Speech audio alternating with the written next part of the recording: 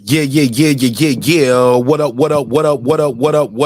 though? What's popping? What's happening? What's going on? You're back in the lab with your favorite neighbor, your man Mark Nash. He is I am he. Oh, man, it feels so good to be here for another great episode of Breaking Beats. Oh, I'm going to have a good time with this one. This is going to be so good. This is hilarious. Oh, my God. I know some of y'all are swinging in the air, mad as hell. Oh, yeah. I know you mad. I know you mad. I know you mad. Look, if I was you, I would be mad too. You get what I'm saying? You spend months and days and weeks and hours coming up with storylines and thumbnails, trying to get your narrative off, and God said, you a lie.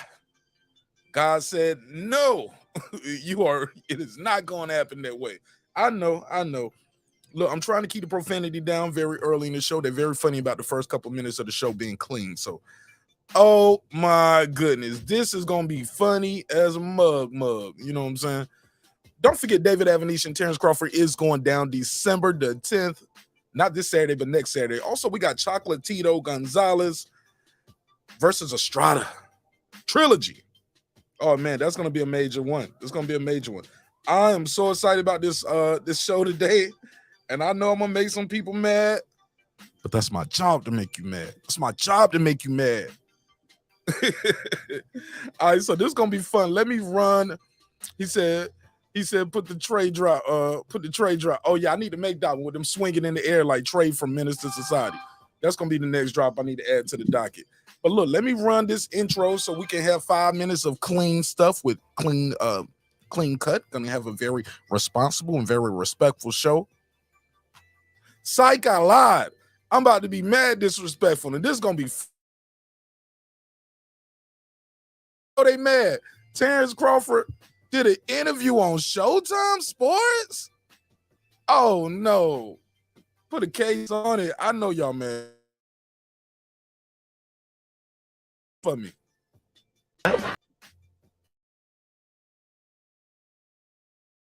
Good one. This is gonna be a good one. Oh my goodness. Shout out to my boy Puto. He in the building. Okay, something's going on with this, but it's all good. The Bible tells us that silence is gold. Oh, I know you mad. Oh yeah, they super mad. Oh, this goes against everything you stood for. Oh man, I can't wait. Give me 5 minutes. Let me run this intro, let this room populate, and I'm gonna blast this link out to some people, and I'm gonna make them real mad. It's your man Nash Breaking Beats. Let's get it, baby. This is my passion. This is what I love to do. But some days, sometimes, I'm just like you, man. I hate this job. Damn, I hate this job. Damn, I hate this job. Damn, I hate my job. Damn, I hate this job. I'm just like you. Damn, I hate this job. Man, I hate this job. Man, I hate my job. From a good dream I wake, sun rays on my face, planning out my day, hoping this ain't the one that I catch a case. I feel so good, I feel so straight. My manager keep calling me saying, hurry up, you late. Hurry up, you lay off. Y'all, man, I hate this job. Man, I hate this job. Been trying to play it cool, but it's hard to play it off. I've been hanging on to this bullshit, cause my car still ain't paid off. I know I'm on my way up. My boy just got laid off, so y'all, man, I hate this job. Man, I hate this job. These hoes here so ratchet. These niggas here so sneaky. Y'all don't even really pay enough for y'all to only pay bi-weekly. I'm trying to double up my cash. Take this job, shove it up your ass. Yo, man, I hate this job. Sometimes I wanna say, walk in and slap my boss. This shit is getting hard. Damn, I hate this job. Gotta make it out of this struggle, bruh. And I don't really mean to take it out on you. You just a customer, but damn, I hate this job. Damn, I hate my job. Damn, I hate this job. Damn, I hate my job. Damn, I hate this job. Damn, I hate this job. Damn, I hate my job. Damn, I hate this job. We're the reason why your stockholders always stay afloat. Yet I'm asking, are they hiring? Like everywhere I go, schedule will say 9, but I think it's fine if I clock in at 9:04. I work 40 hours a week plus overtime just to be bro. So y'all, man, I hate this job. Hate that I applied. So much has transpired since the day that I was high.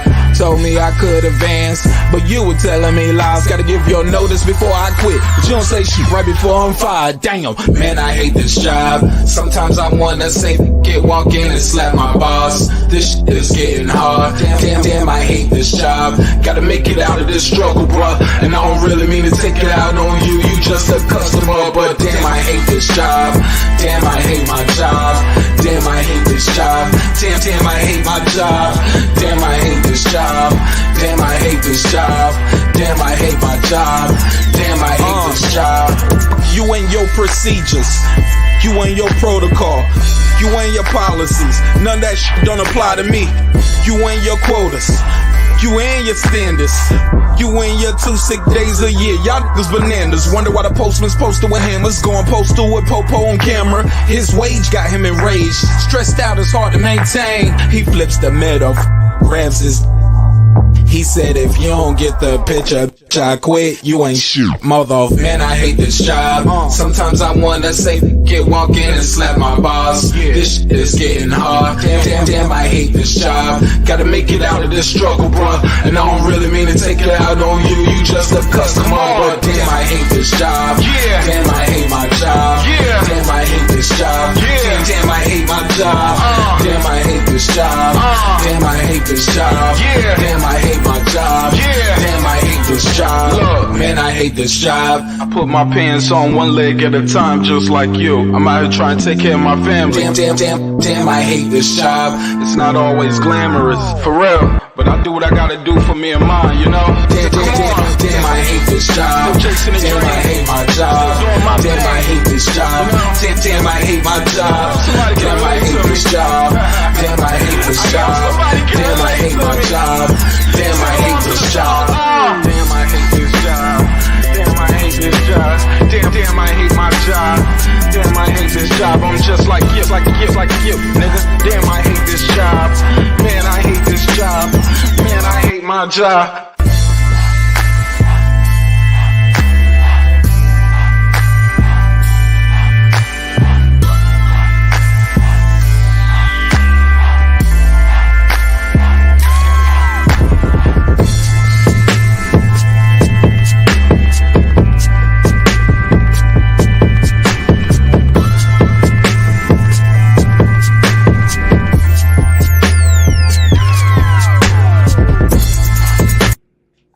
The views and opinions expressed in this program are those of the speakers, commentators, experts, and or the host. They do not explicitly nor necessarily reflect nor represent the channel's policy or the views held by the channel or broadcaster. The broadcaster or its channel cannot be held accountable for all or any views expressed during the program. Basically, if I didn't say it, don't come for me. You come for the person who said it. And please don't sue me for somebody else's words. With that said, let's start the show, motherfucker. This that squad sound.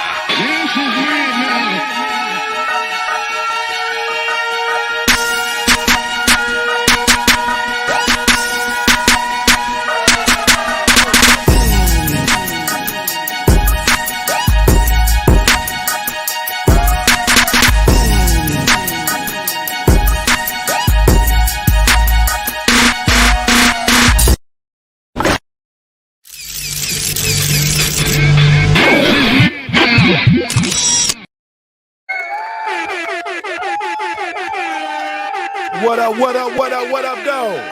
Yeah, baby. What's popping with you? What's happening? What's going on? You back in the lab with your favorite neighbor, your man Mark Nash. He is I am he.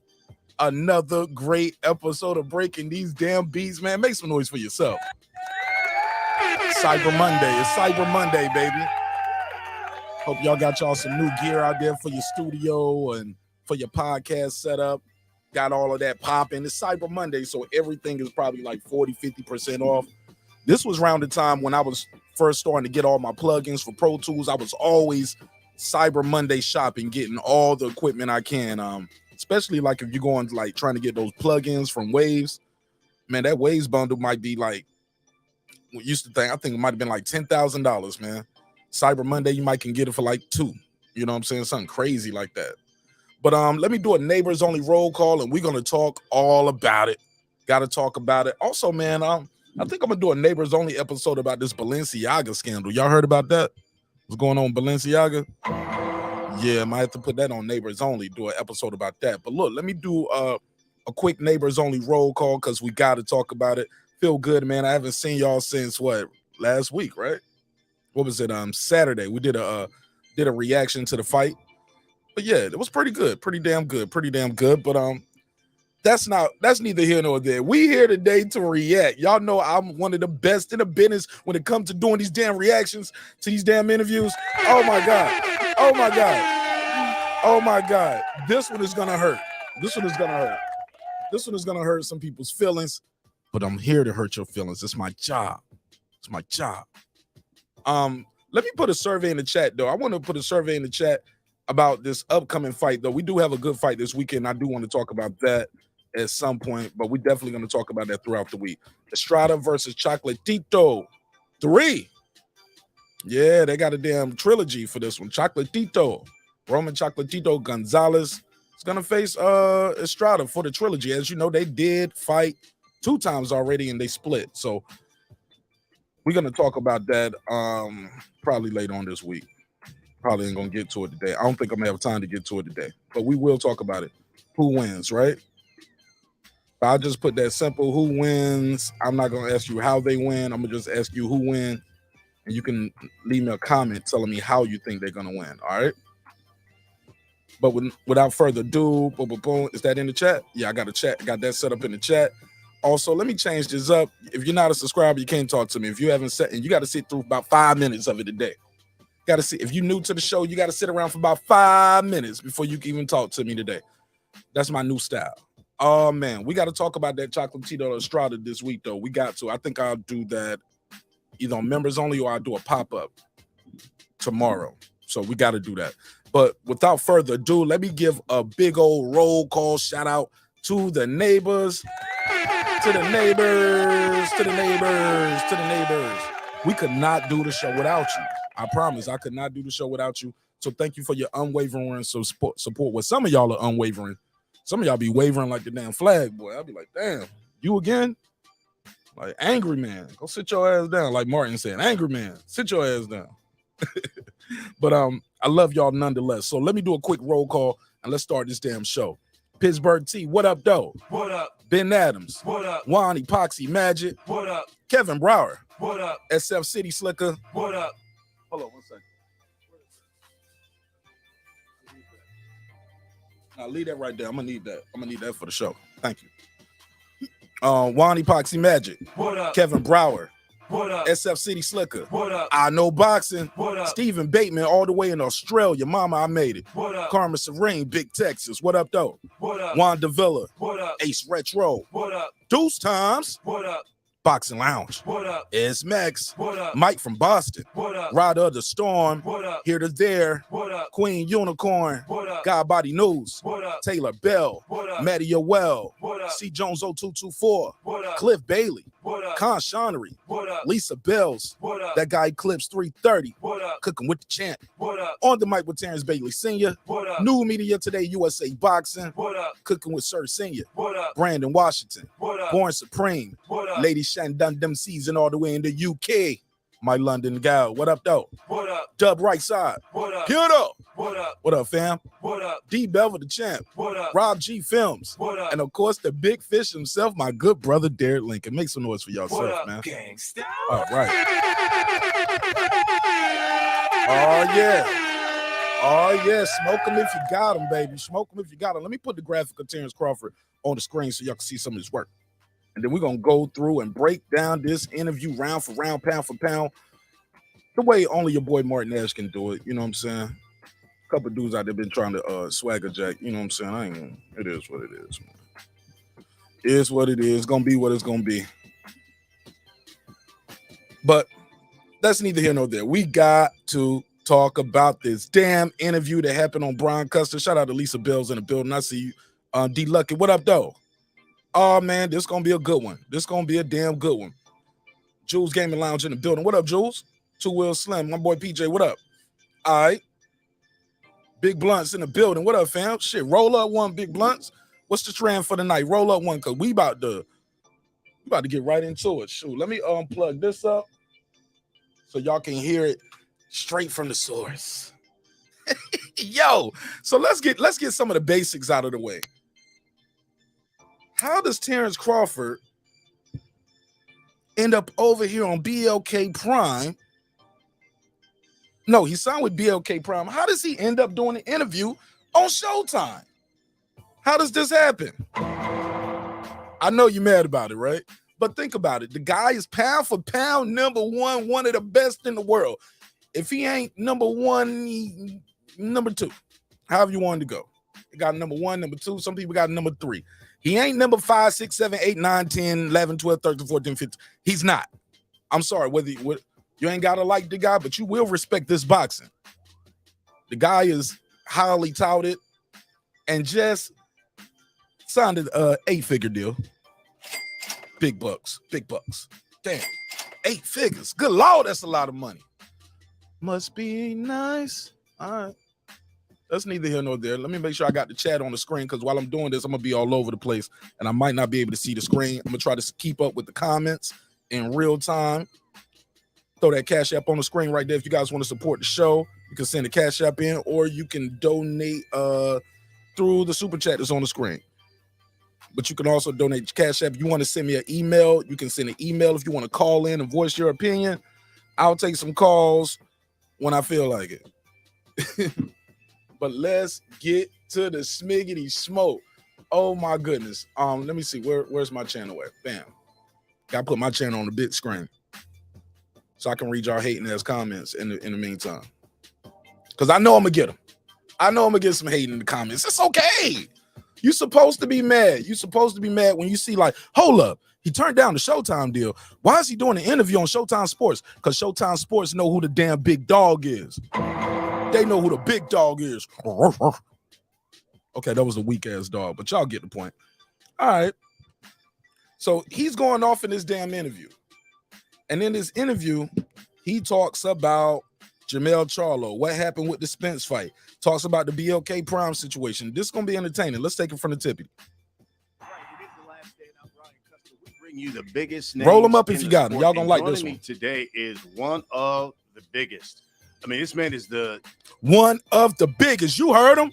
WBO welterweight champion of the world. Pound. See, you should have started. See, he ain't even do it right. He's supposed to say, this guy's a 3-division champion, 2-time lineal champion, former undisputed.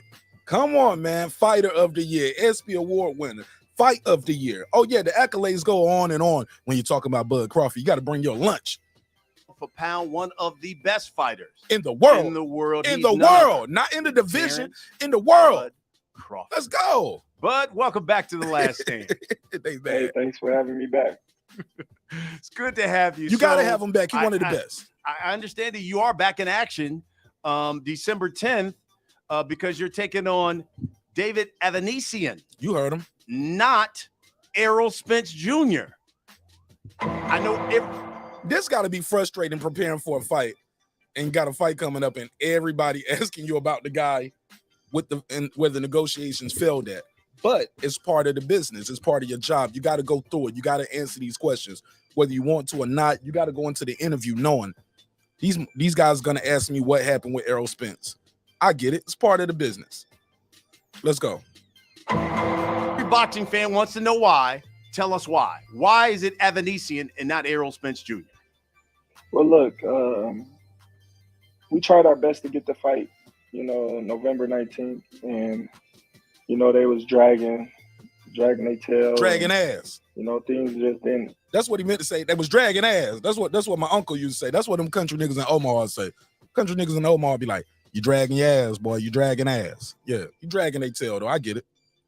This is on Showtime, so you got to be a little respectful. Oh, yeah, the BLK Prime fighter doing a Showtime interview. Oh, I know you mad about that. You know, meet the terms that we was trying to meet, and I wanted to get a fight in this year, and so I moved on. But the mission and the plan is still the same. You know, after this, you know, we can revisit conversation of me and Errol Spence sharing the ring together, and hopefully we can get that fight locked and sealed and delivered to all the fans that want to see the fight. Now I like that answer. Now he said after this fight, he planned on trying to go back to the table. Plan on going back to the table and trying to make the fight happen. Now I know some of y'all are saying, Martin Nash, how you gonna do that? How you gonna do that? How you gonna leave the table, go do what you want to do? Yo, Bud Crawford, I don't know why I picked this screenshot right here. Yo, his eyes look spooky as hell. Bud look like he on that. Oh, he ain't. But we know he a clean fighter. He ain't on that. I'm just teasing Bud Crawford. I'm just teasing. But yo, how do you lead? People are like, how you gonna lead this fight and come back to the table? It's happened several times in boxing where guys don't agree on something, then they come back to the table. Guys don't agree, they walk away, come back. Shit, how many times were we hearing about Manny Pacquiao and Floyd was about to fight? Never fought. Then finally, oh, they about to fight. And that's how it happens. Sometimes it'll be when you least expect it, and you just look up and you're like, hold on, they had a basketball game, and Floyd's walking over to him, and they trading numbers, and before you know it, it's fight time. All right. So stranger things have happened. So yeah, definitely still possible. I remember Mike Tyson was supposed to fight Lewis and Holyfield before he finally fought him. Like that was years prior to that. So anything is possible in this sport. So you're fighting Avanesian on a platform that's new to boxing. Y'all let me know if y'all want that volume of that interview louder too. Let me know if that interview is loud enough or the music too loud. Let me know so I can EQ it if need be. Okay, Prime. It's been reported, Bud, that they're paying you $10 million for this fight. Is that woo? Woo! Yo, to see that boy smile when he said it's been reported they paying you $10 million. Look at his smile. Oh man, ain't nothing better than a country nigga with a gap tooth smile, boy. We talk about getting to that damn bag. Oh, that boy Crawford got to the bag. Let's hear that one more time. So you're fighting Avanesian on a platform that's new to boxing, BLK Prime. It's been reported, Bud, that they're paying you $10 million for this fight. Is that accurate? He just nodded up. He just nodded his head up and down. He said, "Can I get the money? Can I get to the bag or what?" I know they hate it. But I love it. Let's go, Crawford. Gotta get the money. Is that just for this fight, or is it for a series of fights like Adrian Broner said? My man said, "Can I get to the money or what? Can he get to the money or what, Sam?" Nick Rich in the building. What up, family? How y'all feeling? My boy said, "Can I get to the bag or what?" Had the highest guarantee in the whole division with that $6 million. This shit right here, the boy about to pick up 10 of them things. About to pick up 10 men, bro. That's a man, bro. 10, bro, come on. Gotta get the money.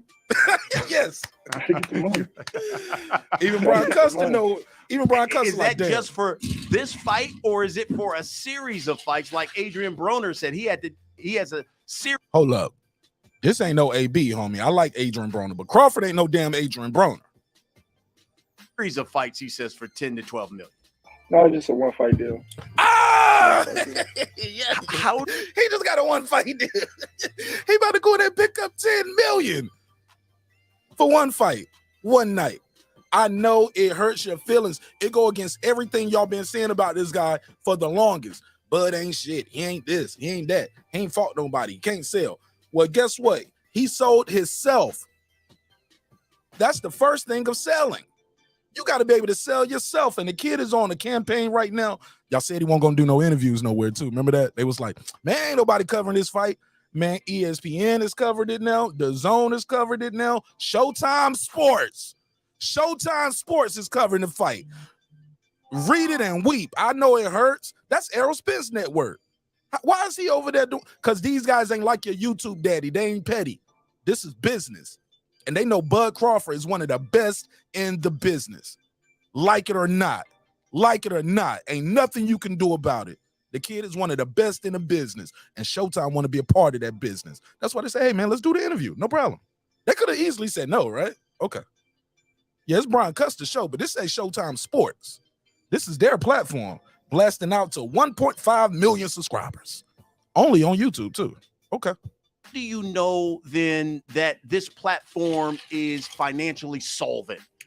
I love this question because that's another one of these YouTube daddy shits. Like, well, you know he ain't gonna get no money from that shit, right? You know, the Black Prime ain't got no money. They ain't really got no money. They ain't got no money. They ain't gonna pay him. This ain't even gonna be. He ain't even gonna get paid. He gonna end up suing them too. Oh, Brian Custer, you're one of the best. Make some noise for Brian Custer. Asking all the good questions. All the good questions. Oh my God, he's killing every narrative in this shit. Let's go. Going to pay you and Bruno that kind of money. He said, now how do you know they financially solvent? Solvent is basically you can keep the lights on, right? The institution must remain solvent. I mean, you got to be able to pay the bills. How you going to be able to, how are you confident they're going to be able to do that? He's going to take a sigh and go, I don't know about Adrian Broner, but my shit good to go. Watch this. How do you know then that this platform is financially solvent? Say if they're going to pay you and Bruno that kind of money. Well, me personally, I don't know what Broner deal and structure. I ain't got nothing to do with Adrian Broner. I already got half of my money. What? Already. What did he say? Did he say he already got half the money already? Oh my God. Now I know y'all mad about that. Cause that goes against everybody. Now, why that ain't big stories on all the YouTube daddies news today? All the YouTube daddies out here ain't covered that part. You know why? Because it goes against their narrative. They can't get up here and say, you know what? I was wrong. I was wrong. No, they can't say that. That's too easy. That's too much like right. But let's play some more of this. I'm loving it. Me personally, I don't know what Broner deal and structure is like, but I already got half of my money already. Half. And I'm going to get the other half before I ever step in the ring, like the week before. So, you know. He said, I'm going to get the other half before I even step in the ring. It ain't no back end shit on the – nah, man. Give me my guarantee before I even get into the ring. And then we going to bust down this pay-per-view later, too. You know they got to bust that pay-per-view down with the kid. Oh, they mad about this. That way I don't have to worry about if they have the money or if they don't. No, I ain't got to worry about that. He ain't got to worry about that. He said they got half already. The other half going to be the week of the fight before you step in the ring. Now, if they ain't got the money the week of the fight, then we got a problem. But this guy got half the bag already. Make some noise for your boy, Bud Crawford. We're going to call him Big Bags Bud. Oh, my God. See, they always like to say Bud ain't got good business. Bud don't know business. Obviously so. Obviously so. Ain't none of your favorite fighters at welterweight walked in there and said, unless you're Manny Pacquiao, of course, and said, yeah, I need 10 of them things up front. I need 10 of them things and before I walk out this damn office, you better have 5 of them in my bank account. And the week of the fight, I want the other half. Before I do the ring walk, you better cut my check, boy. CTC. Oh, I know y'all making your man. Now, I mean, maybe Floyd Mayweather, but other than Floyd, Manny Pacquiao, name some other welterweights that walk in there and say, yeah, I'm going to need about 10 million for David Avanesian. I'm going to need 5 up front. And I'm going to need that other 5 before I even show up to the venue, homie. Yeah, I got 6 kids. 3 boys, 3 girls. I got 6 kids, homie. I got kids to feed. Yeah, this kid is out here doing it. Let's play some more of this. I'm loving this. I'm loving it. Hoops on getting paid. So my money is already secured. His money already secured. Hey, law-abiding citizen. And the legacy is secured. His legacy is there, law-abiding citizen. This ain't his first title. This ain't his first title. This is a 3-division champion. 2-time lineal. ESPY Award winner. Fighter of the year. Fight of the year. His legacy is his legacy. You can't take that away because none of those other guys ain't got that. I'm like Spence, but Spence ain't got that. None of that. Unification. And it took him, 5 years to get unified. I like Errol Spence, but it took him 5 years to get unified. Yeah, it happened. I know it hurt. I know it hurt. We can't explain why it got his first title, 2017, and 2022, he finally got 2 more. I'm just saying, the kid got a long list of accomplishments. If his legacy was all he needed was Spence for his legacy, he could have fought Spence a long time ago. And that'll be it, right? And then he could just retire. Nah, bruh. I know it hurt. I know it. The truth hurts. This kid is accomplished. His legacy is solidified. With or without Spence, you can't take away undisputed. You can't take away the 3 division championships. You can't take away 2-time linear. You can't take away the SP award. You can't take away fight of the year. You can't take away fighter of the year. You can't do nothing about it. Where was this energy yet when Spence was fighting Ugas? Because Ugas was not the second best welterweight. Yeah, he had a belt, but Bud had a belt too. He could have fought Bud then. Get out of here. So then that must be then that you were negotiating then with BLK Prime. Now I like this. Now. My money is already secured. Oh, my money's secured. So then that must be then that you were negotiating then with BLK Prime while negotiating with the PBC in Spence. Why, if you really wanted the Spence fight? Well, you always gotta have a. Now that's a good question. Now, Bud, were you negotiating in bad faith? Because that's one of them YouTube daddy things. Bud is out here negotiating in bad faith. Bud is negotiating in bad faith. He's not a good businessman. He's not fair. Nigga, please.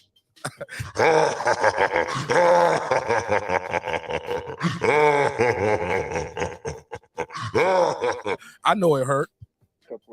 You know, I basically just kept them in the loop and let them know like I wasn't doing no business with them. And okay, then let's hear the question. Why, if you really wanted the Spence fight? Well, you always gotta have a backup plan. You gotta have a backup plan.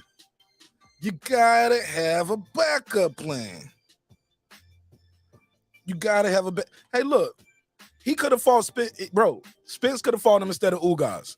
I want to know where was that energy at? Where was that energy then? Bud was a free agent. Even before that, when Spence was fighting Mikey Garcia. Was Mikey #1 in the division? Law-abiding citizen? He wasn't. Was Danny Garcia #1 in the division? He wasn't. Nope. So get off that gas, homie. I'm telling you, man, I'm too good at this. I've been doing this shit for a minute. Lisa Bell, why you keep saying spam? What's going on with spam? Somebody spamming, just time I'm out of block on Lisa Bells. You got a wrench, right? No, I basically just kept. Oh, my bad. Why, if you really wanted the Spence fight? Well, you always gotta have a backup plan. Plan. I basically. You don't apply to one job. Let You them know put out multiple like applications. I wasn't doing no business with them, and you know the Spence fight was my main priority, and that's the fight that I was mainly focused on, and they understood that, and they kept in touch and just let me know like if there was ever an opportunity for them to host the TERENCE Crawford fight, then they was all up for it, so once the Spence fight fell through, and I found out that they didn't want me. Well, we wasn't going to fight in November. They was going to push it all the way to next year. And at that particular time, I had to, do what I had to do. Kami Goto makes great high. Now that's what people keep breaking up right there. That's what we losing.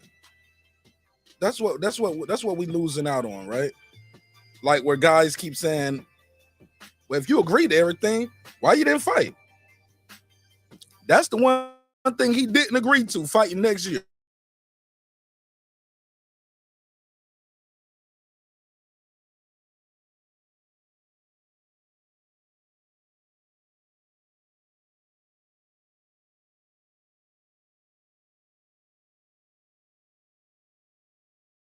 Talk about it. I think my boy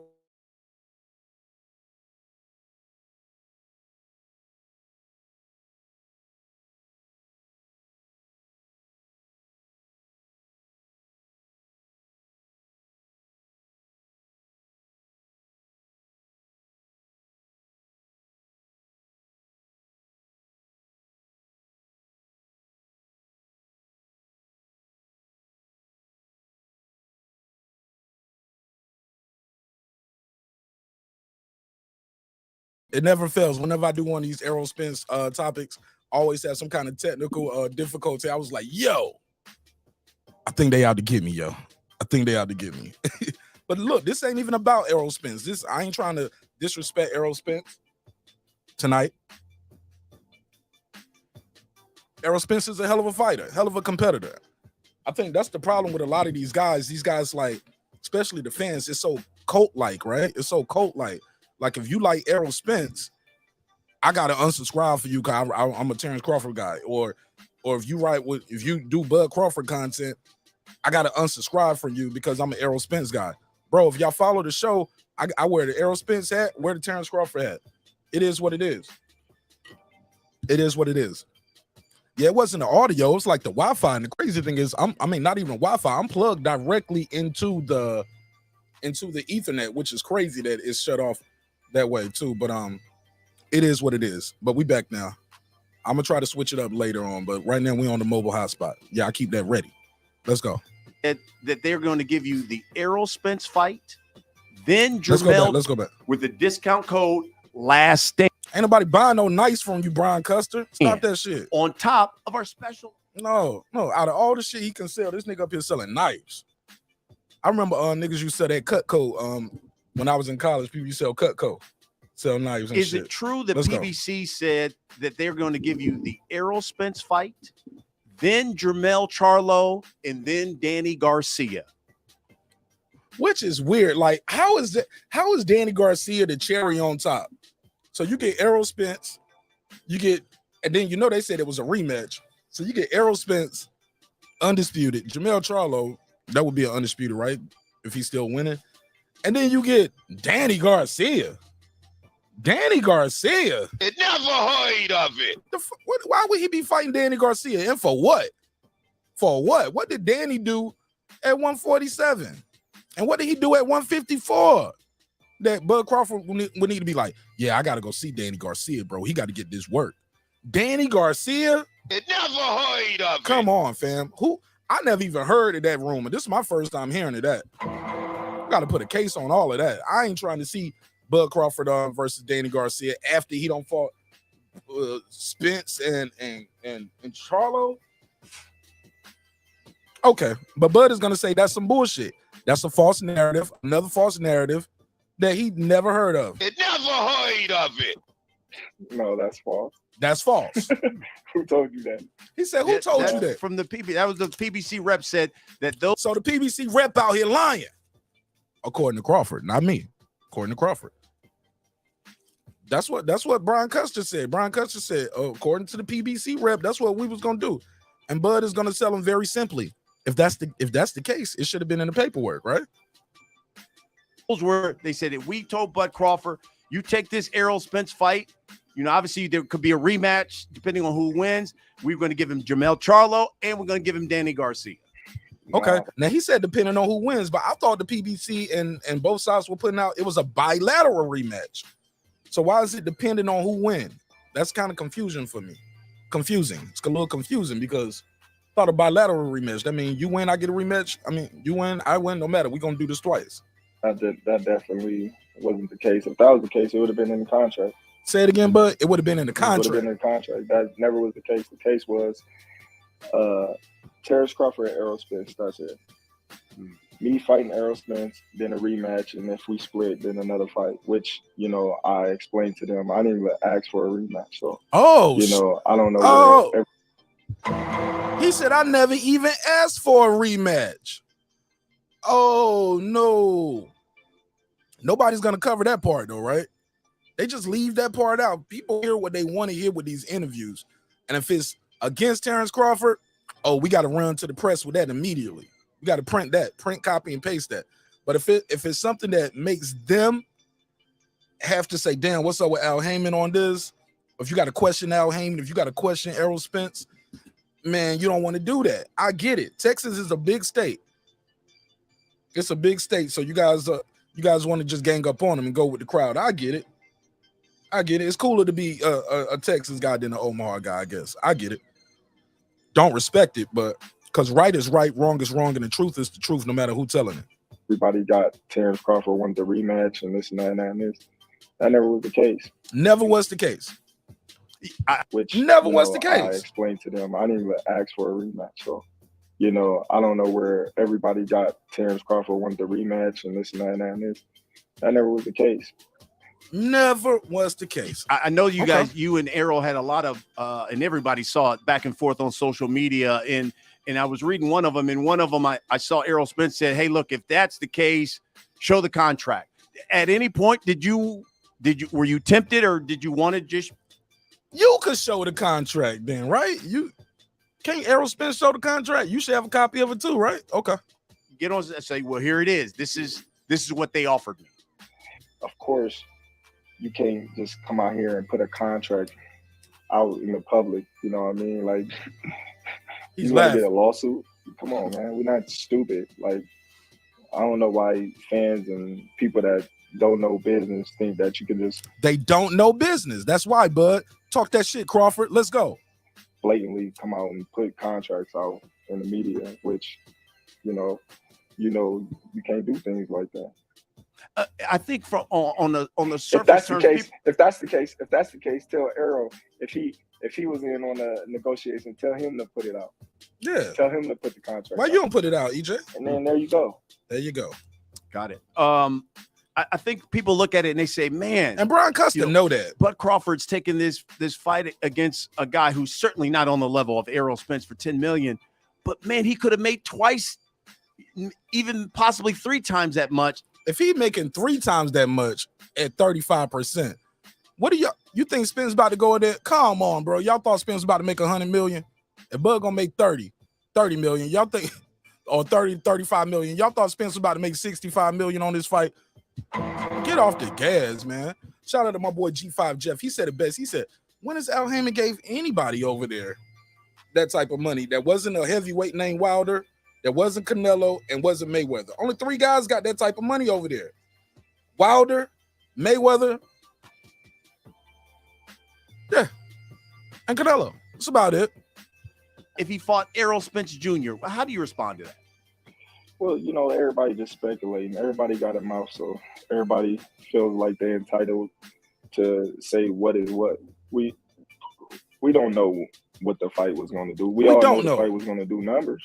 But we don't know. All in all, we don't know what the fight was going to do. So, by me doing what I'm doing, it's on me. It's not on nobody else. Right. It's on you. You in charge of your own destiny now.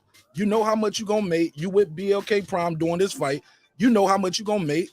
Yeah, you doing your own thing. Like, forget it. Forget it. We're not going back and forth with y'all. And somebody over here offering, look, I told y'all the guys was offering 25 million apiece. That's what he said. He said, okay, y'all want to do that? Boom. All right.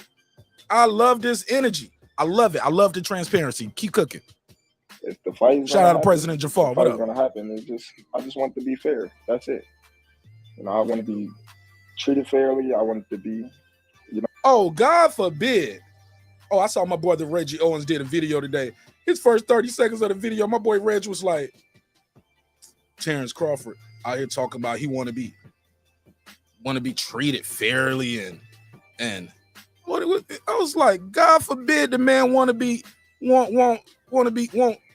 fair shake. The fight is gonna happen. I just want to be fair. That's it.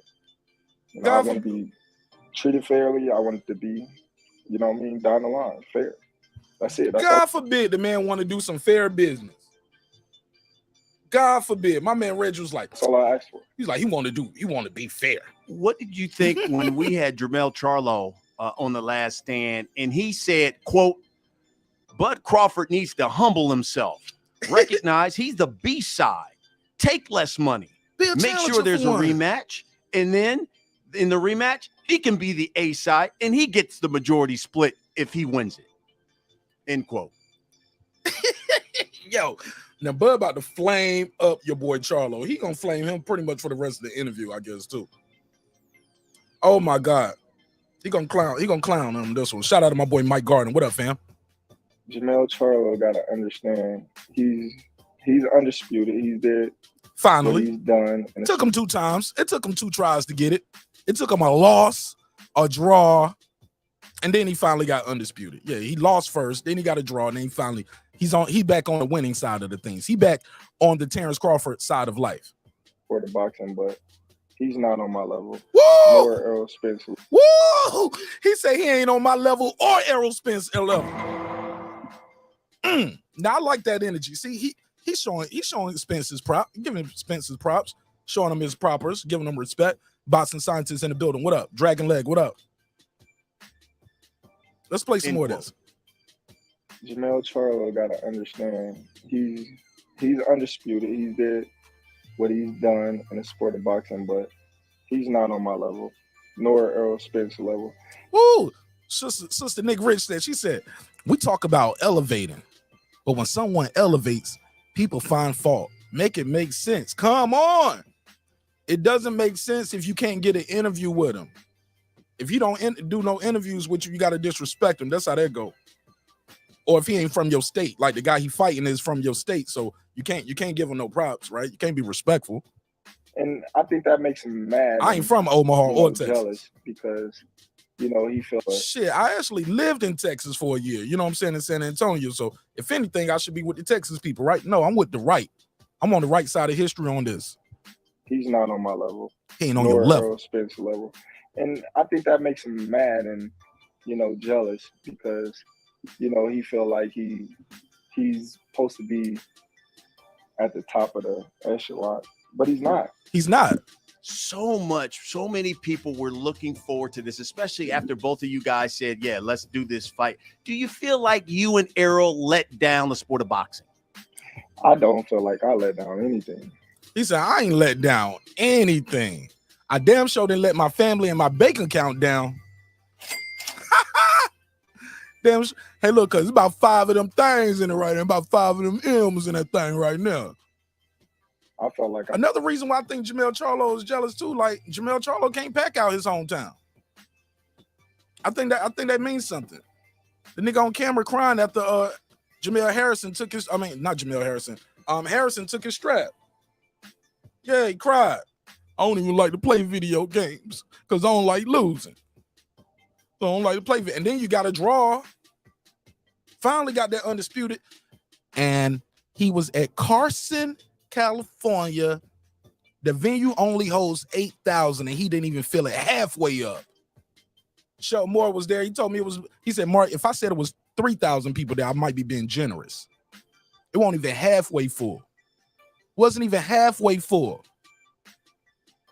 Come on, and that's an undisputed, and it won't on pay-per-view, regular Showtime. Did everything I possibly could do to make that fight happen.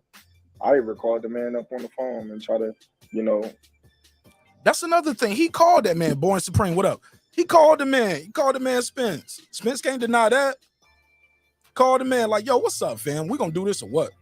Tell him like, listen, man, we got X amount on the line. Like, let's do this. And that wasn't on no, putting my chest out. That was a brother to another brother. A brother to another brother. They don't get that though. Nobody wants to hear that. He said a brother to another brother. I'm like, yo, what's up, man? I ain't trying to put my chest out. I'm just like, what's up? You know what I mean? Like I said, like I was a fan of Errol. You know what I mean? Like, come on now. It ain't no hate. It ain't no bad blood. It's just business at the end of the day. Ain't nothing but business. And you right, Lisa Bell. They making them popular. Shit, I didn't even know the Brian Custer interview had dropped until I saw one of the haters talking about it. I said, oh, I already know what I'm talking about tonight. I'm doing a breakdown. He said link. Link for what? I can hear you fine from the chat. I can hear you fine from the chat, Rodney Evans. Talk. So, or you can call in. Of course, I'm going to call him. You want to call in? The phone number on the screen. You can call in or you can type it. Well, and he went the other way. So, shit, what can I do? Now, hold on now, bud. Let me hear that again because people going to say you went the other way. Let me hear that again. Wasn't on no, putting my chest out. That was a brother to another brother. You know what I mean? Like I said, like, I was a fan of Errol. You know what I mean? Like, come on now. It ain't no hate. It ain't no bad blood. It's just business at the end of the day. It's 10 million worth of business. Of course, I'm going to call him up. And he went the other way. So, shit, what can I do? And was this like towards the end when you knew you were going to get ready to take the BLK? Nah. Good question. I love this shit, Brian Custer. Let's go. Good question. Good question. Bring it back. The other way. So shit, what can I do? Shit, what can I do? And was this like towards the end when you knew you were going to get ready to take the BLK? No. This was in the middle. This was when negotiations was. You felt like we're dragging. You felt like they were dragging. You said, "Hey, let's tighten this up." Yeah. Stop leading the witness, Brian. Hey, Brian. Objection. Leading the witness, Your Honor. Now, I like Brian Custer. Y'all know I do, but he's leading the witness. But okay, it's okay. That's when you treat somebody like a hostile witness. I guess he's treating Bud like a hostile witness. You can ask leading question when somebody's a hostile witness. But Errol, like I said, he got Al. Al's great at what he do. Yes, he is. And he trusts Al, and which he should. He been with him for numerous years. So he just let Al handle all his business and have faith that Al going to put him in the right position to make the right choices. And so far, Al doing right by Spence. So I'll ask you this question, and I asked you this last year. Do you see Bud Crawford and Errol Spence fighting in 2023? Come on, say yes. Hope so. Oh, this nigga said hope so. Come on, Bud. Damn. Well, I guess you can't, because you can't speak for Errol Spence. You don't know what's gonna happen when you go back to the table. Don't know. You don't know what's gonna happen. But Spence got to fight too, right? Don't he got to win that fight? If not, then you know what I mean. It is what it is. I wish him the best in his career, and I'm gonna continue to do what I do in my career. I know that's right. But I'm not because you don't keep winning and keep getting the money. That's what happens. Sit. I'm not going to sit and wait on no man. Nobody. So if the fight happens, I like that. Let's hear it again. Can't sit around and wait for nobody for your family, Bud. I ain't mad at it. Let's go. Let's hear it again. Wish him the best in his career, and I'm going to continue to do what I do in my career. But I'm not going to sit. I'm not going to sit and wait on no man to feed my family. So nobody. If the fight happened, it happened. If not, then, it just be one of those fights that go down in history that didn't happen. It's numerous of fights that didn't happen. Do I want the fight? Absolutely, yes. Absolutely. Have I tried to make the fight? Absolutely, yes. Do I want the fight after this fight? Absolutely, yes. Like, he's saying everything I wanted to hear. He's saying yes. I want the fight. Did I want the fight then? Do I want the fight now? After this fight, do I want to try to go back to the table and fight him again? Yes. After this fight, let's go. Of course, but if it doesn't happen, then it's out of my power. I can't, make the man fight. I can't make the man, go against, what he stands for with his team and all that. So my promoter has something to do with Lomachenko and. I like this part right here. Get the smoke. What up? Pittsburgh. What up? Butch the Can Man. What up? I like this part right here because this is gonna go against all those narratives when people like, well, why would Bob Aaron, what they say, why would Al Heyman work with a upstart or unestablished company like BLK Prime? Good question. My question to that people is why they didn't work with Top Rank and Bob Aaron. You can't have both excuses. You can't say you're on the wrong side of the street because of Bob Arum. Then he's clear Bob Arum, and they said, well, we can't work with you with BLK Prime neither because they're not established. Well, he had an established promoter, and y'all been doing business with him. Let's go. The man fight. I can't make the man, go against what he stands for with his team and all that. So my promoter has something to do with Lomachenko and Gary Russell Jr., right? Yeah, that was a PBC fighter and a top rank fighter. Yes. Brian Custer can't deny it. So y'all can do Loma and Gary. Y'all can do and look, let's be real. Loma versus Gary is not as big as Spence versus Crawford. So they can do that, but they can't do the Spence versus Crawford. Make it make sense. My promoter has something to do with Deontay Wilder and Tyson Fury. He meant his former promoter, of course. Go ahead. That was an Al Heyman PBC fighter and top rated fighter. So you can't use my promoter, you know, against me in a situation with me and Errol Spence fighting, because they have worked together on numerous occasions. I'm glad he said it, because he's been saying it. He was like, yo, they've been working together before. A lot of people forget about Gary Russell was PBC. Loma was Top Rank. They made it happen. They always went to the Fury and Wilder narrative, and the argument there was, well, that's a major fight. That's a super fight. Of course they was going to get that done. Of course they was going to get that done. Okay, why they couldn't get this one done? They got Gary and Loma done. That wasn't no big fight. Not as big as this one's supposed to be. So and what's you're right. the difference between this one? And you're right. But he sued his promoter because his promoter didn't give him all the fights. He was supposed to fight 2 times a year, Brandon. He didn't get to fight 2 times a year. Shout out to my sister, Nick Rich. We went through that whole lawsuit. Also, it was a violation of fiduciary duties. Violation of the fiduciary. You can be sued. Also, you breached the contract. You didn't give him 2 fights a year. And if you ain't going to give him 2 fights a year, you got to still pay him for that fight. Bob dropped the ball. And you think Bud was going to sue him. It happened. But let's, the only thing I will come back on that one, say it's still going. So it's not sued. It's not done, Brandon. Shout out to my guy, Brandon Washington. It's still going. He's suing. Let's go. But you're not with that promoter anymore, because you even looked at him and said, hey, you didn't get me that fight. You didn't get me the Pacquiao fight. You didn't get me the Spence fight. I'm out. You see what I mean? So obviously there had to be something there. But what I'm saying is, nah, Karma, I got to talk about this interview. I got to talk about this interview leading up to the fight, baby. I got to talk about it. This new news for some people. We got to clear the air. We got to clear the air, baby. For people on the PBC side to use that as a defense on why the fight couldn't happen when I was with Top Rank, it's not valid. Brandon, I got the lawsuit and I got the we went through the whole paperwork over here. That's something that was said in the opening statement. Also, the racial stuff was named in the statement. But when you read the lines and what they're actually suing for to get the money amount, it's definitely not the EJ fight. It's about the money amount is for the fights that Bob did not provide him. It's on record. It's Googleable. I can send you the link, but that's not true. Because there's history of Al Heyman and Bob Arum doing business together. Yes, it is. But why couldn't they sit at the table and do business with a TERENCE Crawford and Errol Spence fight? That's the question. Answer that. Why not? You can do Loma versus Gary. You can do Tyson Fury versus Deontay Wilder. But we can't come to the table for Spence and Crawford? Okay.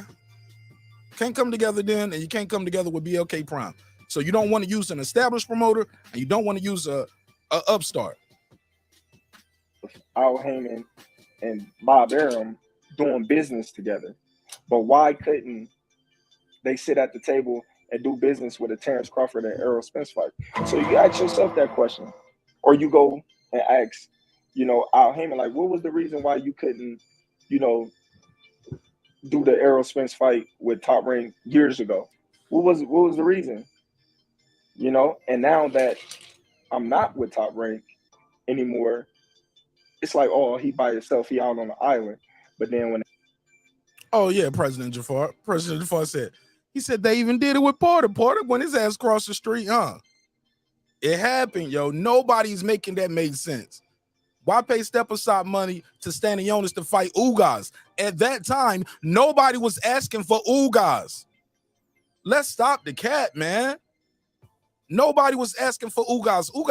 Ugas that just got the damn belt from Manny Pacquiao. We've been calling for this fight for years. they find out that I'm not on the island, let's play that back. And now that I'm not with Top Rank anymore, it's like, oh, he by himself, he out on the island. But then when they find out that I'm not on the island, they still try to, put the fix in. But at the same time, I don't think they believed that I was going to agree to everything that I agreed to. Yeah, nobody expected that. He said, they didn't think I was going to agree to everything I agreed to. That one thing that they knew he wanted, though, was to fight this year. And when they said, "Nah, we gonna fight sometime next year," hey, look, Errol Spence gonna make 8 figures without you. Take it or leave it. The nigga was like, "All right, I got something for you." Terrence gonna talk about his negotiation skills too, and he's gonna talk about Brian is gonna ask him like, "Well, shit, why you didn't, basically tell him?" And Terrence is gonna use the poker, like, he's gonna talk about it like almost like you playing poker and you bluffing, right? That was the thing. Do you see this fight at 147 or at 154? I really don't know. I hope rather sooner than later at 147 so I can get all the belts. Again. Did you hear it? See, Bud is slick, man. Bud a little sneaky guy too, man. You ain't hear that part right there? Hit him with that Clarissa Shields shit. Again. Again. And I did it again. Oh, I know that gotta hurt. I know it gotta hurt. See, he's been here before. This ain't his first rodeo. He's fought undefeated champions and took the belt from undefeated champions. Like Errol Spence, he ain't never did that. Never beat an undefeated champion, bro. Shit, he ain't beat none of these champions. He ain't even got no knockout power. Brooke, Ugas, Porter. No power, no power, no power. Sorry, I just gotta say it. The truth hurts. Ain't nobody ever saying, man, Sean Porter gonna knock him out tonight. Ugas gonna knock him out tonight. Last time I heard somebody say Kell Brook was gonna knock somebody out tonight, it was, of course, facing Amir Khan. I really don't know. Let's go back. I don't think they believed that I was going to agree to everything that I agreed to. That was the thing. Do you see this fight at 147 or at 154? I really don't know. I hope rather sooner than later at 147 so I can get all the belts. Again. When you look at Groundhog's this thing Day, and being objective, is there anything Terrence Crawford could have done differently? Is there anything he could have done differently? I love what he says about Shakur too when we get to that part of the interview. Y'all gonna love that. But is there anything you could have done differently? I'm gonna say one thing. I think Brian is gonna say what I thought. It was like, well, maybe you could have communicated with him and let Al Heyman know, like, hey, look, man, we got some other shit going on too. But that could come across as take it or leave it. It could come across as like a take it or leave it to them. And then they'll just say, well, go ahead then. And then the word would be Terrence Crawford duck, which is what they still did anyway.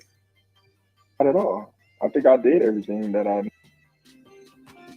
All right, let me take this one quick call. Let me interrupt this. Call from Will Slim. To Will Slim. Talk to me, man. Man, if I tell you I told you so, I told you so. I knew exactly that lame little move they tried to do on him. And if you remember, I called and said that same exact shit. He called a bluff. They really didn't think he would agree to all that shit because it was lowball. Everything was lowball. They were treating the dude like a used car salesman. You know what I mean? They was hurting him out. Treating him like Ugas. They treat him like he was 4 lost Ugas. Oh, worse than that. Because, he got some type of guaranteed money. So they was really treating him worse. But they didn't think that he would agree to all those lowball terms. But in Crawford's mind, he just wanted to smoke him. He wanted to smoke this dude. He feel like, I'm telling you, man, Crawford feel like that's the only money man they got. And he can bust their whole motherfucking operation, bro. They don't have nobody over there. And that's how Crawford looking at this. He's really upset about this, bro. If you listen to his interview, he's upset about that shit. He feels disrespected. He ain't gonna say it outwardly, but you can tell how he's holding that shit in. You know what I mean? And how he's speaking on that shit. I would be, it's about business. And I'm Errol Spence trusts Al Heyman, but Errol Spence got to be sitting back like, dude, you can't be smoking the money like that. Okay. I mean, Al Heyman's smoking the money. There's no way in the world why he couldn't just make that low man make that fight. He just played. He played a little gambling game. If you finish listening to the interview, Crawford even said, "Yeah, I ain't gonna let him know. I ain't gonna let them know. I even know. I'm not gonna let them know I'm on to him."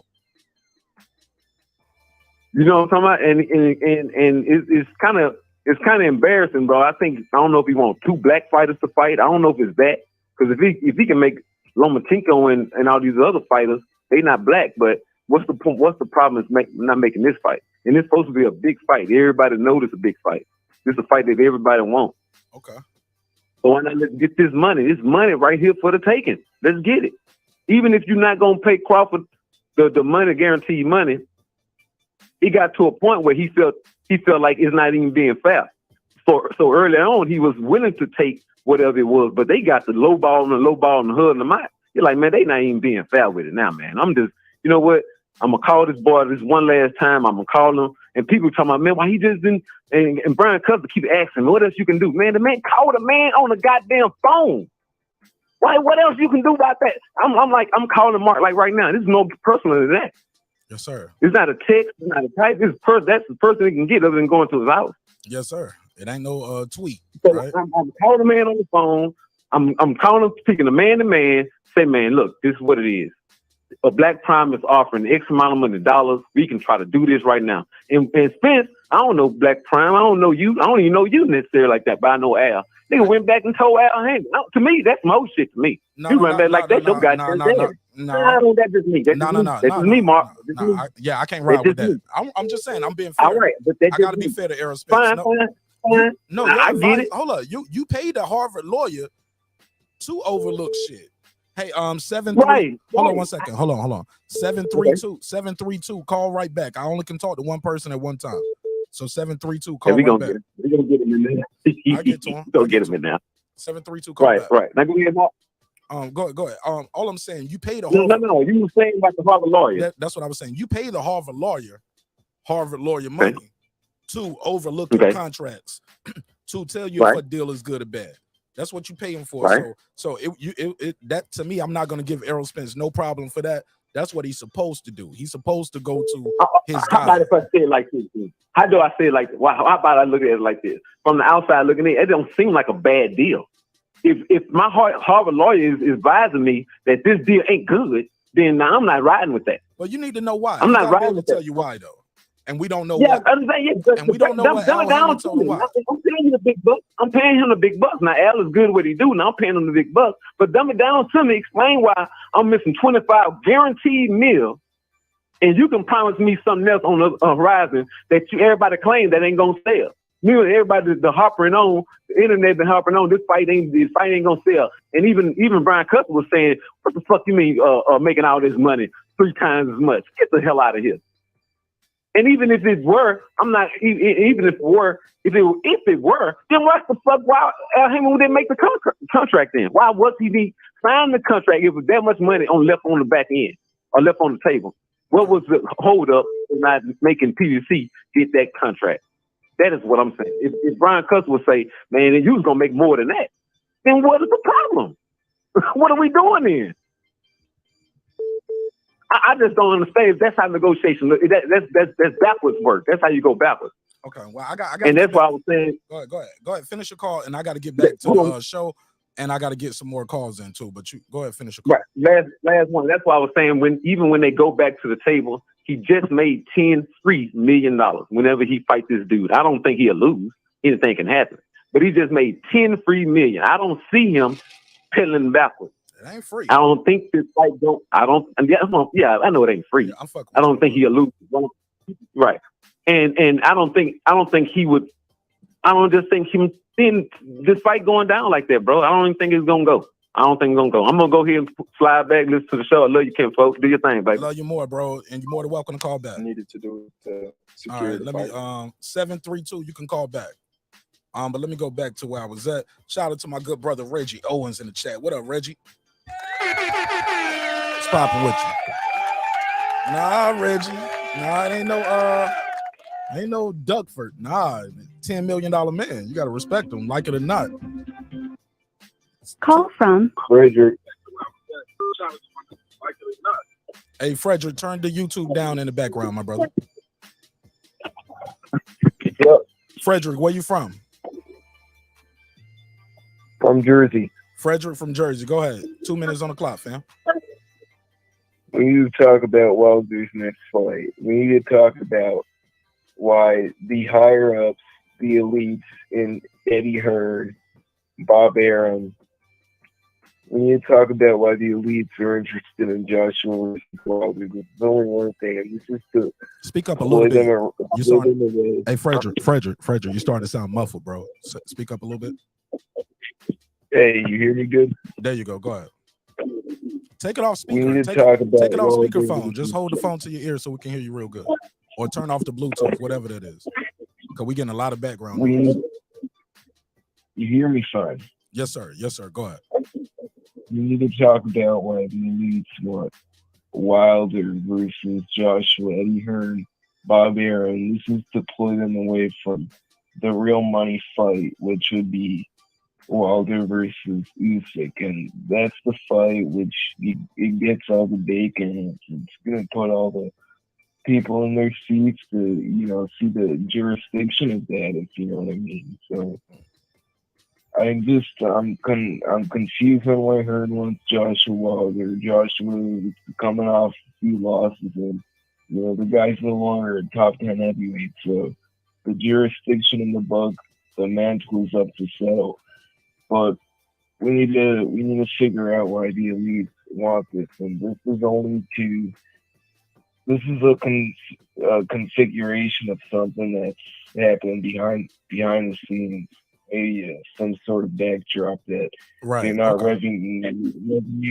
Yep, for sure, enough money, and they need these huge stars. That's why you see they're pumping up Bermain Stavern and other fighters, and this is to lead them away from the real fight at Handle. And this is why you said the real fight at Handle. Wilder versus. Okay, so what fight do you want to see? Hey, Frederick, I gotta go back to the show. Oh, well, he hung up. Wow. I was gonna ask him what was the fight he actually wanted to see, but that audio wasn't the best experience. Frederick, we gotta fix that. My bad to the listeners out there. Sorry about that. That was kind of a little trouble in the here. Okay, got to get that audio right, Frederick. All right, let's get back to it. Where were we at? Let's get back to it. Belts. Again. 6 belts. 6 belts. When you look at this thing and being objective, is there anything Terence Crawford could have done differently? Not at all. I think I did everything that I needed to do to secure the fight. I did everything that I possibly could do. I don't see there's nothing more I could have agreed to get the fight done. Like, what else could I do? You tell me what else do you think I could have did? Do you think if you would have told him about BLK, that would have kind of like, oh shoot, well let's hurry up and get this thing done then. If he's got something else and there's a chance that he can go take another fight, then let's go get this signed, sealed, delivered, and let's. Not at all. Not at all. You know what they would have did? See, I like this. Let's go back a little bit so y'all can hear this setup and hear this question. I gotta hear this. I need y'all to hear this. Listen to what Brian Custer is gonna ask Terence Crawford, and his response is interesting to say the least. Do you think if you would have told him about BLK, that would have kind of like, oh shoot, well let's hurry up and get this thing done then. If he's got something else and there's a chance that he can go take another fight, then let's go get this signed, sealed, delivered, and let's. Not at all. Not at all. You know what they would have did? See, when you're in certain negotiations like that, you deep in negotiations, and y'all been going months and months and months to try to get this fight done, it's kind of like you trying to bluff them. So basically, if I would have been like, hey, listen, I got this other company that I'm with that if you don't straighten up, then I'm going this way. Okay. So just think, if I didn't and I was just bluffing, okay, we're going to do your little thing. We're going to use that as a duck. We're going to say you didn't want the fight. Go on, because now you turned your back and now you didn't want the fight. So we're going to use that as a duck. Go ahead. Let's see. And then if you don't, now you didn't fuck yourself. Now you. See, because he could. So basically, what I'm hearing is, yeah, he was talking to them, but he can't tell them everything because they'll yank the rug from under him. Also, He don't, at that point, he ain't got the first half from BLK Prime. We don't know how that's gonna go. You get what I'm saying? Yo, hold up, man. My boy is on TV right here with Senator Ralph Warnock, and he wearing some Oshkosh Bagosh overalls. I need to call my boy Dr. Hampton, yo. I'm like, yo, Doc. Like, Doc, you didn't know you was about to meet the senator today, bro? Like, you up here with the overalls, you got the Oshkosh Bagosh on. Shout out to my brother Dr. Hampton. But yeah, he up here. Yeah, that shit just popped up on my alerts. That's pretty cool, man. Pretty cool. Shout out to my boy Dr. Charles Hampton out here with Senator Warnock. But yeah, Bud is talking right. Like, you can't tell them everything. Like, not at that point. No. Y'all ain't been doing right by me in these negotiations anyway. I can't tell y'all everything I got going on because shit, I don't even know if I got this going on yet. You know what I'm saying? We just talking. It's like, this ain't my new girlfriend or nothing, you know what I'm saying? I just got a phone number, you know what I'm saying? We don't talked on the phone a couple of times. We ain't even went on no date. The hell we talking about here? We're gonna say you didn't want to fight. Boom. Because now you turned your back and now you didn't want to fight. So we're gonna use that as a duck. Which is what they doing. Now I wish Brian Custer would have asked him, like, what, Bud? Have you seen the comments in your videos? Because they already saying that, bro. It's like you damned if you do, damned if you don't. But company that I'm with, that if you don't straighten up, then I'm going this way. Okay. So just think, if I didn't and I was just bluffing, okay, we're going to do your little thing. We're going to use that as a duck. Mm-hmm. We're going to say you didn't want to fight. Boom. Because now you turned your back and now you didn't want to fight. So we're going to use that as a duck. Go ahead. Let's see. And then if you don't, now you didn't fuck yourself. Now you're sitting on the island because you try to play, you know what I mean, somebody in negotiations, and now you're stuck with nothing. You know what I mean? So no, I don't think I could have did it any different because I did everything that I possibly can do with trying to get the fight done. And lastly, on this topic, are there any hard feelings preventing this fight from happening in the future? Not at all. I don't got no hard feelings. It's business. Like I said, business is business. He said, I ain't got no hard feelings. It's business. This business. I love it. And I know y'all hate it, but it's the truth. See, the people who don't understand business are the ones who are saying, oh man, they never gonna come back to the table with Terence Crawford. Why would you come back to the table with a guy like Terence Crawford after this? Because it's business. It's not personal. That, by y'all logic, y'all wouldn't have him on Showtime Sports right here talking. That's why y'all really mad about this Brian Custon interview. I seen the comments up there. People are like, why would Showtime even put him on air? Why would they do this? Blah, blah, blah. I was like, because he's a fighter and he's pound for pound one of the best in the world at what he does. So it's good business for them to put him up here, and he's promoting a fight that's not on Showtime. Uh-oh. I know it hurts. I know it hurts because it goes against the narrative. It goes against the narrative. But it is what it is, and you can't change it. Ain't nothing y'all can do about it. The kid is who he is, and that's why they want to talk to him. That's why they want to do an interview with Terence Crawford. And that's why they did do the interview with Terence Crawford. Oh, yeah, it's beautiful. It's beautiful. I wish other people would speak out. People in the comments on this video is like, I can't wait for Errol to do his interview.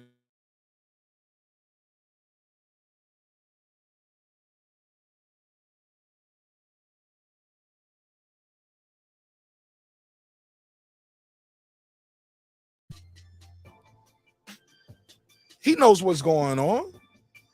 This is Steven Espinoza going to say he was blindsided by this interview? He's not blindsided by this interview. He knew this interview was happening. Because I did everything that I possibly can do with trying to get the fight done. And lastly, on this topic, are there any hard feelings preventing this fight from happening in the future? Not at all. I don't got no hard feelings. It's business. Like I said, business is business. I don't, care about, what happened in the negotiations because I already know. Like I said, Al Heyman is great at what he do, and his main priority is Errol Spence. Whether Facts. you know, Fact. That's a. Hey, say- look, that's a fact. Like, why are y'all even tripping about that? That is a fact. I remember hearing people do the shows. Some of your favorite YouTube daddies, they did that shows like it sounded like he wanted some free advice from Bud or from Al Heyman, and people like, yeah, Al Heyman ain't your guy. Of course, Al Heyman is like this when all the shit was coming out, right? When it was first coming about when he did his live, people were mad, big mad that the man said what he said, but he's right, and they were even saying it like, yo, Al Heyman ain't Al Heyman's guy. He don't. Of course, Errol Spence is supposed to get the better deal. Like he's supposed to make sure everything right for Errol. That's his guy. Now, when Bud said it's something wrong, if I say there's something wrong, it is what it is. That's his guy. We all know that, and he's doing right by his guy. Al Heyman is great at what he do, and his main priority is Errol Spence. Whether you know he say, oh well, Terrence Crawford, I want Terrence Crawford on the team or whatever. He's been dealing with Errol Spence for how long? He just met me. So you gotta understand his loyalty is gonna always be with Spence. So rightfully I don't so. knock him for, you know, trying to get the best deal for him and his fighter.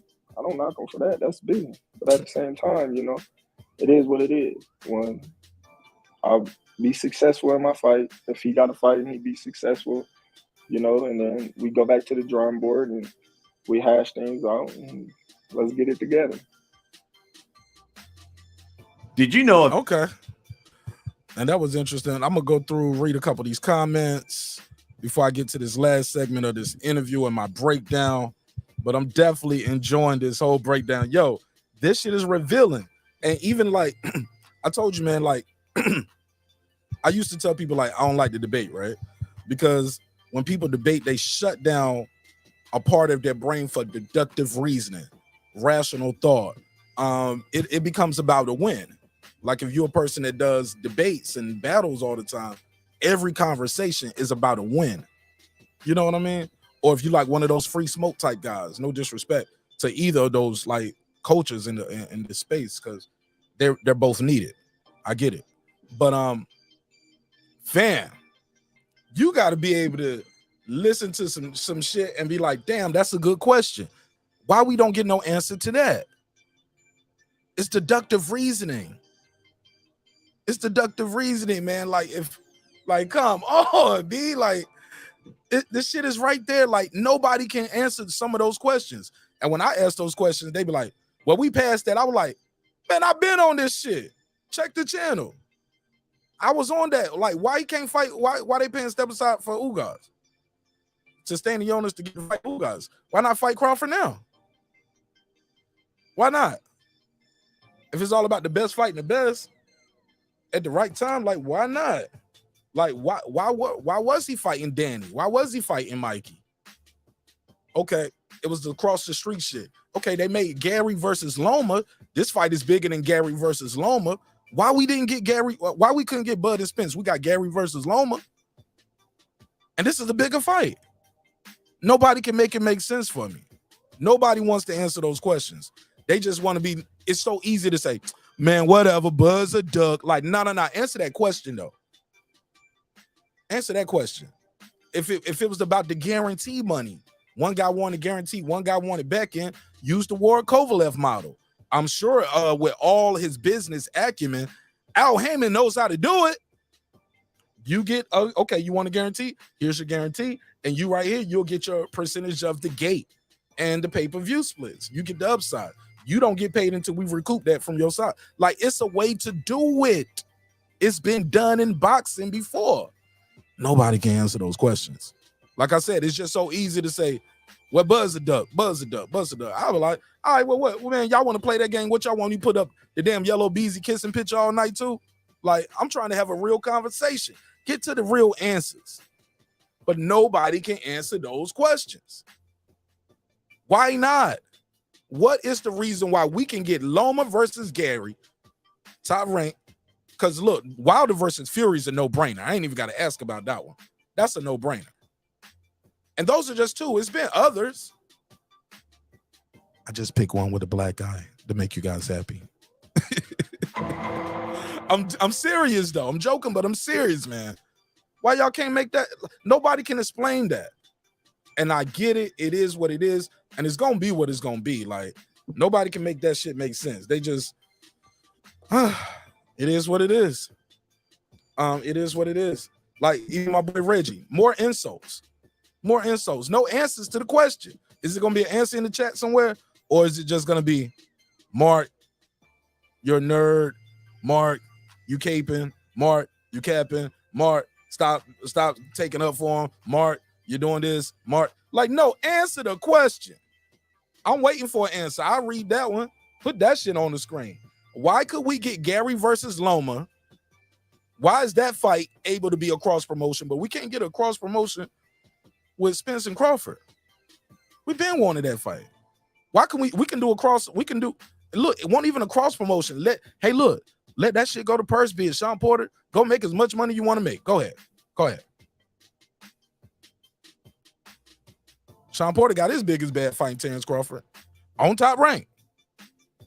It happened. His biggest guarantee. It happened. The answer is Bud Duck. Simple as that. See, no real answers, Reggie. That's what we call checkmate. When you can't answer a question and all it got is more insults, it's an open, direct question. That shit won't last in court. Can't just they can't handle the boxing scientist. Here we go. To accept. Boxing scientist, what's up, man? You got an answer for my question? Yes, I do. Talk to me. 2 I minutes on actually the clock. do, Mark. All right, so you're asking why Loma and Gary Russell. It's very simple. They were not asking for a ton of money. Why? Neither of them were champions at the time. Sir, they were fighting. Sorry, real quick. They were fighting for hold up, real quick. They never made an offer. It was never an offer made or sent. It was just, no, you're on the wrong side of the street. It was never a conversation. You're on the wrong side of the street. They didn't need a conversation. They just wanted to prove they were the best in their division. And with Spence and Crawford, they both got belts. And Crawford, he feels like he's the number one pound for pound fighter, and he got a belt. And Spence got 3 belts, so they feel like they have leverage in negotiations, and so they're both asking for more than what's there for them. So that's why the fight hasn't happened, because maybe they deserve 15-20 million because that's the fight that boxing needs, but it's just the unfortunate thing is they don't have a huge fan base like a Canelo, like a Pacquiao, where they can demand that kind of money. And that's why the fight's not happening. I'm not going to play sides. I'm not going to say, oh, it's Spence's fault or Bud's fault. I'm a fan of both boxers, and I'm not here to pick sides. At the end of the day, it's a business. Mm-hmm. And from the outside looking in, that's what it looks like. Like they're just asking for more than what's actually there. Does that make sense? I appreciate you calling in. You kind of didn't answer the question the way I presented it, because Spence didn't get that 3rd belt until after Bud was a free agent. There was a time where they could have fought. Spence didn't have 3 belts. Spence didn't even have 2 belts at a time, and we could have got that fight. When Spence had 2 belts, we could have got the fight. It was the time Spence was fighting Danny Garcia and Mikey Garcia. We could have got that fight. Yeah, but hold on. Okay. I gave you 2 minutes, bro. Like, that's really technically it's the end of your call. But I'll give you 30 seconds to rebuttal and get the answer off. Like, he didn't have 3 belts at the time. Why they couldn't get the fight done back then? Why not? When we was all asking for the fight. Right. You're right about that. And correct me if I'm wrong, Mark, but at the time, I believe Crawford was still under Top Rank. Am I right? Okay. Now we going in a circle. So was Loma and Gary. They was one was on PBC, one was Top Rank. That's the whole question. Now we going in circles. See what I'm saying? They've done promotions with guys on Top Rank and PBC. Why they couldn't do this back then when we wanted to fight? Because it could have happened. Honestly, it wasn't on that level though. It wasn't like, you know, and that's perception. That's your opinion. That's your opinion. Gary and Loma won't even on that level, and we got that fight. That shit won't. You think Gary and Loma, when they fought, is bigger than Crawford and Spence this year, last year, or the year before? No. You're not understanding what I'm saying. No. Gary and Loma were not on that level, maybe skill wise, but I'm saying, when I say, I think you don't understand what I'm trying to say. I get it. They were not on the level of magnitude as far as like a mega fight. You know what I'm saying? Because they were both still trying to prove who was the best at the division, and there was others in the mix. That was for a vacant title, if I remember. So none of them had belts or anything. It was a different scenario, different situation. Okay, fair enough. Well, I'm gonna try to take some. You're more than welcome to call back. Let me do some more of this interview. I'm gonna take some more calls, but you're more than welcome to call back. Shout out to the boxing scientists. All right, good call. I got my point is this though. People are saying, for the people saying this is a mega fight, and shout out again to the boxing scientists. Appreciate it. It takes a lot of courage to call in, man. A lot of courage. What up? Appreciate you. What up, gangsta? I'm gonna say this. A lot of people, when they talk about this being a mega fight, I still don't hear people saying like, yo, this shit was gonna do 1 million buys. I never heard nobody say this shit was gonna do 1 million buys or 500,000 buys. Eddie Hearn on camera, he knows his business. He said about 350 to 400. 350, maybe 400. That's what he said. That's what Eddie Hearn said, right? And y'all, yeah, he knows his business. You ain't gotta like him, but he know his business. That's what he do. Even in that interview, he said, well, shoot, Al Heyman knows his business like me. And he didn't believe in the fight. He didn't believe in the fight. So he didn't want to put the money up. Okay. Let's play some more of this interview. And the phone number is scrolling at the bottom if you want to call in. I'll give you 2 minutes on the clock. Let's go. Idols.com. Last stand for an additional.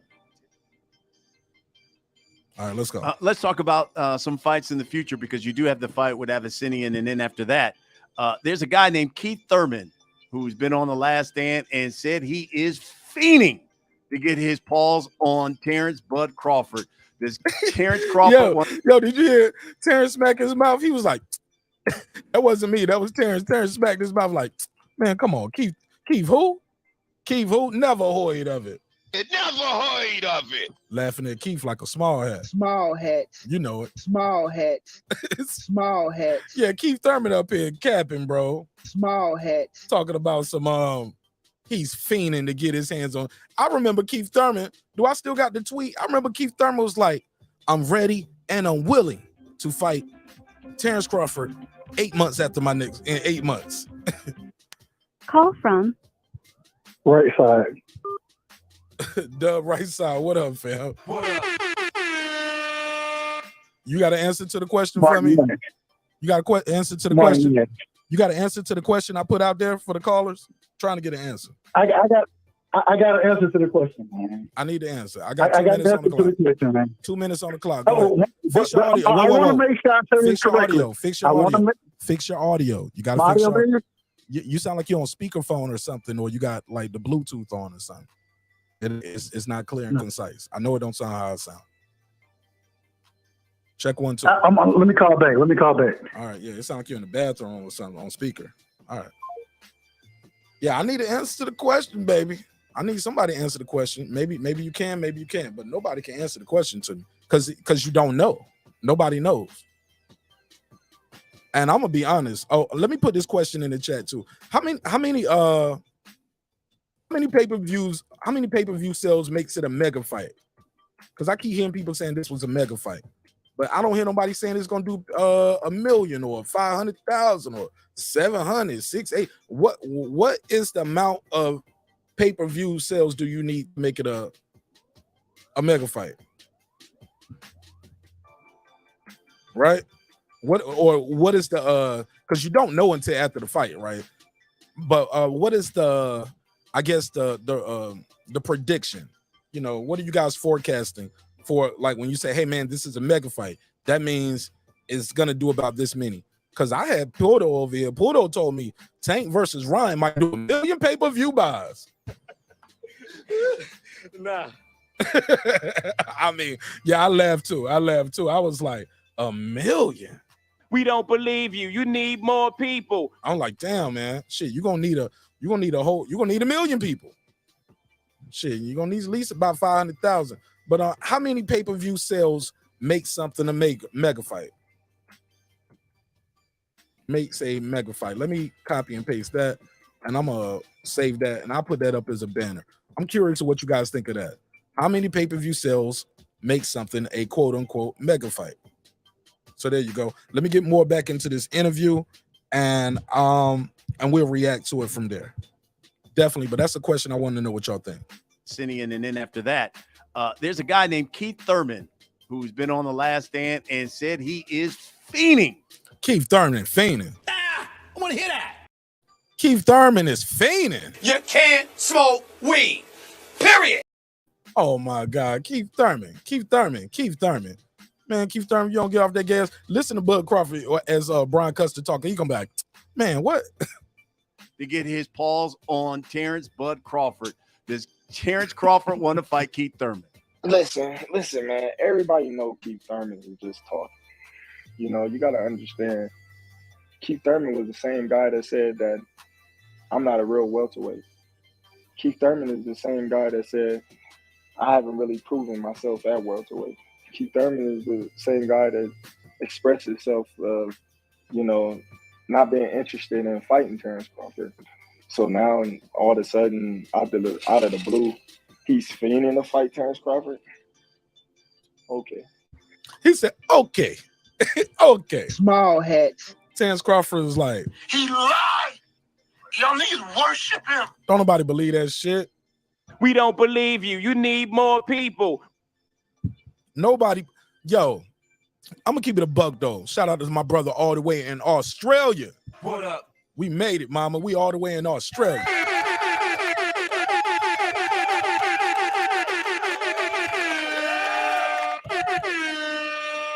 Hell yeah. Shout out to my brother Stephen Bateman in the building. Let's go. Man, all right. So I asked the question, how many pay-per-view sales makes a mega fight? And I'm still in this interview. Dragon Leg said about 450 to 500 in today's era.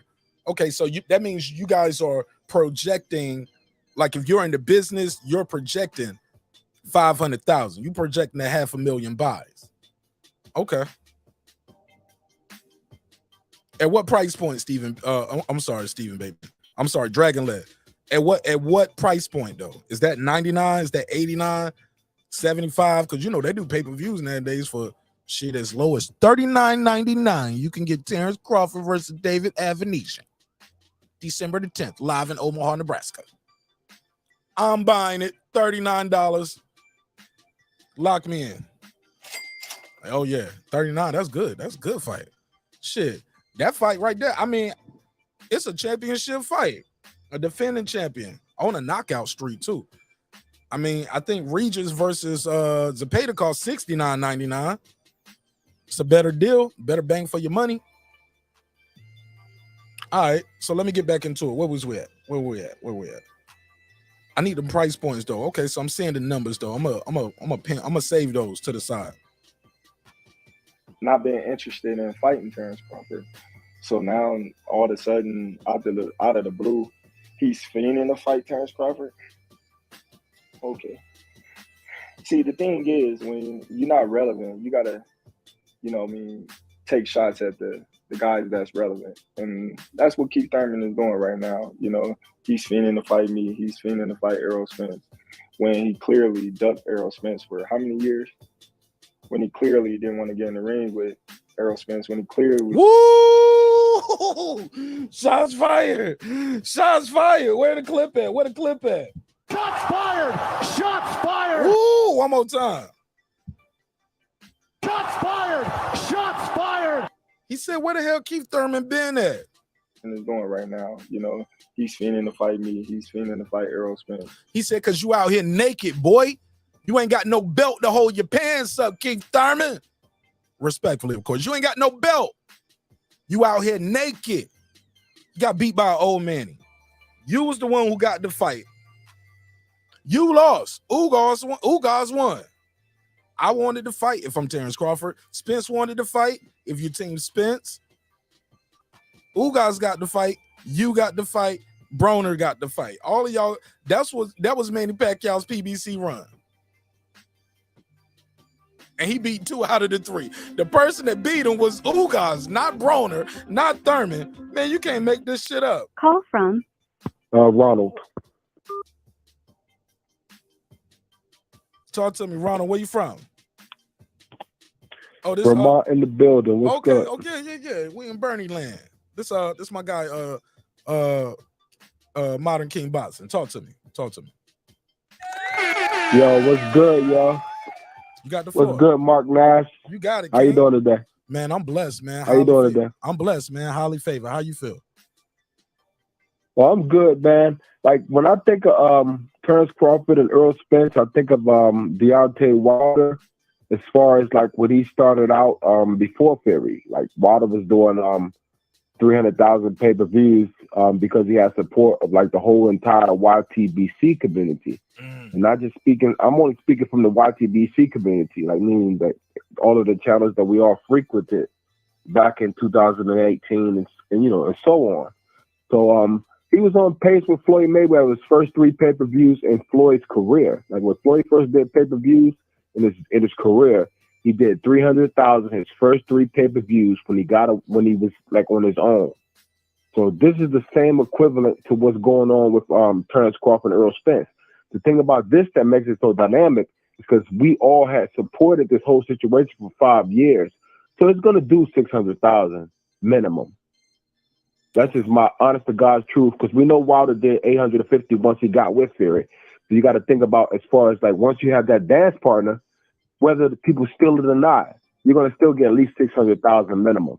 That's just me doing math of like the whole history of the whole entire sport that I've noticed since I've been in this community. So it's a $600,000 pay-per-view. I mean, 600,000 pay-per-view, easy.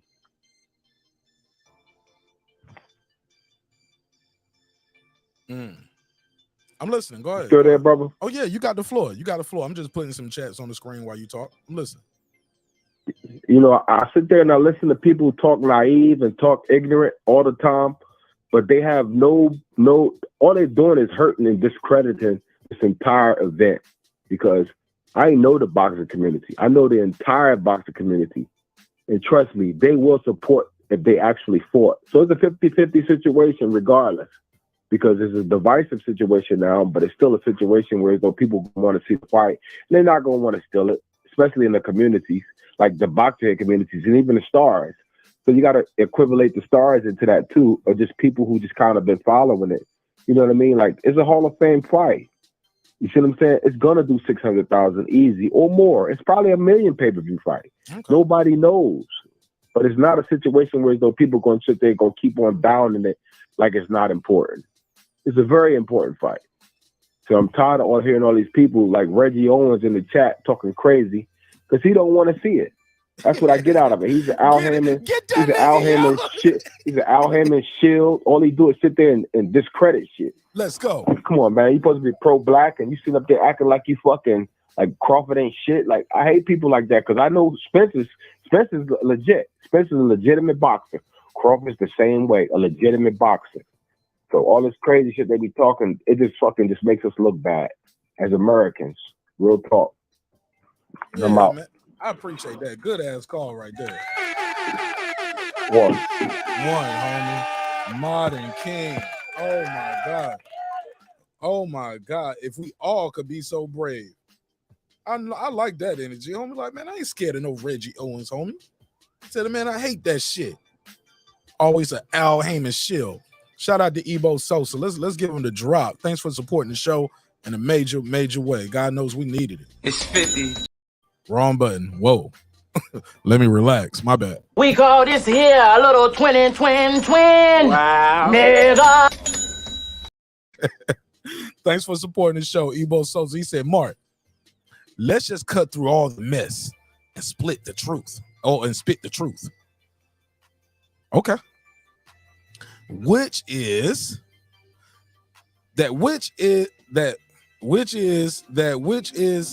consistent with the fact and reality. This fight isn't happening because of fear. I don't think nobody's scared of nobody. Call from Reggie. This fight ain't happening because of fear. It's too many educated minds saying that Spence will lose. The fight ain't happening because of fear. Too many educated minds are saying Spence will lose. Let me do the drop again, and I go right to Reggie. We call this here a little twin. Wow. Nigga. Shout out to Ebo Sosa for supporting the show and doing it right. That's how you do your comments.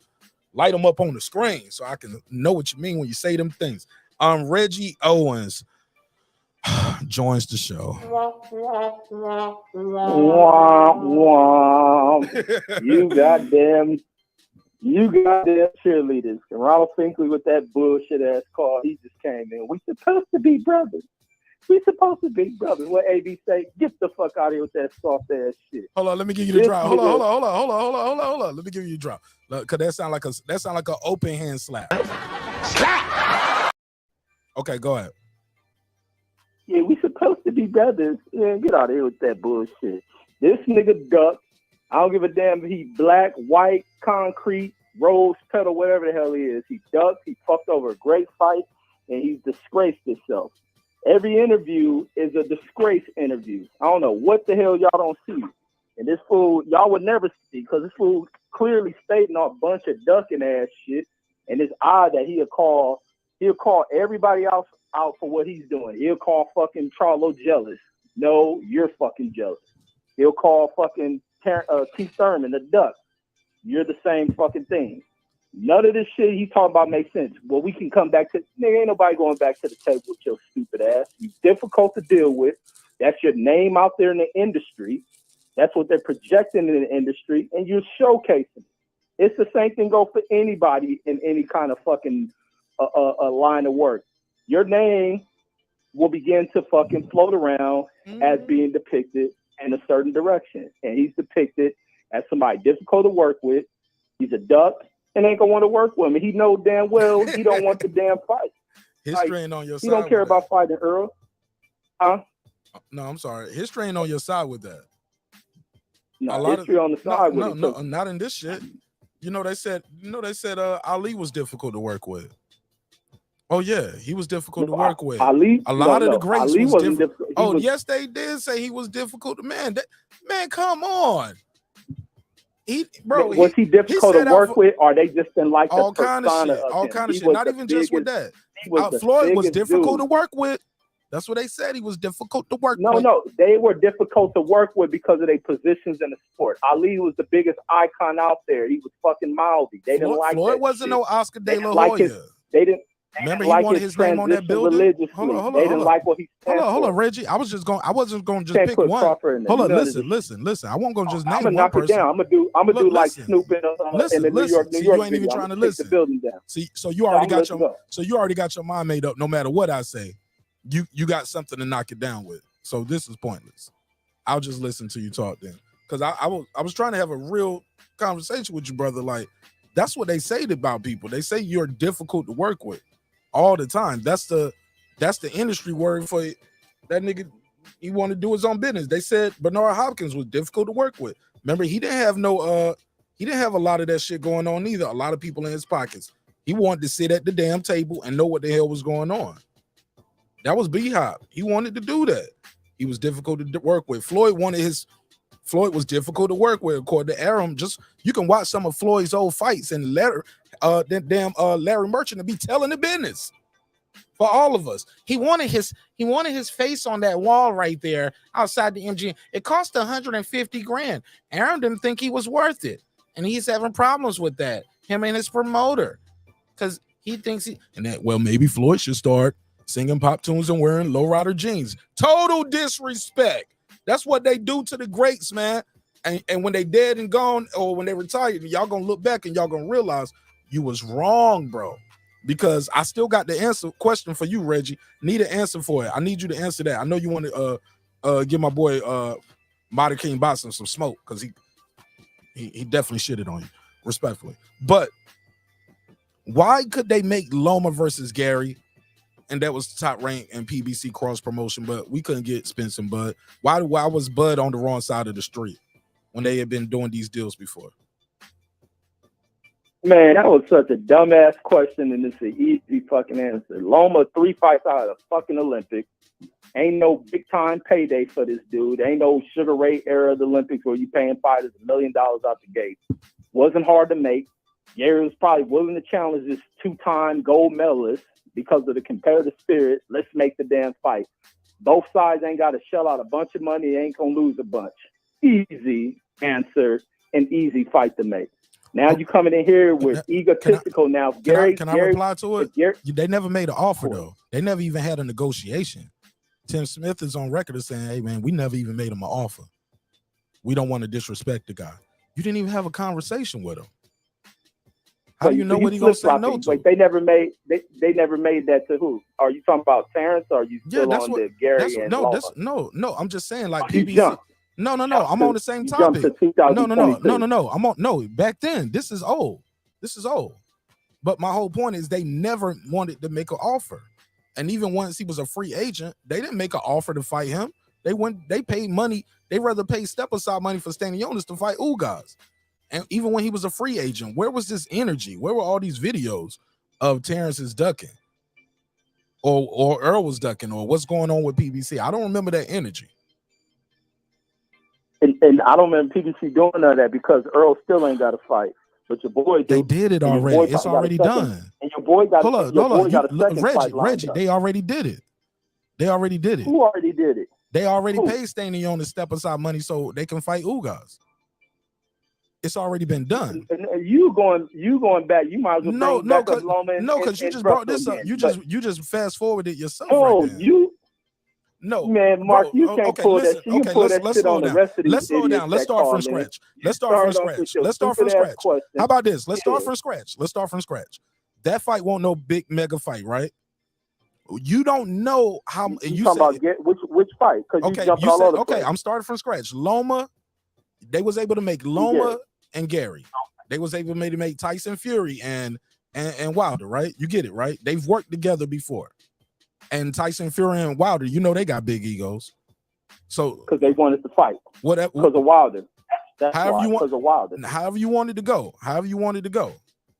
Only concession he made was they can introduce him as he was like, we respect him as a champion. That's what he said. He said, I told him that we're gonna respect him as a champion.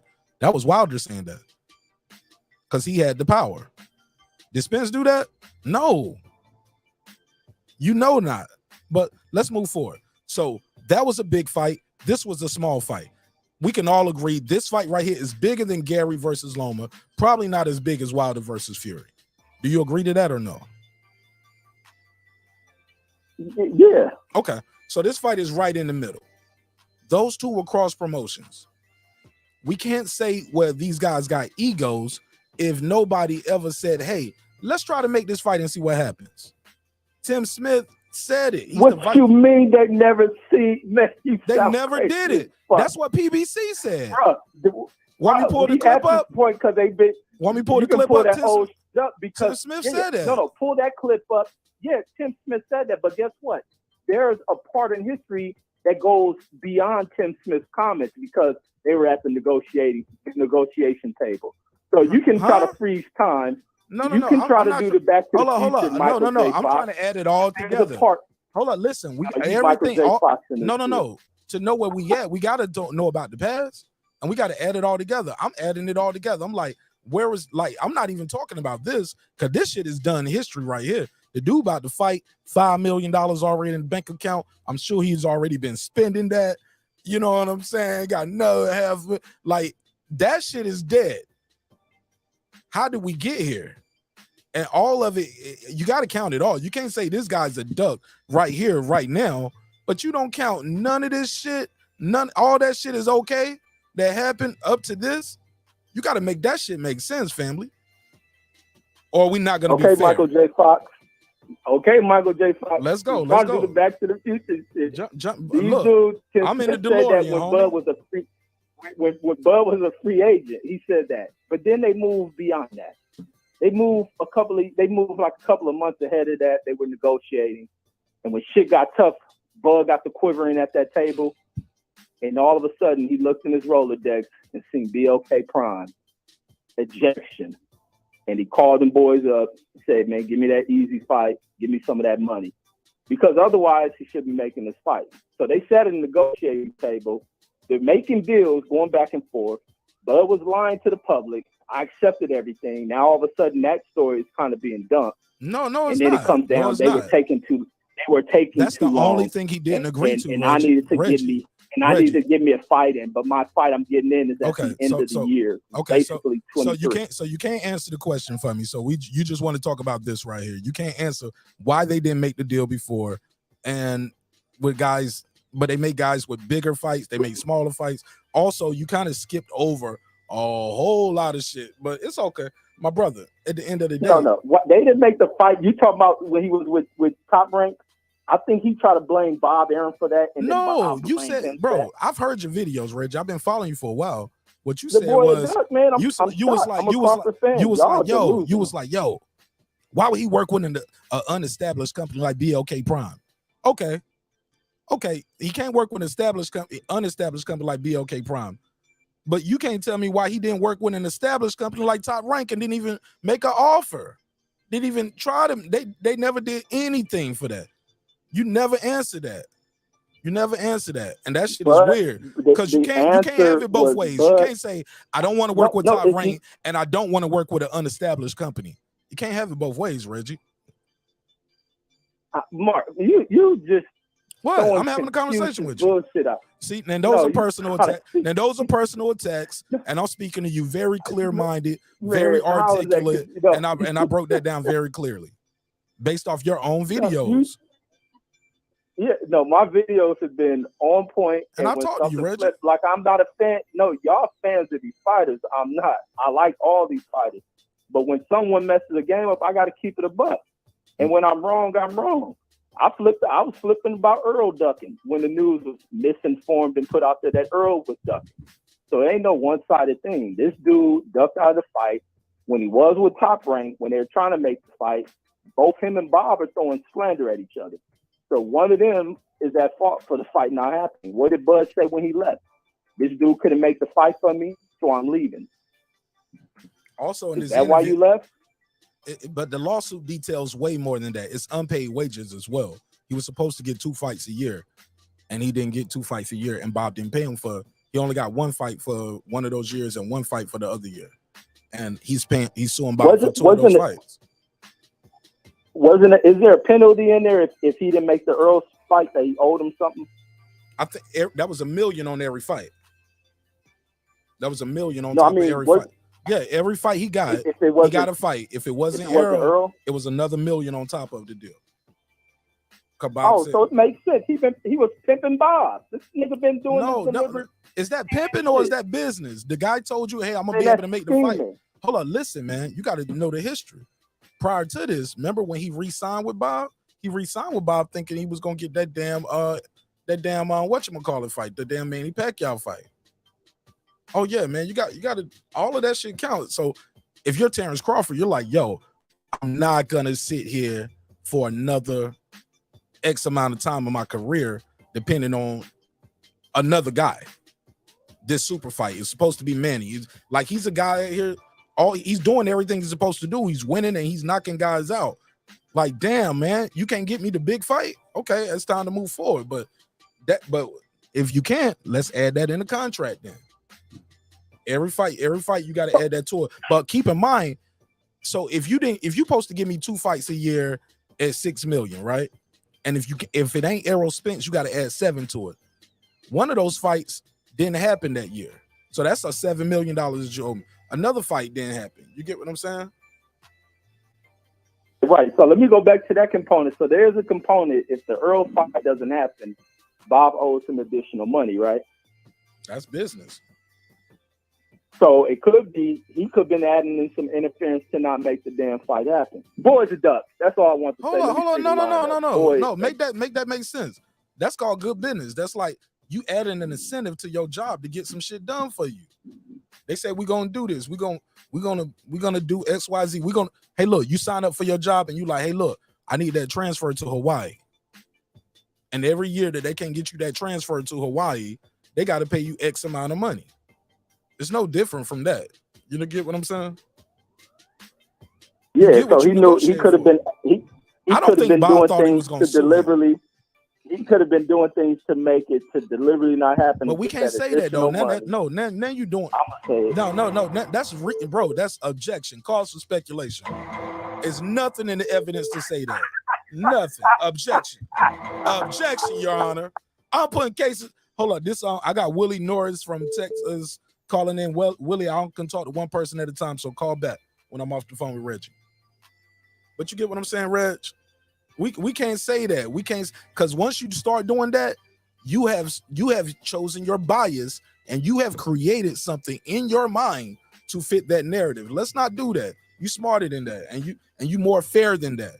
You wouldn't, and you're a good person, man. You're a good father. You wouldn't accept that from your kids where they came in. Well, maybe what the teacher did was gave everybody the homework assignment except for me. So, man, you weren't gonna accept that, Reggie. You're gonna say objection, cause for speculation, and then you about to get a whipping for not doing your damn homework. Come on, Reggie, you can't make that up. You can't just make that stuff up. Go ahead though.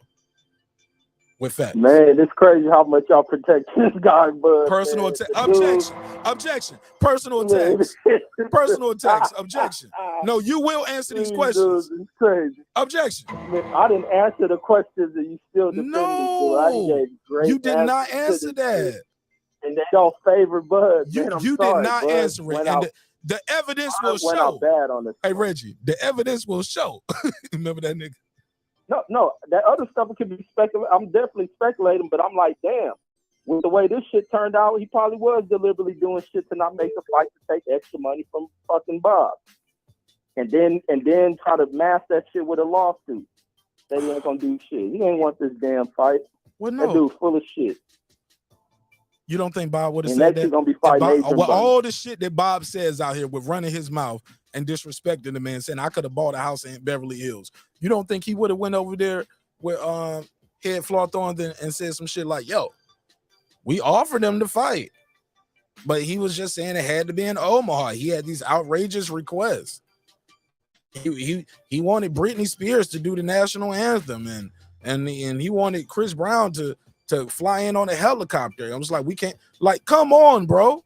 If it was just that simple, they would have said that. Reggie, you making that up. I'm putting the case on you. No, they've been having the wrong people do these interviews, man. They ain't asking the right shit. They get around these people and be on their knees, happy they talking to them and shit. I agree with you. But the question should be asked. They should be asked about, like, did you offer the fight? Was it ever made? Was blah, blah, blah? Just to see if it was there. But I just don't like what Terrence did. I can't. Sorry, my brother Crawford. You're a great fighter, but you went out bad on this one, homie. And I'm sorry, these fans is too blind to damn see. We got a bunch of Ray Charleses out here and Michael J. Foxes. But let me free the lineup. Absolutely. Get the fuck out of it. I'm sorry. I mean, thank you for. No, I meant to say thank you for your call. Thank you for your call. I appreciate you. That's what I meant to say. Hey, look, I'm Donald Trump, Reggie. I was saying the quiet parts out loud, and then I act like it was an accident. You know what I'm saying? I'm gonna get back on just ironing these kids' clothes and shit. Well, fold them up too, bitch. Get off my phone. There we go. That's how I do it. Yeah, that's my new style. That's my new style. Oh shit! I hung up on Reggie. No, I'm joking. I'm fucking with you. He had already hung up. I'm sorry. He had already hung up. I just said that for entertainment value. He had already hung up. Nah, man, it's a live show, man. We having a lot of fun over here. Willie, I'm sorry, I don't even know the name. 214. You got to call back, man. I only can talk to one person at a time. Let me get back to this interview because we cooking, man. We cooking with hot grease. How many years? And it's not even a fish fry. It's not a fish fry. Y'all know I started the fish fry, but I thought that shit was causing a lot of shit that I ain't want to be a part of. You know what I'm saying? Because I don't hate Errol Spence. I really don't. I really don't hate the kid, man. I think he's phenomenal. I think Terrence Crawford is his only 50-50 fight, and vice versa.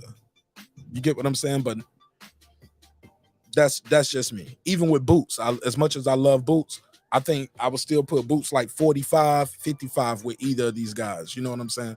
I would get that extra 5% to Bud or Spence against Boots, and that's because of the experience at the championship level and being under the bright lights. Now, don't get it twisted. I got love for my boy Boots Ennis. I think phenomenal. But that 5% is nothing to do with skill, will, determination. It's about experience, and it's experience at the highest level for a long time and not losing, barely losing rounds. Both Spence and Crawford barely lose rounds when they fight, dog. These dudes being that dominant, you know what I'm saying? I'm just saying, man, I got love for both of these dudes. You know what I'm saying? I hate that the fan base has become this Civil War type shit.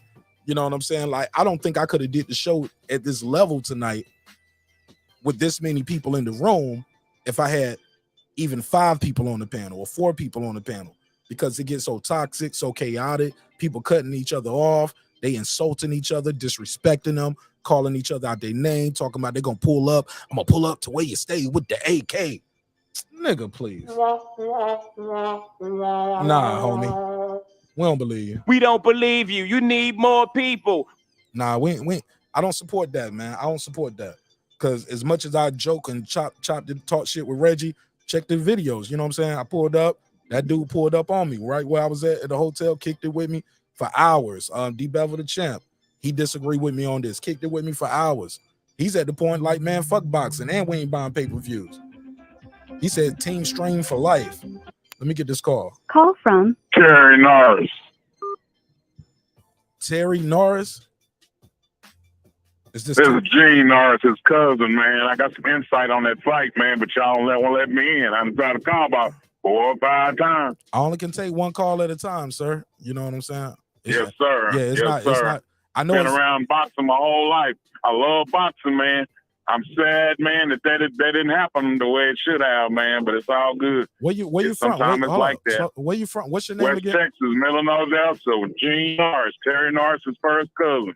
Out of Lubbock, Texas, sir. I'm out of Midland. Yes, sir. Okay, out of Midland, Texas. Talk to me. What you think of the fight? And you said you got some inside information.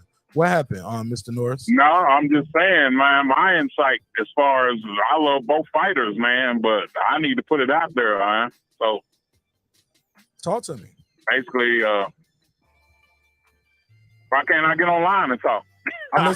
I'm listening to you right now. You live on air right now. You live on air. Okay, that's what's up. Hey, man, listen, man. Like I said, I love both fighters.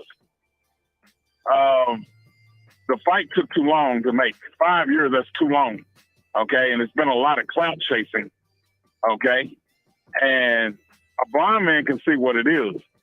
Like I said, I respect both fighters. I'm a boxing fan, a true fan of boxing. This fight has me so pissed off because the simple fact is it should have been made.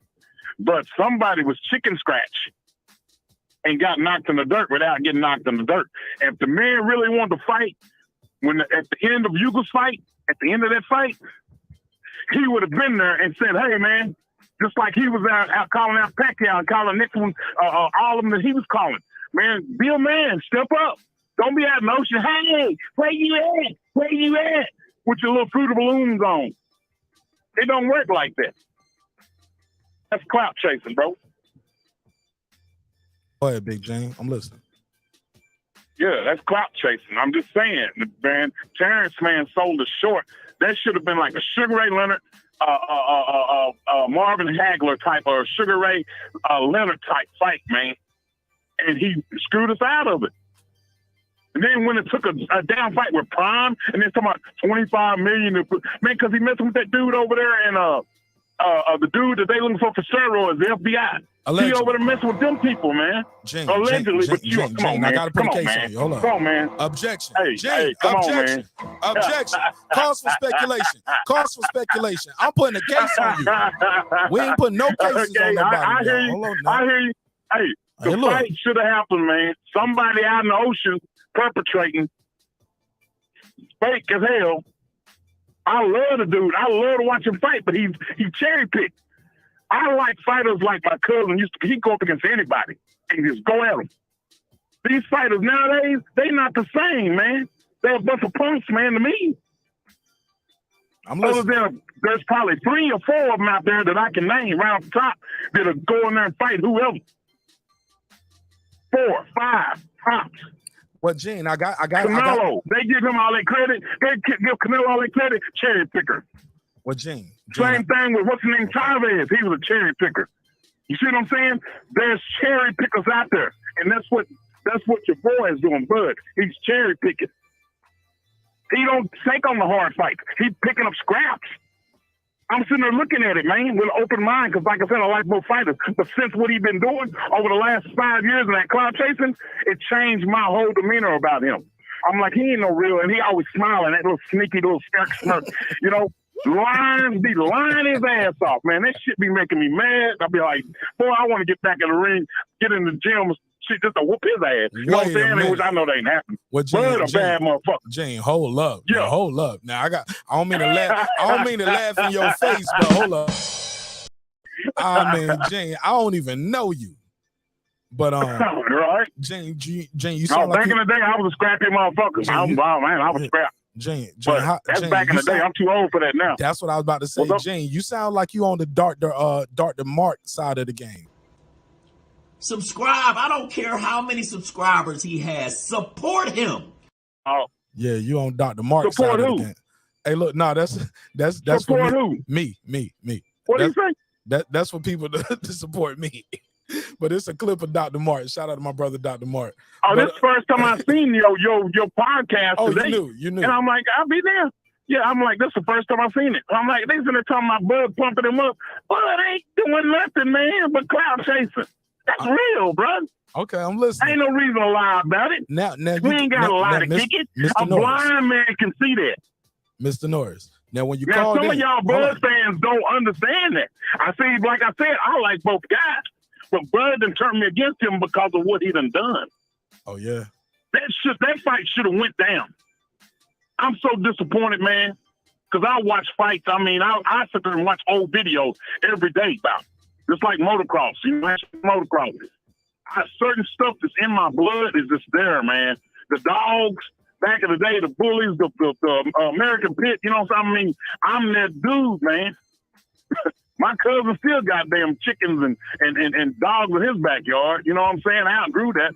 But, man, it's just that competitive edge. I'm a competitor, dog. Well, Mr. Norris, I don't mean to cut you off, sir, but this is a live show. Yeah. I do want to say this to you. Oh. Now for the record, you said you are related to the late great Terry Norris. Terry Norland, yeah. Terry Norland or Norland or Norris? Norris. Okay. Terrible Terry Norris out of Lubbock, Texas. Orland, which fought a cruiserweight. Those are my first cousins. Now, how old are you, Mr. Gene? If you don't mind I'm 58. Mr. Gene.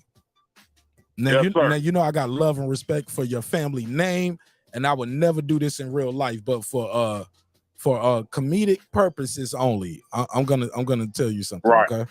All right, hold on. Terrence Crawford gonna beat the shit out of you, man. You better leave him alone, Mr. J. I don't think you can take Terrence Crawford at 58. Man, I ain't worried about Crawford. I get my cousin out of retirement and take him out. Man, hey, look, hold on. Hey, I got a bully. Hey, I got a bully over here. I say get him, and shit, Terrence have to go get a gun and go the other way. And she trained to attack. See, that's all right, girl.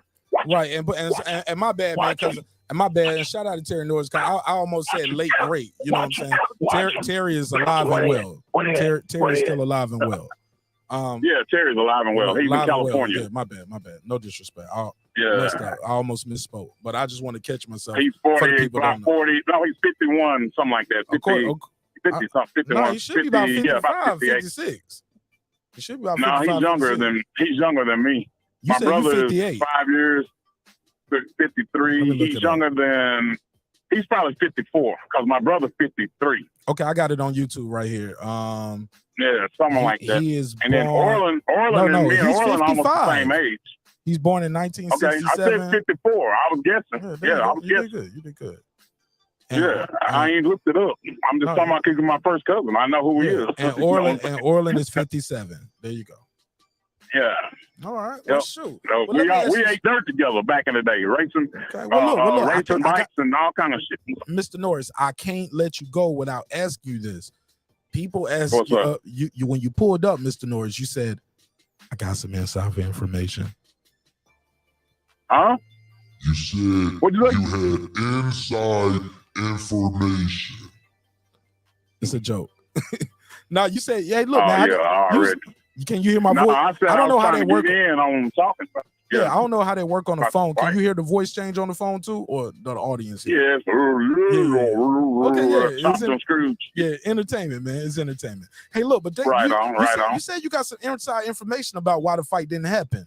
What was that inside information that you might have, Mr. Norris, that you can share with me and the audience? I didn't say inside information. I said it's basically what I've seen and what most people like. I like both fighters.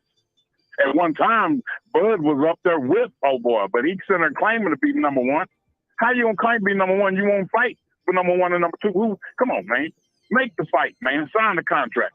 I didn't say nothing about no inside information. I was talking about as far as I wanted to get in on the conversation, is what I said.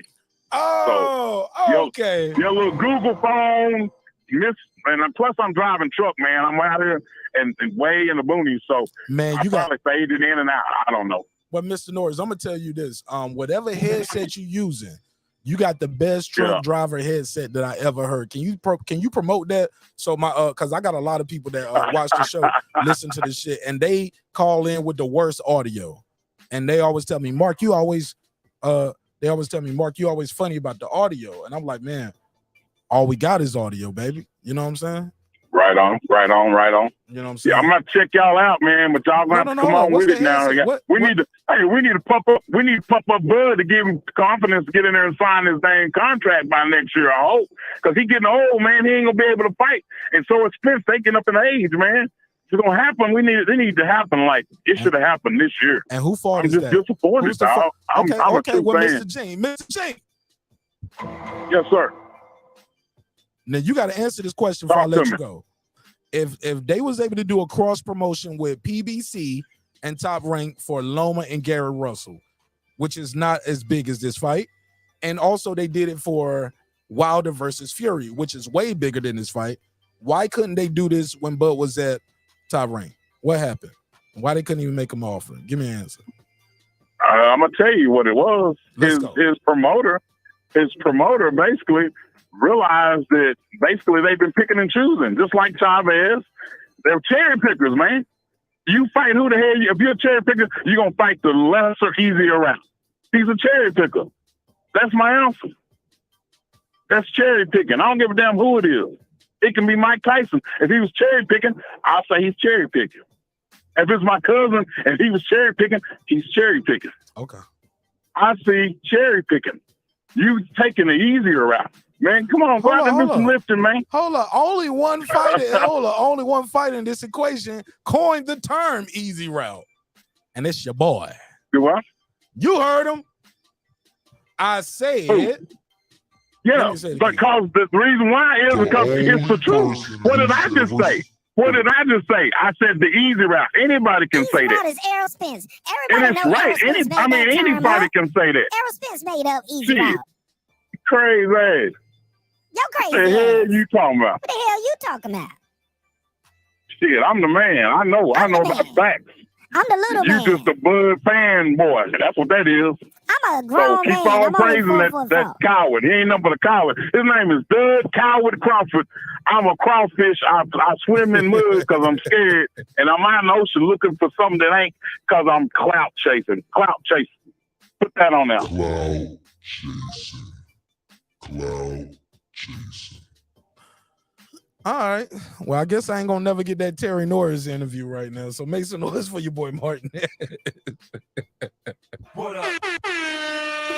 Yo. Oh my God. It's a live show. You just never know. I ain't gonna lie. I could have sworn he said he had some inside information. And he was like, well, I guess your Google. Man, he never told me them headphones he got. I want to know what headset he got, because his audio was impeccable. I'm about to lock his number in. I'm gonna call him back tomorrow. I'm like, hey man, I know we kind of got off to a rough start yesterday, but what headphones you got, man? I'm gonna need them shits on the road when I be doing my thing. And I can recommend that to the crew. You know what I'm saying? I got some people out there be driving, listening to the show, and loving the show. But damn, man, he has some good ass audio, man. I like that shit. All right, let me take this Call from Joe. 402. What's your name? Where you calling from, family? What's up? I'm Joe. I'm from Omaha, Nebraska. Okay, Omaha, Nebraska in the house. Talk to me, Joe. What up? This was scrolling through Facebook. I'm scrolling through the internet. You. Well, it's the first time I've been in your podcast. Okay, so Joe from. Okay, let me give you the round of applause again. Shout out to Joe. Joe from Omaha. Yeah, man. Crawford country. All right. But shit, I have people call up. I have some people call up and they be like, I hate that nigga. I see him all the time. I be like, damn. I'm like, damn, is it personal? Yeah, it's personal. I went to high school with that nigga. Good. Don't clown me too much like you've been clowning everybody else. But have I been clowning everybody? Man, I thought we was having a good show. Thought we was having a good you are. Man, I'm letting people look, I let him cuss me out and hang up in my face. You know what I'm saying? Hey, look, and the only reason I gave him a pass because he called Bud a cloud chaser, but he started his call with my cousin is Terry Norris. How many times? Hey, look, respectfully, my man said that shit about 8 times in like an 8-minute call. Yeah, he did. He just, I don't know. That's my cousin. You know. But shout out to him, though. Go ahead. But the thing that I wanted to talk about is like people be talking about how Bud's ducking and shit, right? But say I offered you a job. I said you have to quit your job, right? Mm-hmm. You quit your job and you don't get paid for. You don't get paid for how long was the fight supposed to be postponed for until February, March? You don't get to get paid for fucking 4 months, but you quit your job and you wait for me to pay you. Don't take the $10 million. Just wait for me. You know, like this shit is crazy. First of all, who's gonna pass up $10 million to wait for 4 months? Guaranteed. Hey, look, they sent him 5 already. They're gonna give him the other 5 the week before the fight. Look, Spence would not do this shit. Hey, look, he would not pass. Come on, bro. He would not wait for Crawford. If it was the other way around, Spence would not be waiting for no Crawford for those 4 months. Bro, come and on. Pass it and keep in mind, this is a guy who's used to making $6 million a year or more. He getting paid $6 million guaranteed per fight. Supposed to be fighting twice a year. The kid been used to making millions for a couple years now. He's been a millionaire for a while.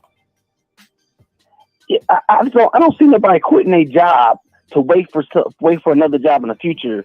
Like, that shit is crazy. And people saying that Bud's ducking and all this shit. Man, the PBC, if the PBC could make that fight, why the fuck did Floyd Mayweather fight on the zone? Make this shit make sense. Put a case on him. It don't make no sense. You know what I'm saying? Like it's in niggas' faces, but more people just like. I'm sorry, I gotta put a case on you. Objection. Floyd Mayweather is not on trial tonight. Floyd Mayweather is not on trial. Objection. I'm just saying, the PBC, if that fight could get made, Floyd Mayweather would have never went to the zone because there was no money at PBC. It wasn't enough money, so he did. It's like it's the faces, but people don't want to accept this shit for what it is. Like, to be fair, Floyd used to call it robbing the bank, right? Showtime was the bank. Showtime was the bank, homie. And suck that money dry. Not y'all. Whether y'all about to fight tonight, Floyd was gonna get paid or not. Floyd was gonna get about 30. Floyd had like a $30 million guarantee before pay-per-view for them six fights. People forget that. Floyd was getting like $30 million guaranteed, bro, per fight. Yeah, I just don't get why, this is so many people love Errol Spence. They not looking at what it really is. People want to hurt him, call it a duck because it's not happening. But shit, I want the fight to happen just as well as everybody else. But I'm looking at this shit from a financial standpoint, not just, oh, he's running. Man, Bud's not running for nobody. He done knocked out all. He lessens his promotion company, for one. Everybody was telling him, oh, you need to lead him. You need to lead him. He left. Just to appease the people. Then after that, you need to fight this person. Okay, but first of all, you need to get a belt. Then it was like, oh, you need to fight some better competition. He fights Kell Brook. Oh, that wasn't good enough. Then he fights Sean Paul, like everybody was begging him to. Then they turn around and say that's just not good enough. Like, God damn. It be like that, bro.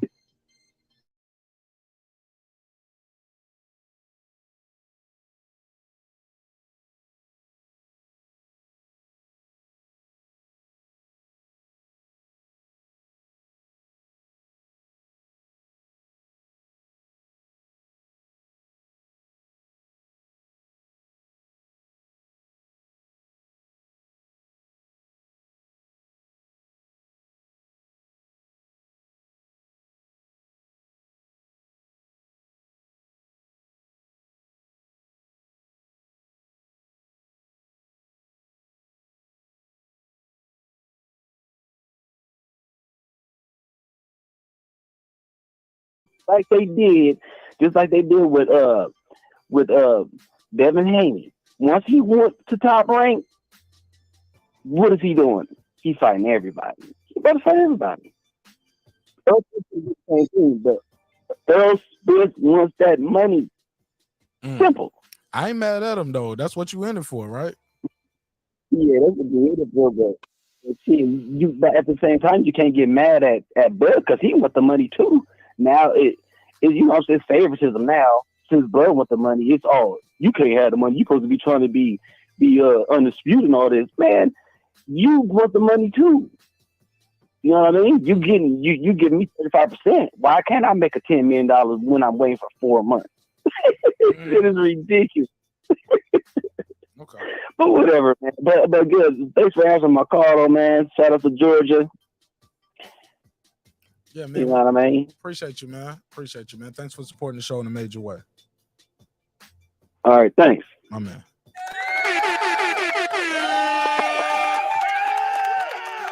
All right, good call. Shout out to Joe all the way in Omaha, Nebraska. All right, damn, I ain't even got to the rest of this shit yet. We've been cooking, man. I've been enjoying the conversation, though. Been enjoying the flow. It's a nice, smooth flow. Not everybody yelling and cussing each other out. So I'm cool with that, man. That shit don't even be good audio. You know what I'm saying? You know what I mean? Take shots at the guys that's relevant. And out of the blue. Oh, so yeah, let's get back to what we was at. We was on Bud Crawford is now talking about Keith Thurman. So let's pick up where we left off. Keith Thurman is the same guy that expressed himself of, not being interested in fighting Terence Crawford. So now all of a sudden, out of the blue, he's fiending to fight Terence Crawford. Okay. See, the thing is, when you're not relevant, you gotta, take shots at the guys that's relevant, and that's what Keith Thurman is doing right now. He's fiending to fight me. He's fiending to fight Errol Spence when he clearly ducked Errol Spence for how many years? When he clearly didn't want to get in the ring with Errol Spence. When he clearly, try to shade Terence Crawford off of fighting him at the welterweight division. So now all of a sudden you out there naked in the You naked. Oh my God. He disrespecting Keith Thurman. Oh, he disrespecting Keith Thurman. Oh, I love it though. You want to fight everybody. Oh yeah, because he ain't got no belt. We don't believe you. You need more people. Can I cue my drop? What was it? He lied. We don't believe you. You need more people. We don't believe you. You need more people. That's how I go. But I like Keith Thurman though. Keep it a buck though. I do like Keith Thurman though. I like his personality, and I think he's a hell of a fighter, hell of a competitor. But I do remember him tweeting out, I would like to fight Bud Crawford in 8 months. Y'all don't remember that? Let me see if I still got the tweet. Thurman, I want Crawford 8 months. Crawford. Let's see how good Google is over here. Here we go. November. This was right after. Here we go. Man, I'm fire with this shit. He said, I'm going to get back in the ring shortly. Said with Keith Thurman during the interview with The Athletic. I'd be more than happy, more than willing to step in the ring with Bud Crawford next summer. I'm willing to fight Crawford 8 months from now. End quote. End quote. So there you have it. All you got to do is Google Thurman Crawford 8 months. I ain't even put 8 months. I ain't even put the S on it. Here we go. It's everywhere. Oh yeah, cause I did a video on it. I wanted my video pop up. Let's see if I can put the yeah. It is what it is. Hold on, let me take this call. Call from Haplo. Haplo, what's popping? What's popping? What's good, my brother? What's up with you? All I gotta say, bro, is that you're hating on Spence, bro. Why you gotta hate on Spence? I'm listening. Go ahead.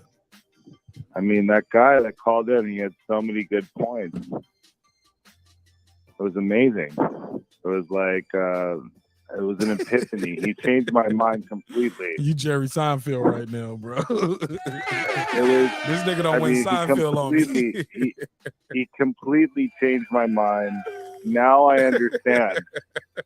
It's all Bud Crawford's fault. No, why don't you get that, Mark? Come on. Hey, look, he called Bud Crawford a clout chaser, but he probably told me he was Terry Norris' cousin about 8 times, didn't he? Terry Norris, my cousin. Yeah. Terry Norris.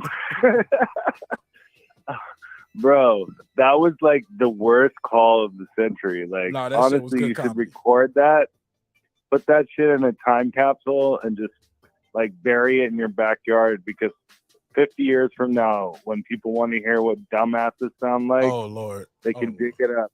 Objection. Personal text. We don't have to do it like that. Put a case on it. Yeah, put a case on it. What's up, man? Hey, Hablo, what makes it? What? How many pay-per-view? When you thinking about a mega fight, what is the projection for a pay-per-view?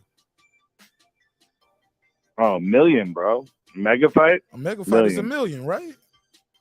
Yeah, I got people in my chat talking about 100,000, 350.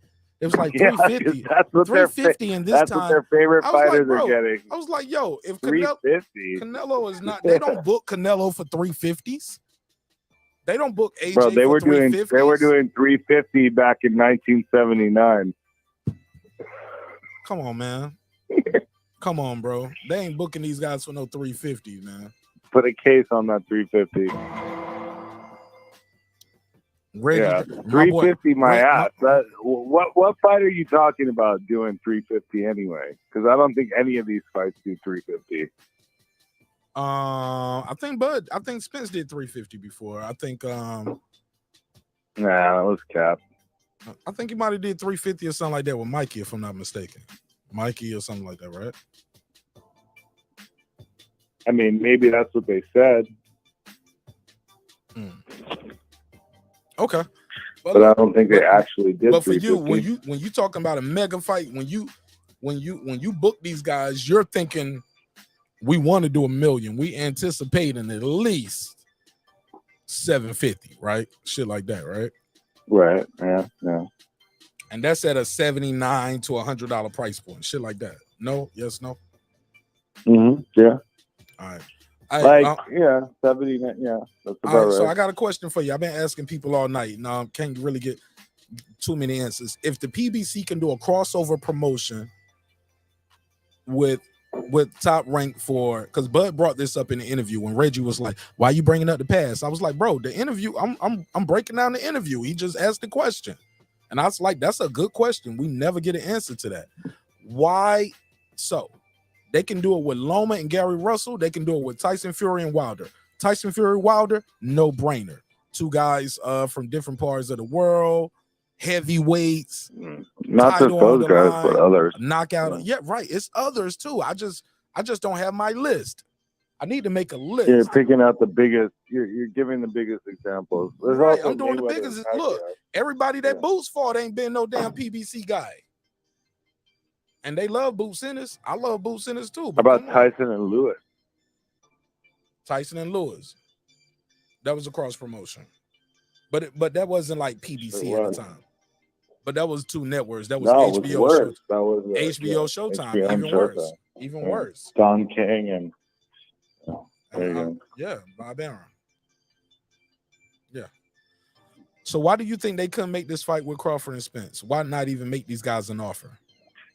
Well, you can't make a fight with someone who doesn't want to fight. It's just that simple. When you start hearing about, oh, it's the splits or the promoters or anything like that, you know, one out of the two guys does not want to fucking fight.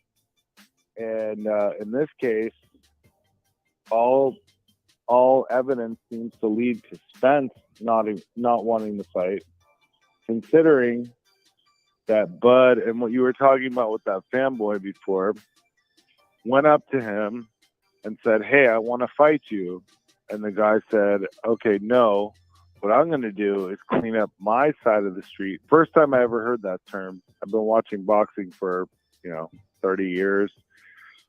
I'm going to clean up my side of the street and fight Danny Garcia, Sean Porter, and Keith Thurman. And that's exactly what the plan was the whole time.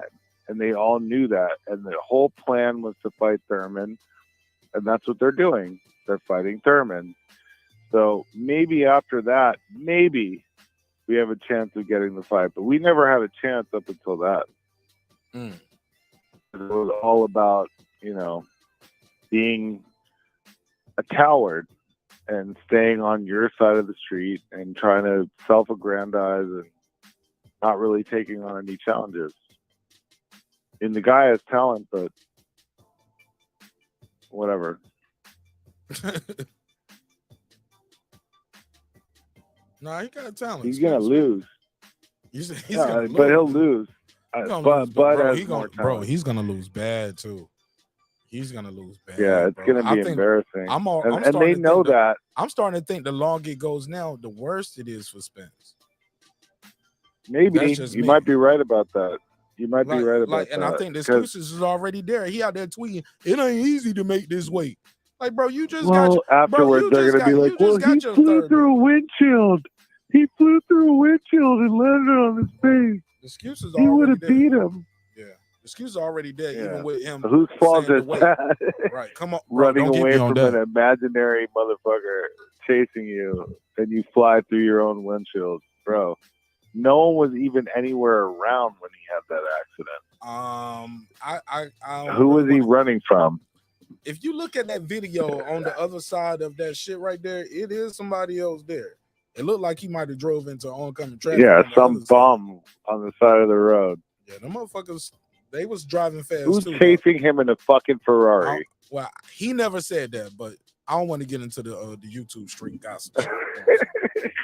I'm not trying to get into it either. Objection. Like, I never heard of anyone flipping a car. Facts not in evidence. Objection. I'm putting a case on. All right, fine. Facts not in evidence. We got to be sustained, Mark. Right. Sustained. Thank you, sir. All right. Well, you got anything else, man? I'm gonna try to take some more calls. You're more than welcome to call back. Because I'm gonna play some more of this interview. I ain't even finished the interview yet, but I wish I was on when that guy was on, because I would have liked to serve. You can talk now. All right, you can talk now. I like this better, so y'all ain't. No, I would have liked to serve him. Yeah, but he can hear you. Yeah, I like it better this way, where y'all ain't over talking and cussing each other out. I like this better. Let me send a message to this guy. Let's go, bro. You are fucking caught up, motherfucker. you don't even realize why you love Spence so much. The whole reason why Spence has this much love is because Floyd used him as a duck shield against Thurman way back in the day. And that's what anointed Spence to who he is today. However, Spence, has shown a consistent lack of ability to take on Bud Crawford for the last, 4 years. He's had the opportunities, all the opportunities he wants. He doesn't do it. And, for you to be sucking off Spence for this long, you gotta be certainly, somewhat gay. Whoa. So if you want some smoke on this, you just come on and call out Apple. I'll be in the chat, and Mark will put up a link, and I'll be happy to come on and correct you. All right. Thank you, Mark. My man.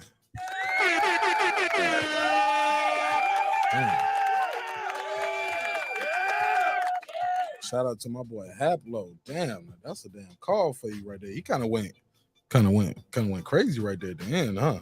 Damn. Shout out to Haplo. All right. Hey, look, yeah, man. It's an open channel, open panel, open dialogue. Long as we keep it somewhat respectful, we can come back and do it again, right? I think he was totally disrespectful. Got to put a case on him. I gotta put a case on him. That was crazy. All right. This around the time of the show, man. I gotta get back to it. Damn, who was the caller before Haplo? Joe. That was Joe, right? Joe had a good call though. Joe, I really liked Joe's call. I thought Joe had a good call. Joe from Omaha. Let me see what this is. Call from Freddie Jefferson. To accept, press 1. To send a voicemail. You don't say this whole name. Hey, Freddie Jefferson, welcome home. Welcome home. Welcome home. Thank you. Hey, turn the YouTube down in the background for me, Mr. Jefferson. Okay. Yes, sir. Be glad to. Yes, sir. Yes, sir. Thank you. Appreciate you. Got you, man. Yes, sir. Yes, sir. Talk to me, Mr. Jefferson. How you feel tonight? I feel very, very good. Very, very good. Right, I'm so glad I could talk to you until I don't know what to do. I'm from Memphis, Tennessee. Okay. Mm-hmm. And I love your style of fighting. You say you love my what? Tennessee. I love your style of fighting. Okay. That guy knows that you're gonna break his neck, man. He knows. Hold on. I'm not a fighter. I'm not the fighter, sir. I'm just the host. Oh. I'm not a fighter. I'm not the fighter. I'm just I'm just the entertainer, sir. I ain't trying to fight nobody. I ain't trying to fight nobody but the cases out here. They trying to put cases on me. I'm just fighting the case, man. That's it. Mm-hmm. Okay, I thought you was Mr. Crawford. Absolutely not, sir. I'm just over here hosting the show, and we're doing a reaction to it. But you're more than welcome to send out a message to Mr. Crawford, and you can tell him what you think of the fight. And are you buying the fight for David Avanesian? Are you going to the fight? It's $39.99 on BLK Prime. Oh, exactly. I'm actually going to buy the fight. All right, $40, man. Support your favorite fighter. That's what I'm talking about. I know that's right. Talk about it. Mm-hmm. I know the way this guy's fighting there's no way in the world nobody's going to beat him. I mean, since he has one weight, just going at it, but that ain't gonna get it with Crawford. Crawford knows how to sidestep that stuff and get him. I don't know what they're talking about, like he's scared of him, and that's not the issue at all. I mean, Crawford is a fighter. He's a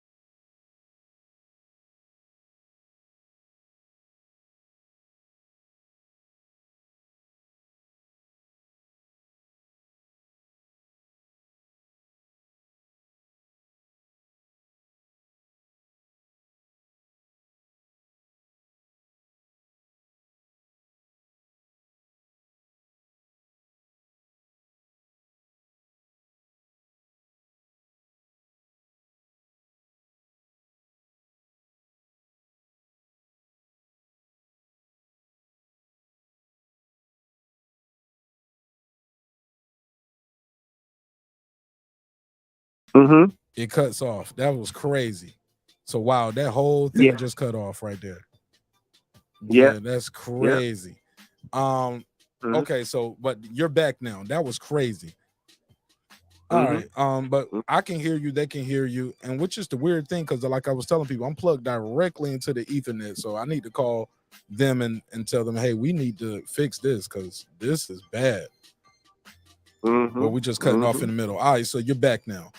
Now you said you basically said you got Terrence Crawford beating Errol Spence easy, right? Easily. You say you say he gonna stop him in 4 rounds. It's gonna look like Kell Brook. Exactly, because see, the thing about it is the man is not going to be ready for what he's doing. He's coming at him with his head down, swinging, and coming, and Crawford's going to sidestep him, and one of those bitches is going to hurt him. And when he hurt him, it's not going to. I don't think it'll even go 4 rounds. Definitely, it'll be a big upset for him to do that. The guy Crawford's coach told him the truth. The best thing he could do is stay away from Terrence Crawford, and that's true. Okay. Yeah. It's all screwed up. I hate it so bad until they can't get the fight to going. They relying on the man and all that. It's just not true. None of it at all. I mean, I'm 63 years old. I've been watching boxing for a long time. I used to watch Sugar Ray Leonard, everything, all that kind of stuff. But Crawford is another Thomas Hearns. Trust me. And this guy is going to knock out anybody that he chooses. If you fight him, he knows how to adjust to get it. You know, he's going to beat you. Simple as that. Okay. Well, I appreciate you calling. I appreciate you calling in, Mr. Freddie Jefferson. How did you find the show tonight? You found it on Facebook, Twitter, YouTube? Where did you find it? YouTube. What'd you type in, or how did it pop up? I called the number that they got on the box. Yeah, how did you find it though? Like, what video was you watching? You just cut on YouTube and it popped right up? Yeah, one of them came up and I clicked onto it. Hey, one of the first ones. Look at me, Mama, I made it, huh? Yeah, I made it. Hey, look, make sure you click that subscribe button, man. We do this every week, about 3, 4, maybe 5 times a week. So make sure you click that subscribe button, and you're more than welcome to call in anytime. All right. Thank you, sir. Thank you, sir. My brother. Shout out to Mr. Freddie Jefferson, Memphis, Tennessee. Put his phone number, area code. He put his email out there. He do haircuts on the weekend, on the back porch. Get you a slice of cake, chocolate cake, you know what I'm saying? Or you'll get a little cup, a little red solo cup with a half a scoop of peach cobbler. You get 2 scoops if you pay extra. All right, I'm just joking. But shout out to Mr. Freddie Jefferson. All right, let's get back into this interview. Loving the calls, though. Loving the calls. Loving the calls. Loving the calls. Jermell, how about Jermell Charlo? Woo! Hey, look, can we talk about that real quick? Bud said Jermell is an easier fight for him than Spence. He thinks Spence is the tougher guy and the better opponent. What say you? I'm gonna put a survey. I ain't got to do a survey. Y'all can just put it in the chat. Which guy is you think would be easier or difficult? Spence or Charlo? Who beats Bud? Who can beat Bud? Right? Who do you think is the tougher guy for Bud to beat? A for Spence, B for Charlo. If you think both, shit, you can put AB. You know what I'm saying? Or you can just type in neither, I guess. Man, that sounds like I need a survey, huh? I need to make a quick survey. All right. Of course, let me do that. Let's make a survey right now. Keith Thurman is the same guy. Let me make a survey. Matter of fact, I'm gonna rewind a little bit, let this Keith Thurman part play, and I'm gonna make a new survey just so I can see what you guys think about this. And said he is fiending to get his paws on Terrence Bud Crawford. Does Terrence Crawford want to fight Keith Thurman? Listen, man. Everybody know Keith Thurman is just talking. You know, you got to understand. Keith Thurman was the same guy that said that I'm not a real welterweight. Keith Thurman is the same guy that said I haven't really proven myself at welterweight. Keith Thurman is the same guy that expressed himself of, you know, not being interested in fighting Terence Crawford. So now, all of a sudden, out of the blue, he's fiending to fight Terence Crawford. Okay. See, the thing is, when you're not relevant, you gotta, you know, take shots at the guys that's relevant, and that's what Keith Thurman is doing right now. You know, he's fiending to fight me. He's fiending to fight Errol Spence, when he clearly ducked Errol Spence for how many years? When he clearly didn't want to get in the ring with Errol Spence, when he clearly, you know, try to shade Terence Crawford off of fighting him at the welterweight division. So now all of a sudden you out there naked in the streets. Now you want to fight everybody. Come on, man. We don't believe you, Keith. Don't believe Jermell, how about Jermell Charlo? Of course, I'll beat his ass any day. Woo! Oh my God. So look, I got a survey in the chat. I'm putting it now. Okay. Crawford versus Charlo and Spence. Let's do that. Crawford beats Charlo, not Spence. Crawford beats Spence and Charlo. Crawford loses to both. Crawford beats both. All right. There you go. So let's see what the room is saying. And if I got a misspelling in there, I don't care. It's on the fly. So I got a survey in the chat. The survey is in the chat. If you're watching on Facebook, you cannot use the survey. If you're watching on Facebook, you have to join on YouTube. If you're watching on Twitter or Reddit or Instagram, you have to join on YouTube or sign in on YouTube to participate in the chat and the survey. All right. If you already here and you ain't smashed that like button yet, shame on you, because we got a fire show tonight. All right, let's get back to it.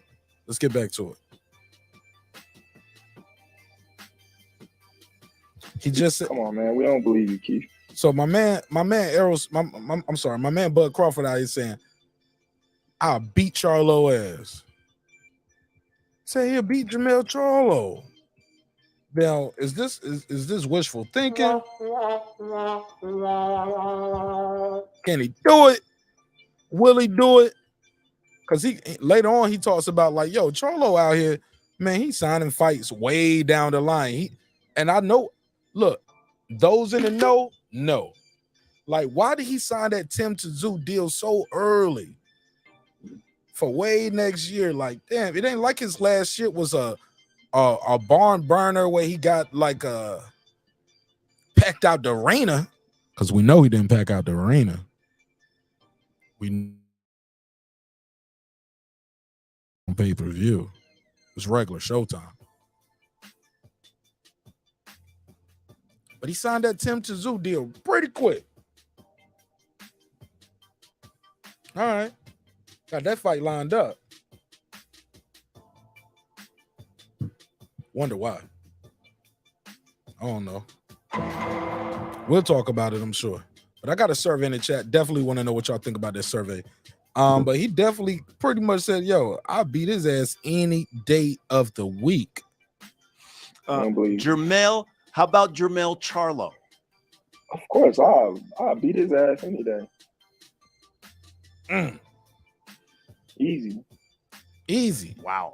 Wow, right, bro. I'm like, wow, too. Like, wow, easy? Is Jermell Charlo easy? Is he easy? Because look, we've seen him get outboxed. We've seen Harrison outbox him.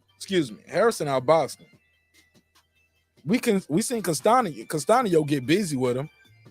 Jensen Rosario went out and was shivering, shaking on the pavement. But if you watch that fight, Jensen Rosario was getting busy with him. We seen niggas get busy with Charlo before. Am I lying? Put a case on me. Niggas get busy with Charlo. He's not invincible. Swings wild. Telegraph punches. Swings very wildly. Gets caught visibly. But to be fair to him, ain't nobody out here dropping and having him shivering and shaking on the pavement. I like Jermell Charlo. I respect him. in the ring and what he do in the ring, but some of that stuff he be doing outside, I don't rock with that. But that ain't my business neither, though. Let's get back to it. So that means Bud Crawford at 154 and taking on the undisputed. He said, yeah. I love this energy because he's putting it to a place where, like, even now, like, when he get to 54 and Charlo leave, they're going to be saying the same thing. Oh, Charlo should have moved up to 50. He should have moved up to 60. Stayed at 154 too long. Yeah. I see it already, bro. I see it already. They're going to try to boo-boo Andre the Kid out the game, but long as he winning and don't drop no belts, nah, man. Don't drop no belt. Don't boo-boo yourself out the game. I like boo-boo Andre, but I don't like what he did as far as dropping the belt and not having another title. Nah, man. If you dropping that belt, you better be fighting for another title in your very next fight because that's your leverage, being a champion. Somebody got to see you. Somebody got to see you. Just keep winning and stay champion. Somebody got to see you. Go to Purse Bid. Somebody going to see you. Whether it's at the Zone, whether it's it go to Purse Bid and it's a one-off with Top Rank, whether it's a PBC Showtime fight, you the champion, somebody got to come see you. Listen, this was definitely what I said, and I ain't gotta lie. You know what I mean? I promise you. I said if I can't get the Errol Spence fight, I want to go right in to Jermell Charlo. You know what I mean? But Jermell got all kinds of mandatories, and he already lined up the fight and stuff like that. Yeah. Oh, shit. Yeah, he lined the fight up already. So I'm going to leave him alone. Leave him alone. Leave him alone. He got a fight lined up. You can't fight it right now anyway. Leave him alone. I get it. All right. So, of course, that couldn't happen. You know what I mean? So, the main focus was Errol Spence, you know? And Jermell Charlo, you know what I mean? He run his mouth a lot. He be all sensitive and stuff, but he... he said he run his mouth a lot. Hey, look, Jermell Charlo, then he put that on shirts. Then he had that keep running your mouth shirts. You're like, yeah, he run his mouth a lot. He be sensitive and stuff. Yo, even Errol Spence said that about Charlo. Even he said it. He was like, man, he be kind of sensitive, yo. Oh my God. It ain't just Bud saying this about him. It ain't just Bud. Errol Spence said it too. He can fight. He got some skills, you know. We respect him in the ring, but you know, I believe Errol we'll respect him in the ring. That's it. Spence is a tougher challenge than Charlo. That's just my honest opinion. He said that's my honest opinion. Errol Spence is a tougher opponent than Charlo. Interesting. Let me see what they're saying in the chat. Wow, the votes are coming in. The votes are coming in. And we got Crawford beats Charlo, not Spence. Crawford beats Spence, not Charlo. Crawford loses to both. Crawford can beat both. And yeah, y'all vote. I'll let y'all know what the votes say in a minute. All right, let's keep going. Shout out to Beyond and Above Media, SLG in the building. What up, though? Other fight that is happening. How about Benavidez? Rockman, what up? His plant. What do you think about Jannard Hill? What up? Tougher challenge than Charlo. That's just my honest opinion. Another fight that is happening. How about Benavidez? Me too. I think he can beat Charlo, bro. I think he'll beat Charlo. People like the power. I'm like, man, you got to have more than power to beat a guy like Bud Crawford, dog. Power ain't gonna just get it, bro. You got to have more than power. You got to have more than power, bro. You got to have a nice array of weapons in your arsenal. And I just think Bud just got too many tools in the toolbox. That's just me. I think Errol Spence, though, is more precise with his punches. He doesn't wind up as much as Charlo. Charlo be missing big. I mean, big. Charlo will do a damn 360 windmill from spinning so hard, bro. Like, I just think Errol is more calculated with his punches. You know what I'm saying? But even still, I still see holes that I think Terrence will exploit. Plant, what do you think about that? That's going down in March. Good That's fight. A tough fight. That's a tough fight. You got a great boxer and Plant, and then you got a tough, rugged fighter and Benavidez that got skills. You know, he might keep his hands down and stuff like that, but he's very quick, very elusive, and you know, he punched pretty hard. So it's gonna be a good fight. I always hear this about you, but people always say, "What the thing about Terrence Crawford is he just doesn't like the media." And I always see like, I like Bud. I think Bud is engaging. Why do they say that? Because I don't like the media that twists up my words. He don't like these YouTube daddies. That's what it is. And I don't like you neither, nigga. Brother, my brother. I don't like you neither. Nah, and I ain't mad at him. He's like, yo, why would I interview with you? You're gonna twist my words. Why would I sit down and talk to somebody who talk bad about me? Like, who does that? I ain't the president. I don't owe you no interview. Like, come on, bro. Even Donald Trump didn't sit down and interview with everybody all the time. Like, whether you like them or not, people gonna interview with the people that they think gonna give them a fair shake. You know what I mean? So you can't be in the media trying to bash me and, you know, talk down on me and put out lies just to get, you know, clickbait and then turn around and then ask me for an interview. I don't like that. Or I don't like, never heard of it. I don't like the fake me down on me and put out lies just to get, you know, clickbait and then turn around and then ask me for an interview. Right. I don't like that. Or I don't like, you know, I don't like the fake media. I don't like that. Just me. If you don't like me, then why ask me for an interview? Got it. What do you think about the?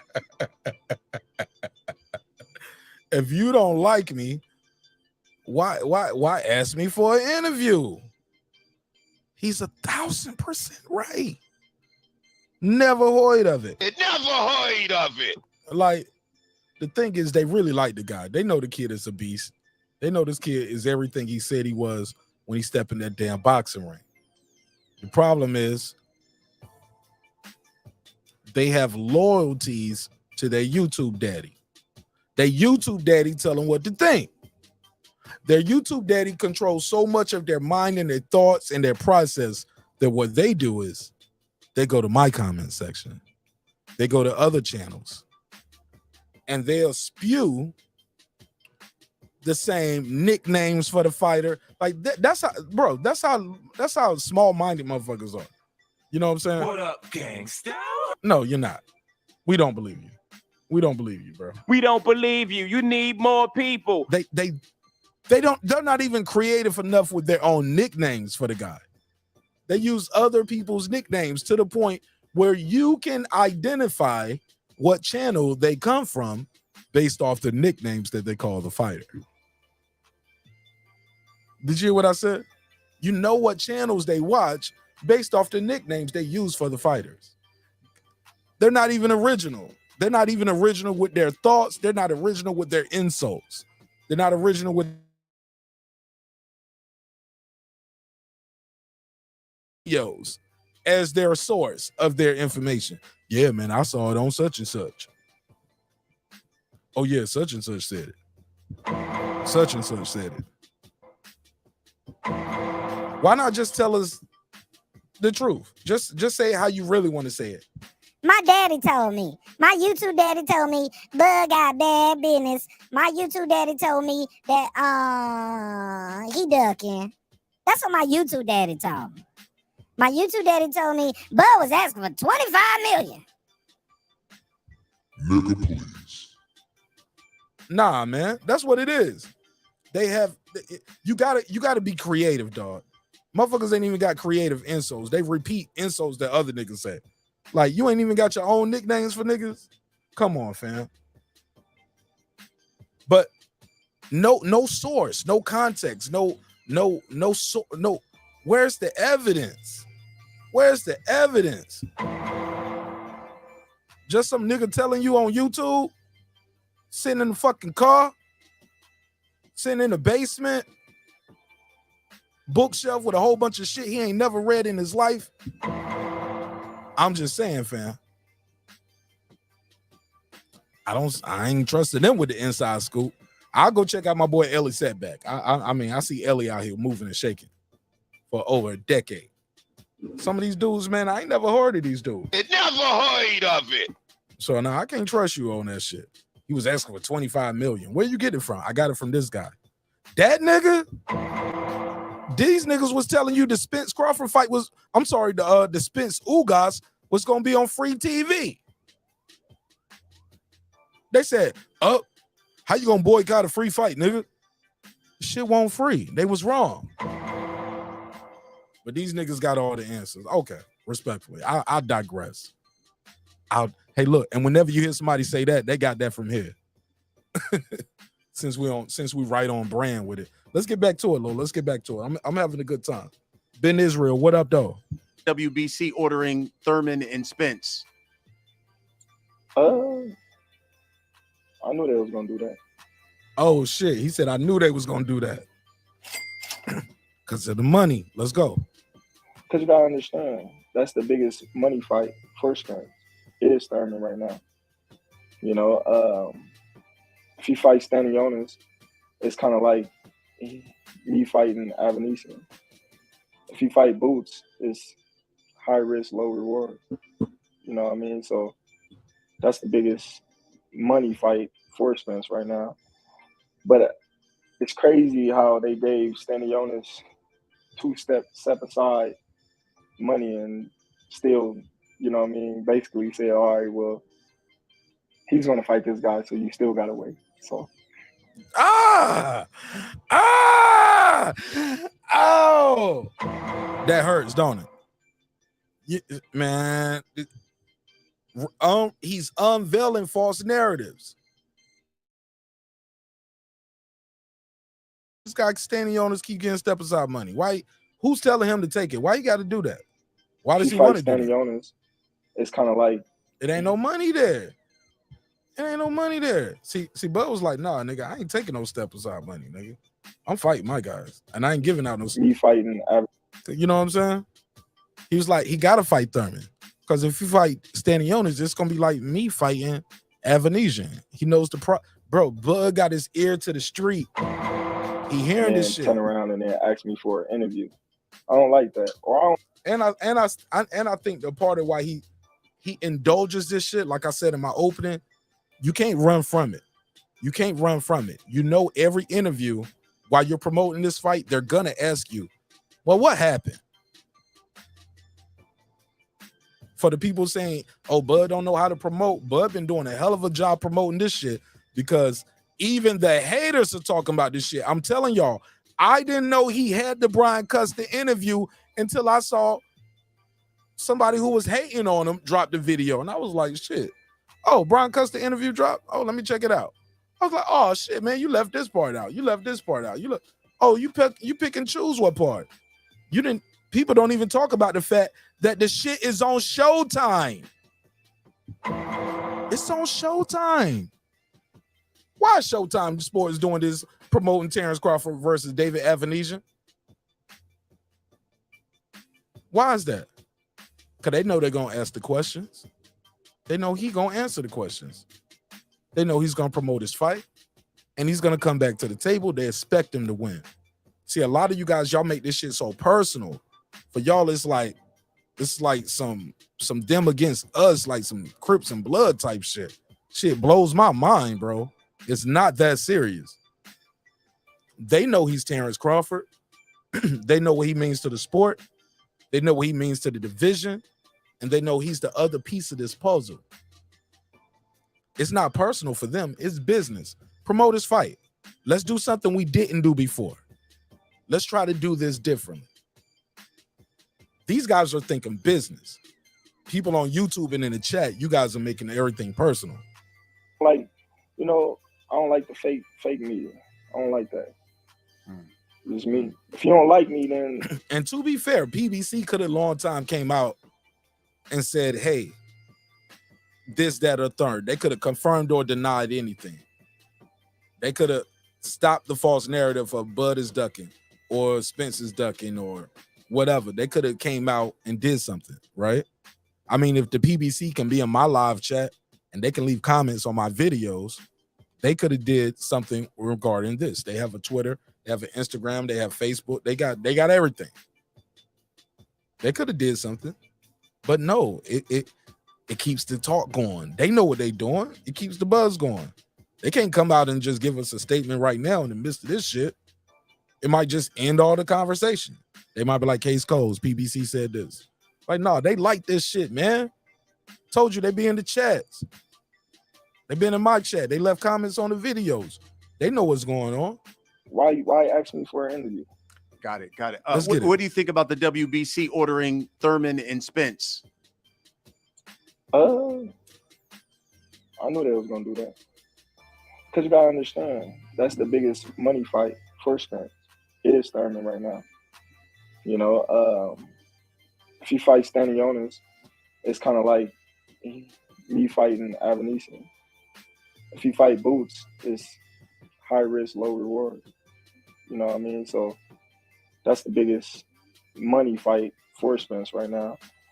But it's crazy how they gave Stanionis two-step aside money and still, you know what I mean, basically say, all right, well, he's going to fight this guy, so you still got to wait. So it sucks to be a fighter in his shoes right now. And Terrence Crawford don't want to be that guy in his shoes. He don't want to be like Stanionis, like, well, you just got to do this. Yeah, that's crazy. Yeah, it does. You think Spence wins that fight against Thurman? Yeah, I think Thurman. He said, "Yeah, Spence gonna beat his ass." See, Bud is being a realist. I'm not one of those people out here where I'm just saying Thurman's gonna beat Spence just because I think Spence is not gonna beat Crawford, or I'm trying to just spew Errol Spence hate. I'm not on it like that, fam. Never been on it like that. I like Keith Thurman. Earlier, I thought the fight would have been competitive. Now, after that Barrios fight, yeah, man, I got Spence stopping him to the body. Spence gonna stop him to the body. Keith Thurman, I'm calling that one. He ain't gonna let him off the hook. He ain't gonna let him off the hook with the body. Low blows and all. I'm sorry, respectfully. You're gonna go Andre Ward on him. Damn, I ain't gonna get the Andre Ward interview now. Damn. Whatever. It's all entertainment. Scared of Spence. He said Thurman, he believes Thurman is scared of Spence. Did y'all hear that? Let's hear it again. Yeah, it does. You think Spence wins that fight against Thurman? Yeah, I think Thurman just scared of Spence for some. Do y'all think Thurman is scared of Spence? Press A for yes, B for bullshit. Is Thurman scared of Spence? A for A, he got his number. Or press B for bullshit. Is Thurman scared of Spence? Crawford said, yeah. He said, yeah, I think Spence always had his number. And Thurman knows it. Yeah, it does. You think Spence wins that fight against Thurman? Lisa Bell said that's bullshit. I think Thurman just scared of Spence. Okay, Stephen Bateman said yes, he's scared. Lisa Bell said nah. She said, man, these are champions, man. These are all champions. You don't get to this level being scared of nobody, right? SLG, he says Spence getting that liver and onions on it. Hell yeah, get that shit smothered in gravy with some onions and some rice. That's that liver, baby. Or if you from the country, you get them chicken livers and you get them deep fried. You deep fry them chicken livers with some hot sauce. Eat them shits like they chicken nuggets. Dip them shits in some hot sauce and some ranch dressing, man. Chicken livers. But if you're gonna get the beef liver, yeah, you gonna fry them up, smother them with some gravy, some onions, put them over some rice. Shout out to all the old school niggas in the South. They know. Put a case on. Lisa Bell said, nah, he ain't scared. My boy in Australia, Stephen Bateman, all the way in Australia. He said, yeah. He's scared of him. Rob G said Thurman ain't scared. He got beef for bullshit. Porto.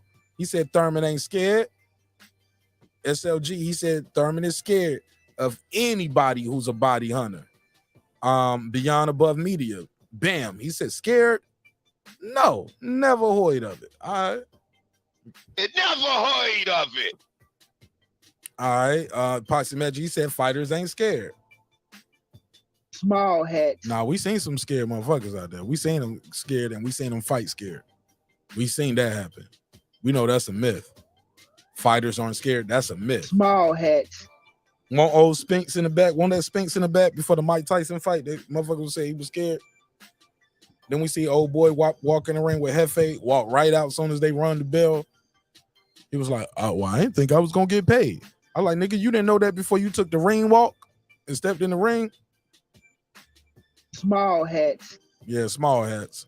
He said Thurman got a loss. He ain't scared. Okay. Spence was never Thurman's mandatory. Hey, you know what? Mikey Garcia was not as mandatory. Manny Pacquiao wasn't as mandatory. A lot of guys fight guys that was not their mandatory. So, Call from Mr. Norris. yes, a lot of people that's not mandatories and they still fight, Lisa Bell. Mr. Norris, talk to me. Go ahead. What's going on, Chief? I'm settling now, man. Go ahead, talk to me, man. What's on your mind? Hey, man. No, my deal is, man,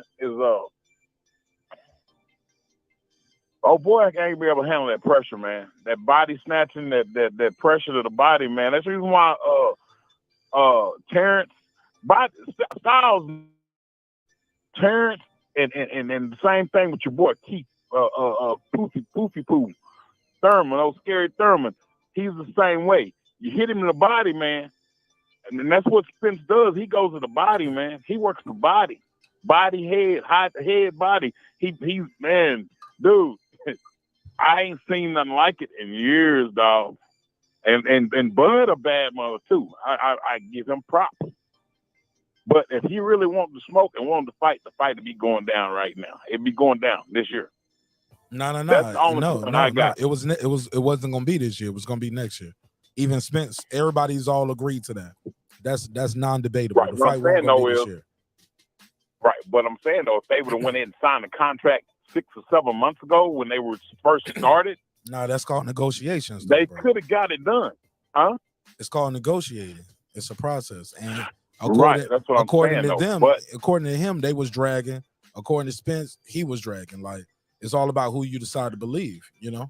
Because Right, Steven but that's the Espinoza problem, though. ain't said that, and Al Heyman ain't doing no interview, so we don't. It's all about who you believe. Right. Well, I know Spence personally, and my homeboy deals with him all the time. He got those dogs. Did you talk to him about this? Me and him chopped it up.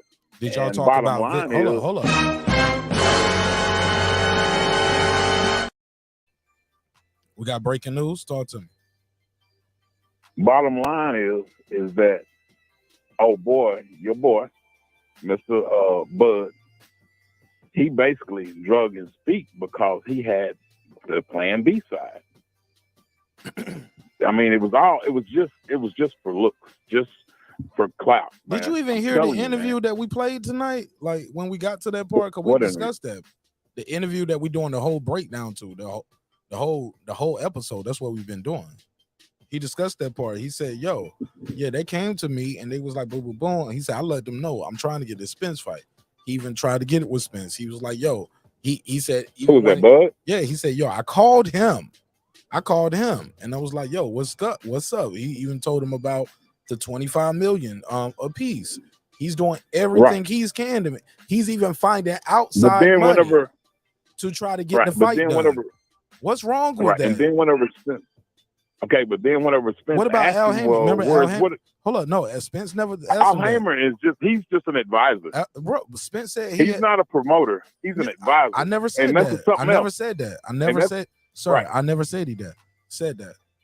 He absolutely Well, is. I'm trying to break it down, though. And the I bottom already line, know. like I that already, guy I already got on know. earlier. Listen. Whatever Bud brought to Spence, I've already said in the other call. Spence was right by saying, "Hey, I got to run this by Al." That's smart. That's business. Right. That's what you do. And also, where's the money coming from? All of a sudden, it was another lie. all of a sudden he couldn't obviously tell not him where the money obviously was. You know what I'm saying? Obviously not, because he getting 10 million right now. Obviously not. It won't no lie. Supposedly. It's not. Man, He fighting now. Bud, sir, he's got Bud has lied so much. His credibility is gone, bro. I'm sorry. Sir. The dude, him and Bo Mac both, they lie. Every other word come out of their mouth is a lie. You know this fight It's is a lot happening, of right? clout. You know this fight is happening, right? That David guy, whoever, and Terrence. Yeah, you know nobody care about that. I ain't watching it. Whether you like it or not, it is. I don't care about that. You got to listen. That's a duck fight. Sir, He's okay. up. Sir, are you going to listen or are you going to just overtalk? I'm listening, but I'm also commenting, and I got an opinion. You can't listen if you don't let me finish more than one sentence, sir. Okay, go ahead. You can't be listening. Your reaction. You're being all right, I'm going to ask you if I can comment then afterwards. How about that? How we'll do it You're like more that? than welcome. And the chat is always there for the comments as well. You know what I'm saying? But let's not be so reactionary. Let me finish this sentence. What I'm trying to say is this. The guy was not lying about the fight and having an investor who's willing to invest a large money into them fighting. Well, we don't know about them fighting, but at least we know we got somebody who was able to put up 10 million for him and either 10 to 12 million for Adrian Broner. For who? That's my question. That's BLK Prime right now. That's a fact. Terrence got a $10 million guarantee. Adrian Broner got anywhere between 10 and 12 for the next 3 fights. I'm talking about the 25 million he's talking about before. Is what I'm talking about. I don't even get your question. And there's you lost me right there. Did you hear my question? There was 25 million that Terrence said that he said he would get. Hold on, I'm gonna answer. Okay. He called Spence and told Spence, hey, I can get us 25 million a piece to fight. We can go to Baidu. What's the name of that place over there? What's over in he didn't say Dubai. He didn't say where. He did not say that. Right. Well, he said somewhere in some other country. He didn't say that neither. That's not true. What did you say then? Since you was there. Okay. No. Since you was there. What? Okay. No. All I know is what's reported. All we know is what's reported by Terrence. And Terrence never said Dubai. He just said the amount in his IG live. See the problem. In his IG live, he never said the location. He only said the amount. You just added the location, sir. Well, I've heard that before. Okay, well that was just like you threw a report. No. Okay? I heard it from the fighter's mouth, sir. What I got, you heard it straight from I heard Bud? it straight from Terrence Crawford on IG Live. He said that to the whole world. Okay. Well, see the problem with that. Up until then, nobody who's a principal in these negotiations has said anything about that and the amount. Okay, nobody before that or after that who's a principal in it. Not Errol, not Steven, not Al, not Bud, not Bo Mac. That's it. Go ahead. I can comment now. Go for it. Okay. My deal is Bud's credibility with me is gone. Oh man, that ain't got nothing to do with this right here though. No, being honest. Man, I got a son that come on. No, you got to tell me where you got Dubai from. You know what I mean? If people are hold on, brother. You kind of went before. Tell me where you got Dubai from. Where did you get the fight was going to be in Dubai? I forget what. I don't know. I watched so much on YouTube. I think it was what that dude name. Oh, okay. I can't think of his name right now. So you heard it from somebody on YouTube. Yeah, but you didn't hear from Bud. He's one of the top guys.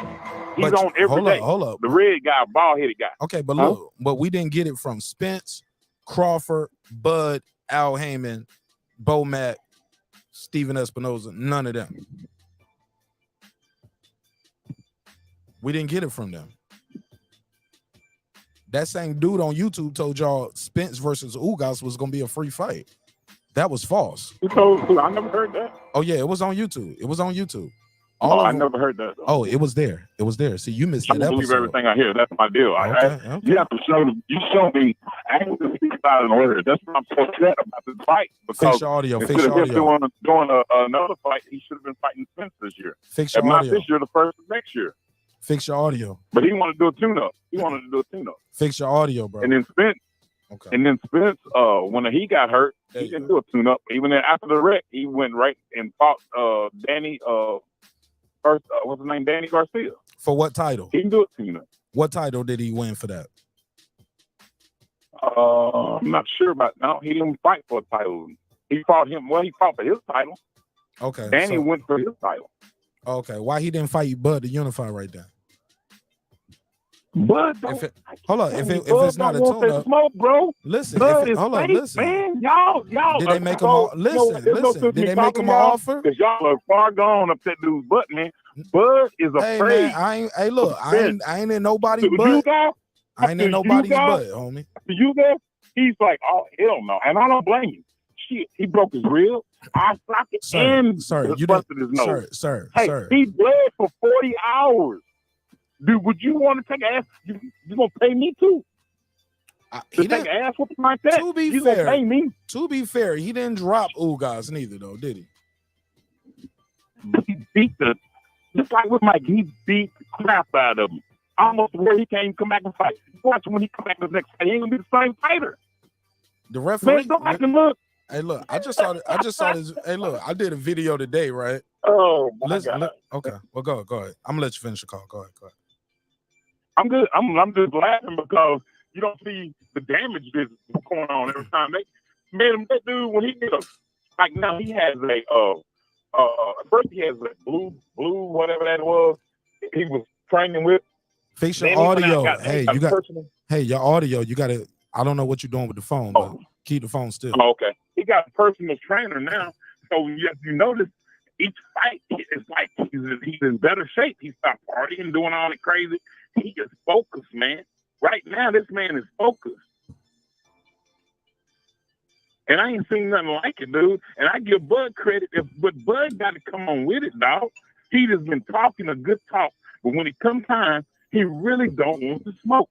Like I said, my deal is if he really wanted to fight, he would have been there at the U.S. fight.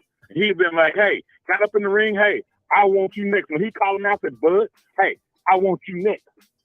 I'm going to whoop your ass, take your belt, whatever. He should have been right there. Where was he at? Where was Bud? Out in Ocean. Hey, where you at? Did Spence jump in the ring at the Bud beat Porter, or did he leave the ring? He left because he was disappointed. You know the reason why? Oh man, you ain't even keeping it. Okay. Porter did not train you for ain't that. even being fair. You're not even being fair. That's his boy. Okay, you're not being fair, sir. Like old boy. Sir, I let you talk. Boy is his friend too. What's that dude's name? Sir, you're not being fair. You're not even being fair. All the time. You're not even being fair. Timothy, whatever his name is, you're not and the even other fair. dude. Sir, they always up his butt. Sir, that ain't got shit. Sir, I know what I see. Listen, you ain't even listening. I know what I see, sir. I know what you're not listening to. You ain't listening to me. I know what I see. Sir, I let you talk.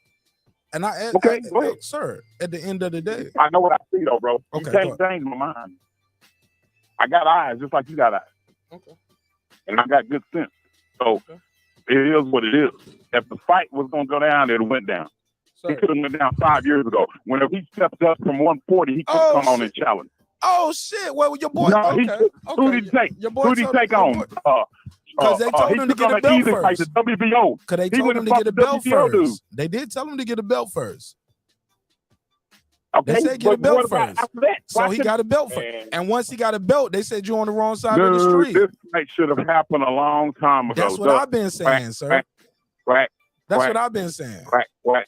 Cherry picker. Okay. Quack. Okay, now we good. Cherry picker. All right. Well, I appreciate your call, bro. Well, I appreciate your call. All right, much love, bro. All right. My man, 58 years old, and in the middle of the conversation, while we having a conversation, he starts saying quack, quack, quack. Like we can't even have a conversation. Got to put a case on Mr. Norris right there. Mr. Norris is old enough to be my father. And in the middle of a conversation where we're trying to have a serious, respectful conversation, he starts saying quack, quack, quack, quack, duck, duck, cherry pick, cherry. I can't do that, bro. I ain't got time for it. I'll listen to it, but we can have a conversation. But once we start doing that, we ain't even having a conversation. And he evaded so many questions. I asked him what belt did he beat Danny Garcia for. He said, I don't know. It was no belt, bro. It was only a defensive Spence title. We could have fought him then. He agrees with me on that part. But he evades the part of nobody made the kid Crawford an offer. That's not me saying it. That's PBC saying it. That's just PBC saying it. It is what it is. He said that was a great call. He brought the facts. Nigga, you lying. I know boxing. Where was the I know boxing? Don't be in the chat with that propaganda, bro. I appreciate you being a member, but you can't don't lie, bro. Don't lie. Don't lie for him, bro. That brother said the fight was gonna be in Dubai. I asked him cite his sources. He said some red brother that be on YouTube. He be on every day, man. So he got to be telling the truth. He on every day. Niggas on every day because he an old retired nigga, or he work from home. Ain't got no job, or ain't got no kids, or a YouTube daddy. All his kids online. But just because the nigga online every day does not mean he's quote unquote credible, homie. Does not mean you credible just because you're on YouTube every day. Get out of here, homie. You got to give me something more than that. Got to give me something more than that. You got to give me something more than that. I'm just trying to get the facts, Karma. I'm just trying to get the facts. My man said the fight was gonna be in Dubai. Where did he get that from? Some nigga on YouTube. Oh my God. You never heard of it. Small hat. Nah, man. Y'all know we don't play that. You got to give me something better than that. You can't just say, oh, I heard it from a nigga on YouTube. Man, I'm a nigga on YouTube. I just got more integrity than that. I didn't come out here and telling y'all fake shit like, yo, I heard Errol Spence was asking for $50 million. Like, bro, at this rate and this pace, if I didn't have integrity on this channel, I could be out here spreading all kind of bullshit because I know the reach. I know the reach of the channel. I know how many people we're gonna reach. I'm not doing that, bro. Silence. Nah, man, that ain't even my style, B. That's go gadget arms. Niggas are reaching, homie. I can't do it. I got too much integrity, and we didn't build this platform off of doing sucker shit like that. Just coming out here with some fake ass sources say shit. Like, that's crazy, bro. And then people, like I said, I told y'all doing it earlier in this show, you're gonna get people in the comments, you're gonna get people in the chat, they're gonna call in, and they're gonna tell you what their YouTube daddy said. No evidence. Yeah, man, go to Martin Edge, man. Go check the link in the description. Go get you one of those run and tell your YouTube daddy shirts, hoodies. We got coffee mugs. Run and tell your YouTube daddy. I said it. Oh my God. No evidence. Now, granted, my evidence is I wasn't in the boardroom. Like I was telling homie, I wasn't in the boardroom. But at least I got Terrence Crawford right here on camera saying something. He's on camera saying it. He's a principal in the negotiations. He's a party to the negotiations. He's the only one that told me about the damn money that he was bringing to the table. And y'all know how it go. Y'all ever play that game in school where you whisper something in somebody's ear, then you whisper it in the next person's ear, and by the time you go around the whole classroom, the story has changed? That's what it is. That's how I look at this shit. Terrence Crawford was bringing $25 million to the table, and by the time they get to the YouTube daddy, the YouTube daddy is out here telling people, well, I heard from a source. I'm not going to reveal my sources. My sources are my sources. I'm not going to tell my sources. My sources told me Terrence Crawford was asking for $25 million. Nigga, y'all making this shit up as y'all go. I'm playing the interview and reacting. I'm not making this shit up as I go. Yeah, I think Thurman just. Let's get back to it. So it sucks to be a fighter in his shoes right now. Yeah, it does. You think Spence wins that fight against Thurman? Yeah, I think Thurman just scared of Spence for some reason. I don't know what it is, but I think Spence been having his number since day one. Hey, what's up, everybody? I'm Brian. Yo, shout out to Brian Custer. My man in the chat, good question. He said, Mark, if this, what did he say? He said, Mark Nash, if this Bud fight flops, do you believe Bud will have negotiation power? It's all about what you define as power. What he has to negotiate with, I Know Boxing, is a title. That's all he got to negotiate with, is a title, bro. Of your health and pickup. He's a champion. He's a champion at the welterweight division, and somebody got to see him. It's going to be the next person in line, the next person in line, and all those guys have promotional companies. The WBO is going to mandate somebody. Somebody got to see him. And if not, y'all going to have to look at them and be like, damn, you don't want to be no champion? Or you're going to look at the promotional company funny like, damn, why we can't get no fight? Everybody? No, it's not going to be everybody. It's not going to be everybody. Watch when Virgil name come up again. Golden Boy going to slide him in there.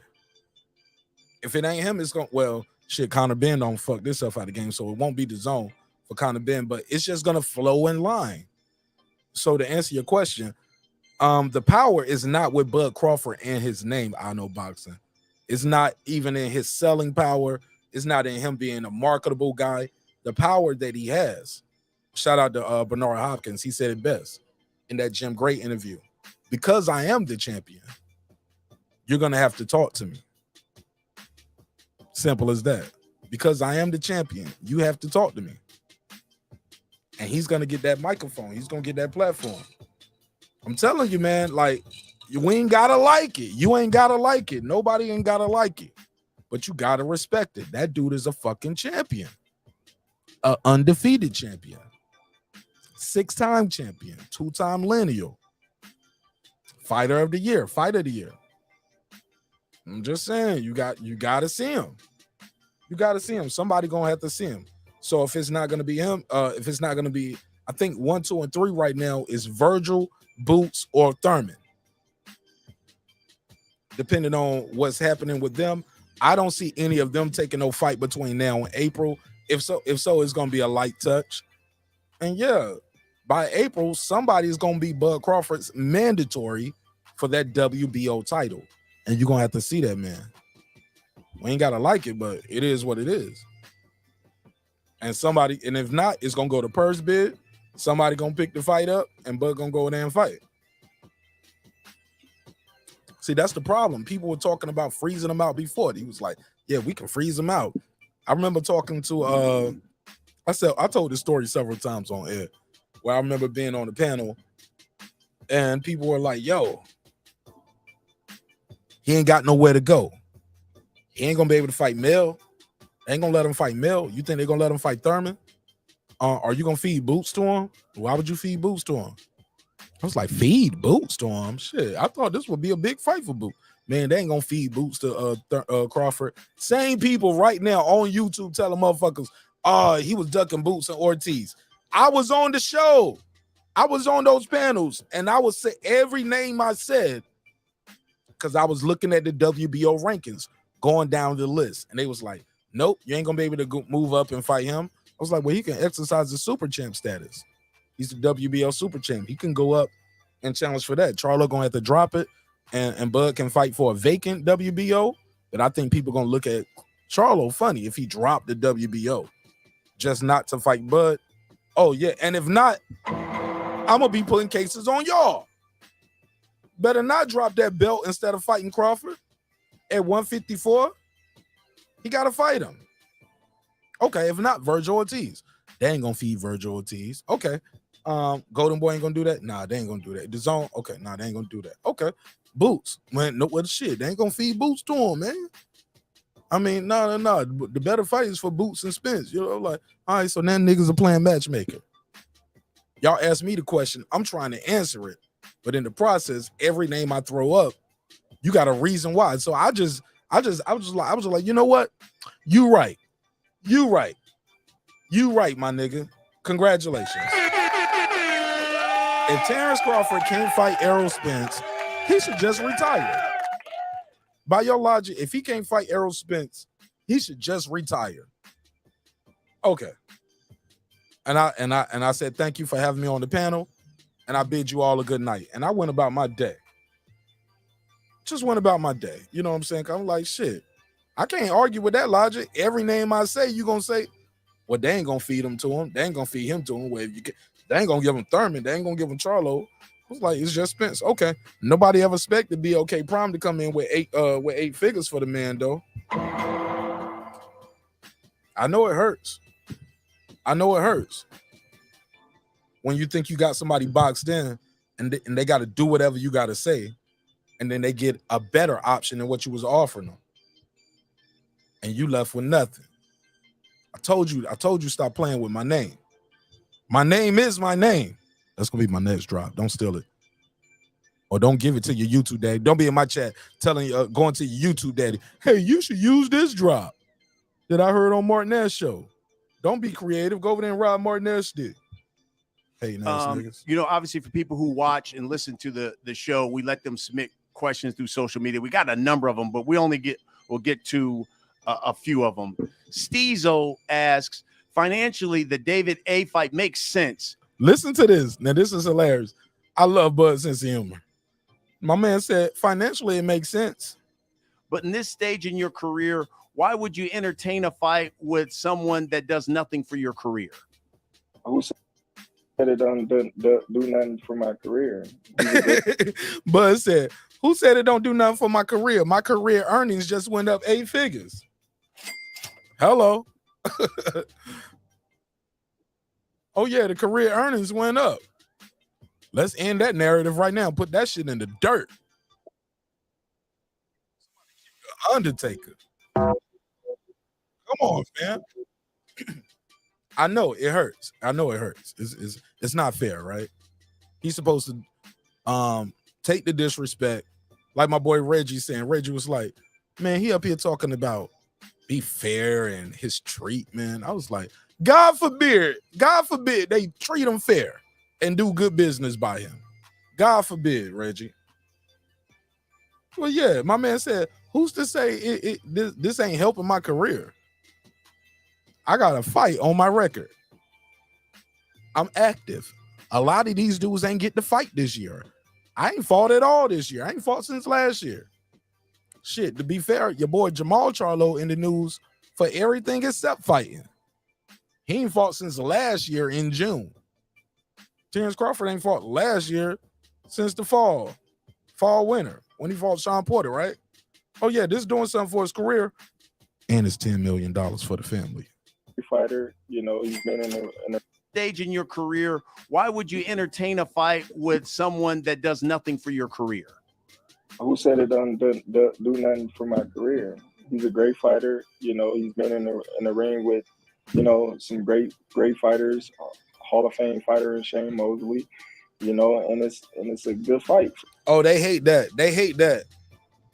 I know it hurts. I know it hurts. Yeah, David Avenesian beat Shane Mosley, but people like, well, it was an old Shane Mosley. Manny Pacquiao arguably beat an old Oscar De La Hoya, right? Hello? Hello? Is this thing on? Joe Smith beat an old Bernard Hopkins. Ain't nobody say shit about that, right? Won't that an old Bernard Hopkins Joe Smith beat? Knocked him out the ring, made him a meme, put him in the dirt. Oh, it happened, right? Y'all can say me that shit about somebody was old when you beat him. Joe Calzaghe beat an old Roy Jones, right? Oh, don't nobody hear me. I know it hurts. I told you. Some of y'all gonna get banned from the server tonight. Not by me doing it. You're gonna do it to yourself. You're gonna be like, I don't like this nigga Martinez. Too many facts. Oh yeah, I'm laughing at you all the way to the bank, homie. I mean, it happened. Yeah, some of your favorite fighters lost to a David F. Hey, look, what's the boy Saddam Ali beat Cotto, didn't he? Yup, it happened. It happened. Mr. Norris, Mr. Norris, you got to call back. I'm in my flow right now. I'll open the lines back up in a second. All right, so let me get to some more of this. And then I'll open it back up.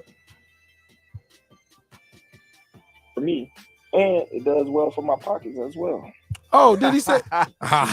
great fighters, Hall of Fame fighter and Shane Mosley, you know, and it's a good fight for me, and it does well for my pockets as well. It's a good fight for me.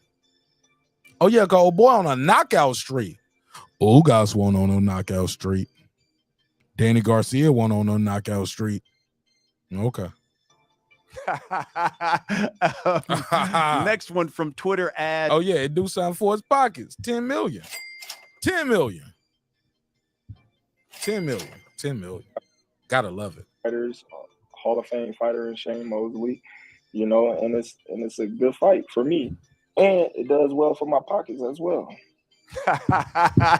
People hate that. People look. Floyd Mayweather told y'all. He said, "Look, I'm a prize fighter. The prize is the money is the prize, dummy.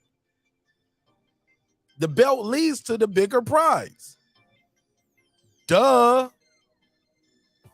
Terrence Crawford needs that belt, man. He needs a belt. Errol Spence needs a belt. These guys need a belt to be popping. When they don't got no belt, they ain't popping. And look, and then you got guys like out there like Andre, much as I love him and think he's a hell of a fighter, he won't out here popping because he ain't accomplished as much. Can't demand those big paydays. Charlo, I like Charlo. Both of them. They ain't popping like that, bro. They ain't popping. They ain't popping.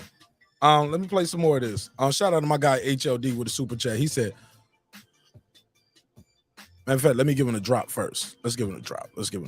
And leave it on the screen. A 10, a 10, a 10, a fucking 10.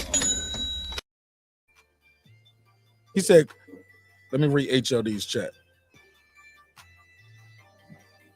Crawford has lost more fans and has lost so much respect in the boxing community for his buffoonery. Robbing the fans. Sorry. I'm sorry, HLD. I ain't gonna disrespect him like that. But he was like, I'm gonna try to read in the HLD voice. Yo, my man. Crawford has robbed the fans of so much. No, he said Crawford has lost more fans and has lost so much respect in the box community for his buffoonery, robbing the fans of Undisputed. He's had to turn his hardcore fans into fanagers to excuse his BS. Let's give him the drop. A 10, a 10, a 10, a fucking 10. All right. I think that's debatable. Definitely debatable, but it's not buffoonery when you walk away and you get 8 figures. Oh, man.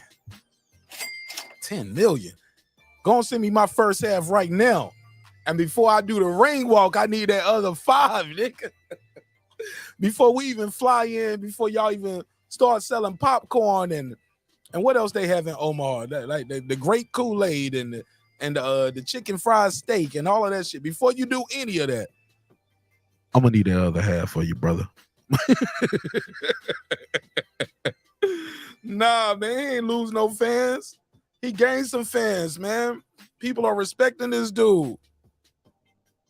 They respect this dude for this shit. A lot of people respect this dude for this shit, yo. Some people are looking at the other side kind of funny, like, damn, y'all turned down $50 million, 25 apiece. Why? I've heard fighters who are in the business say, hey, look, ain't nobody gonna tell me to turn down no 25 million. My advisor works for me. You know what I'm saying? Oh man, I got that HOD too. Shout out HOD. Let me see if I can go to Twitter and pull that up. HOD sent me something that Charlo had put on Twitter. Shout out to my good brother HOD. Let me see if I can call him. Let me see if I can call HOD. That's my new style. Y'all know that's my new style. I like to call people now too. I flip the script. You don't call me, I call you. Huh? Silence. I'm gonna call you.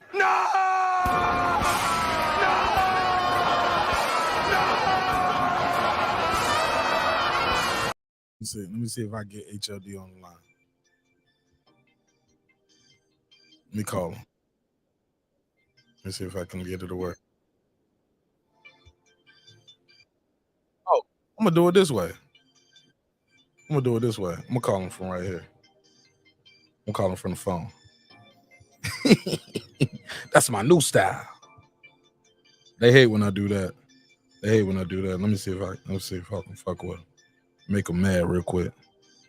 But this gonna give y'all Errol Spence fans a boost though, because like I said, I even hate that term, like, oh, you're a Crawford fan or a Spence fan. I hate that, yo. Like, yo, why you can't rock with both dudes? Like, oh shit. I don't accidentally call Bud Crawford. Let me hang up. Man, I'm about to call that nigga Bud. Oh shit, let me hang up before that nigga block me. They gonna block me. Damn, I almost called Bud. Bud was gonna be like, hey nigga, I ain't approved this shit for the night. Yellow. HLD, what's popping? What's happening? What's going on? Man, hey, look, before I called you, I accidentally called Bud. I was like, hold up, man. I was like, I ain't even approved this for the OG big homie. You know what I'm saying? I ain't even approved it. I ain't get this approved yet. Let me hang up. I don't even know what time it is in Colorado. I was like, damn, that nigga gonna block me. Called the nigga too early. Yeah, it's probably like, I don't know, like what, 10 o'clock over there or something like that.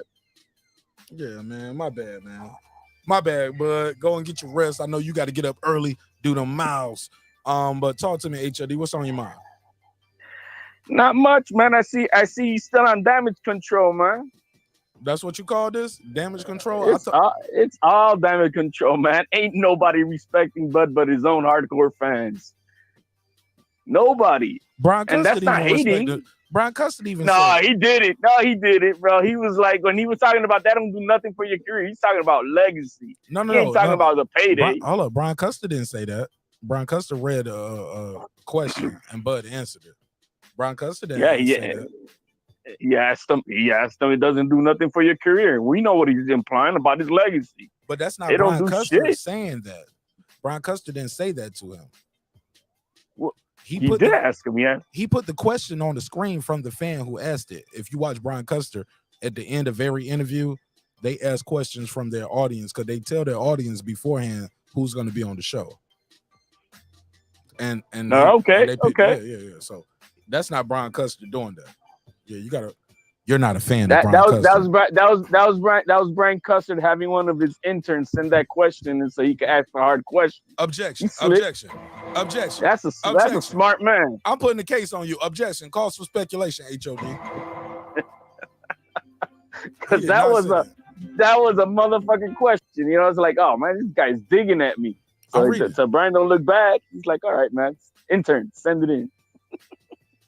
But HLD, let's be clear. We talked about this several times. I said, when you're Terrence Crawford, pound for pound, one of the best in the world, right? At what you do. Like, it's not like saying, hey, he's one of the best point guards on the team. No, he's one of the best players in the world. Like, to put it in basketball terms, like he's not one of the best. If you want, gives him the accolades of the past. Hold on. That ain't me saying it. That's what the people who get paid millions of dollars and got paid millions of dollars. That's what you conflate. You conflate because he's a 3-time division champion. No, sir. This is just me listening to the people who do this for a living and been doing it for a living for years. Before, when I was a little boy, they was out there fighting, and that's what they say. He's one of the best in the world at what he do. But he is not the best at 147. But now you breaking it down to a a position on the team. Well, Did you hear what I said? It's what it is. No. It's what it is. Hey, look, I don't care about 140. Who on the chat or the panel cares about 140 or 135 right now with Crawford? We're talking about 147. I care about the best fighter in the world. You didn't even let me finish my sentence. I care about the guy who's the best in the like LeBron. Arguably, a lot of times people call him the best player in the world. Can we agree to that? Right. Okay. Now, in that same breath, it was a lot of times they won't say that he's the greatest center or he's the greatest point guard. Let me finish. That's my point. Some people will say, okay, but it was people that were saying Chris Paul was the best point guard in the league. He the best point guard in the league. Russell Westbrook, best point guard. Like people was the Kyrie Irving, best point guard. Dwayne Wade, best point guard in the league. But LeBron was the best player in the world. Kobe was the best player in the world. Top 5 best players in the world. Not just the position, not just on your team, in the world. Does that make sense? So that's not Martin Nash saying it. That's Showtime Sport saying it. Because Terrence Crawford is up there doing the interview. The Zone is saying listen, hold on. Let me preach. Let me preach a little bit. Hold on. Yeah, more damage control. Go ahead. No. This ain't no damage control. These are the facts. ESPN don't owe him no interview. The Zone don't owe him shit. Kate Abdo don't owe him shit. The MMA Hour with Ari Hawaii don't how you say yeah, he's promoting it on the MMA show. That tells you a lot. Okay, why is Showtime? See, now you're nitpicking and you're wrong because Showtime Sports is doing it. They did an interview. Listen. They did an interview with Bud before they did one with Spence about what happened. Why not interview Errol Spence and say what happened? Because it's not about what happened. It's about Bud trying to just promote his janky fight. That's what it's about. Why would they give him a platform? Why does the Zone give him a platform? Because Showtime is not people. No. But here you go. You uninterrupt. You don't want me to cut you. You're not going to cook. Hold up, my brother. I'm trying to ask you a question, and we'll space it out a little bit. ESPN, the Zone, Showtime, like these are big platforms. Bud is not fighting on their network. My argument is because he's so high in ranking of what he does in the sport, whether you like him or don't like him, you know about him, you know where he's at, and you know about what happened with him and Errol Spence didn't fall through. He cannot just do these interviews and expect nobody not to ask him, Errol, HOD. He gotta entertain some of these questions. Can we agree that's all he's got to talk about, because he can't talk about no David Kardashian. Ain't shit to talk about. I mean, if we didn't have this whole thing about Spence, he had shit to talk about. But why is he taking up this trash fight? If he had nothing to talk about Spence, and all he had to talk about with this fight, they'd be like, damn, why are you fighting this dude, bro? As a voluntary. Really? You got all these other killers in the division, and this is what you fighting? Who else could he have fought? You can't say Boots Ennis or Ortiz, because we already know that was no. Why is that a no? He's a free agent. He's a free agent. Those guys, look, if he can't do a co-promotion with those guys already, why nobody's look, you got to stop the cat with the co-promotion of BLK. He's a one-fight deal, so there's no co-promotion. He's a free agent. He could have fought with those guys at Golden Boy, he could have fought with. Was Golden Boy going to give him 8 figures? So now we're managers? I don't give a fuck about that. No. I don't give a fuck about it neither. But once I know that's what he's getting, I can't be mad at him.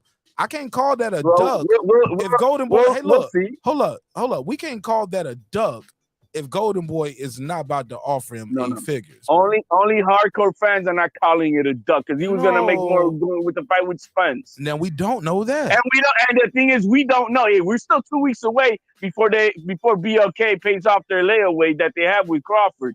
So we'll see if he gets paid. So you still on the fight? That ain't gonna happen. You still on that? You still got $10 for me, huh? COVID could happen, right? Oh, my back hurts. Double down. Oh, bitch. I twisted my ankle. I want you to double down right now, you motherfucker. See, man. Double down. He's got $5 million in escrow, and maybe the other $5 million. Double down. He didn't get paid.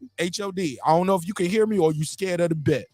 Double down. What's the bet? Double down, nigga. I just did a $10 thing. You think I'm gonna have a stop? Triple down, double and triple down. HLD, you believe it? I'm trying to see if you're gonna buy my pay-per-view. I'll bet you $40. Oh, I'm not contributing to the pay. That'll be for afterwards. Hey, look at me. I'm like, shit, this shit happening, bro. Because in your heart of hearts, HLD, you know this shit is gonna happen. You know it's gonna happen. It's right now like maybe That's like why, a 75%. That's why you only bet $10, even at that time. You won't gonna bet me 25, 30, 40, 50, 60. Hold on, let me do the draw. No, man. I'm gonna fight whether I'm gonna bet is on the fight. Nah, nigga, you ain't gonna. You was betting that the fight ain't even gonna happen. You was out saying I would take. Why 10, not? You was like, I'll take $10 bet. Subscribe. I don't care how. Hold on, let me do the drop. What did Mike Epps drop at? How many bet? 15, 30, 37, 38, 45, 47. Nigga, you was trying to take all the bets. You said I got $10 bets. Hey, man, it would help out the channel. It would have helped out the channel to see everybody eating crow that night. Double down with me on one of them. You didn't get 10 bets. Double down with me. Nah. I'm gonna waste my time on no more on Crawford, man. You got it. You know. I'm saying, hey, it's 75. It's 75% chance it's gonna happen right now. The way I see it, 75% chance. Bro, still. you know what's happening, bro. You saw all them tickets. Man, all them tickets sold now, nigga. You know what time it is. Oh, did you go to Vivid Seats? Did you go to what's that other one? Because they're all over there. They're all on the secondary market. We'll see if they're gonna. That's good business. It's good. It's good for the investors. The investors, at least that they rented that farmers marketplace, they at least got their money back. So they good. At least the investors. You know what I mean? Objection. You know, they may have made you know, maybe they may have made another $1 million to pay off that next $5 million that they owe. We'll see if they can scrum up with it. You know what I mean? Oh shit! I'm glad I got you here. Look, Reggie just did this video earlier today with some Terrence Crawford slander that I do not support. But I was listening to my good brother Reggie, and I was like, Reggie, you know, he's of the belief that Terrence Crawford's next fight is going to be Adrian Broner. I'm not going to doubt it. No, I wouldn't doubt it, man. That's all Crawford been doing, man. That's all Crawford been doing. Slow down. Cherry picking. No, I don't think Adrian Broner would sign up for that murder. Come on, bro. Hell yeah. You think, dude, man, the guy got $13 in his pocket. Hell yeah, he will. It's a 3-fight deal. It's a 3-fight deal.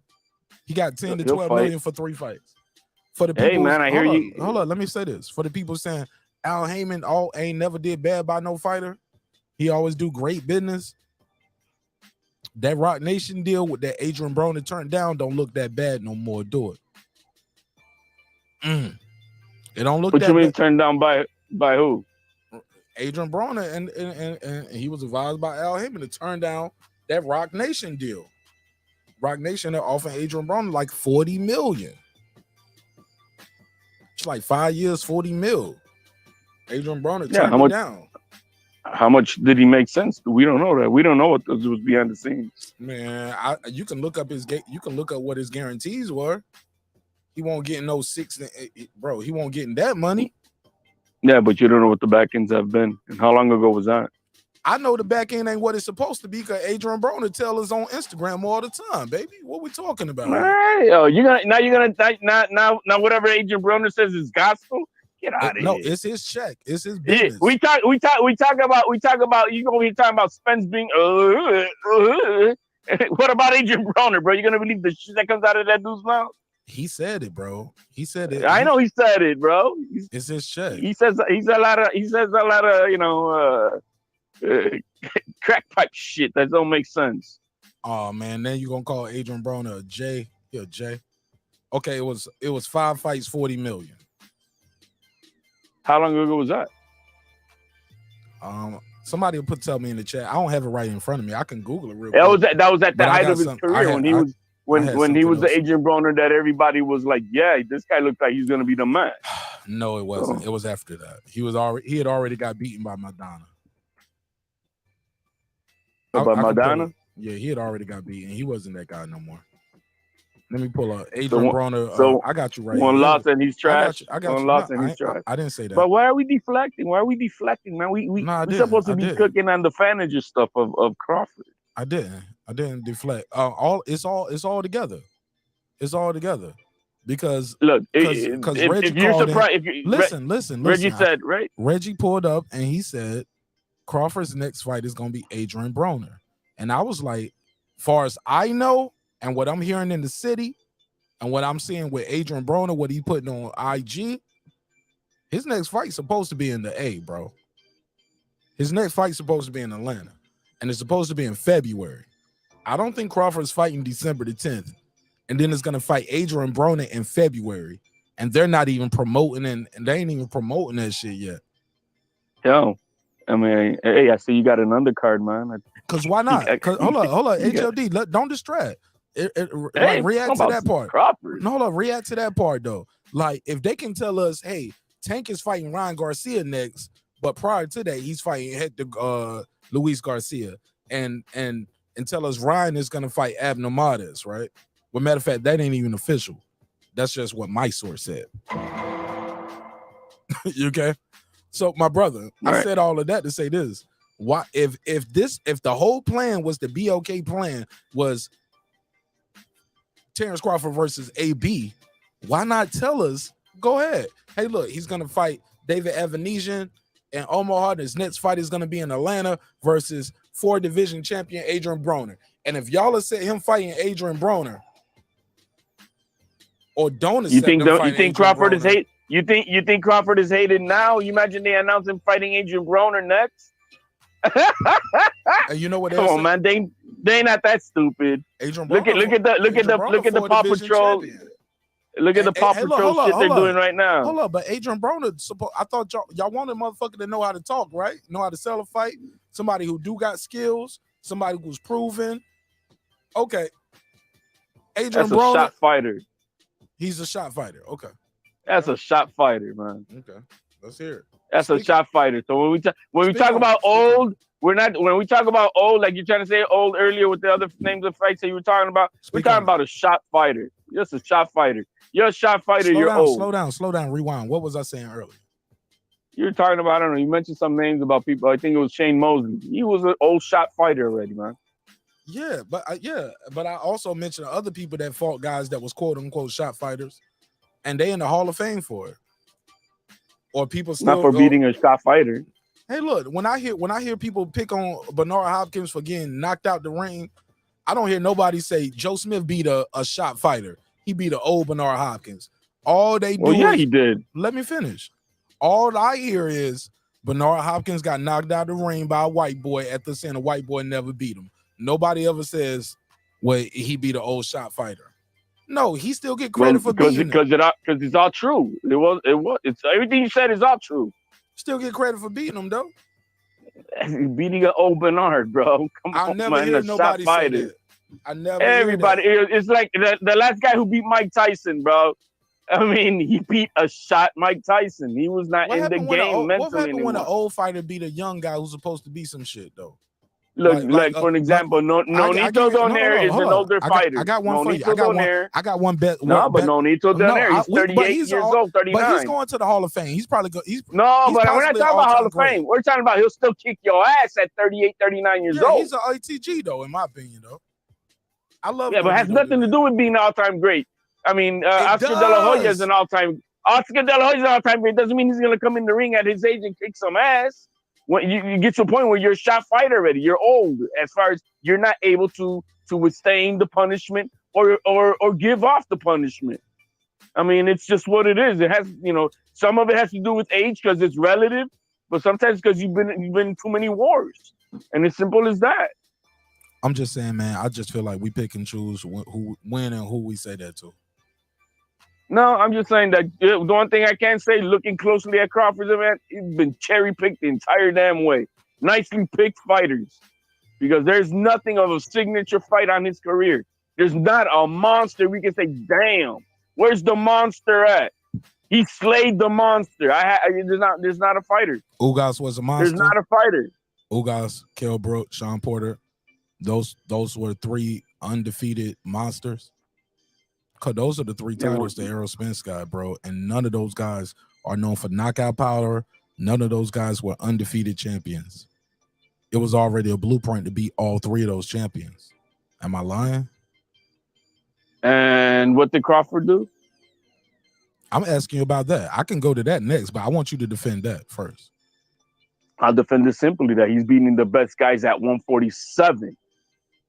You can't say you beat the best guys at 147 and Bud was right there. He's beating the best guys at 147. No, but being at 147 though. Danny Garcia wasn't the best when he fought him. Bud was better than him.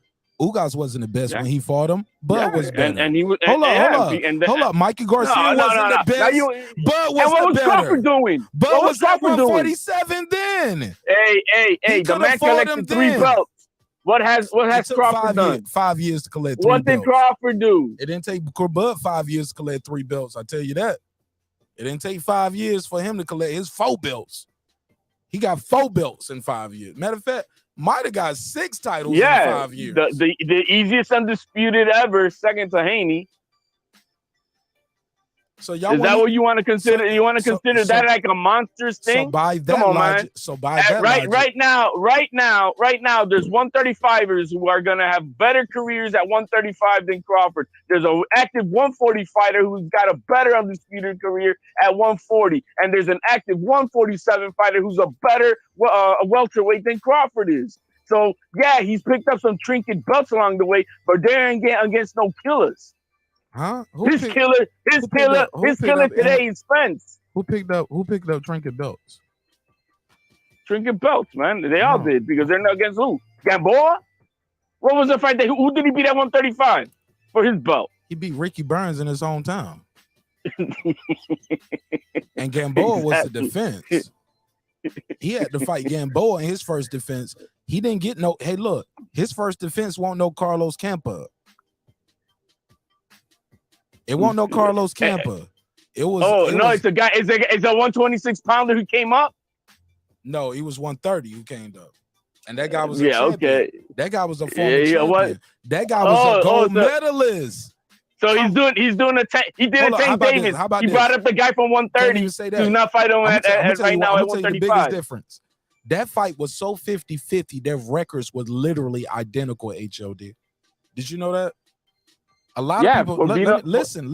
For a guy that's not natural 135. Instead of trying to filibuster, let me educate the audience for who might not know this. Ladies and gentlemen, when Crawford fought Gamboa, they had the exact same wins, 0 losses, the exact same at 135. At 135, Crawford didn't start his whole career at 135. Before that, he was in the Olympics. He fought at different weights.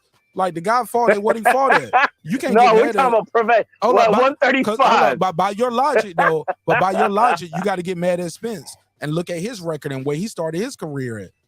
Why didn't Spence fight at different weights? Why was he fighting at 150 something sometimes and fighting at 140 something sometimes? Why did the weight fluctuate for him?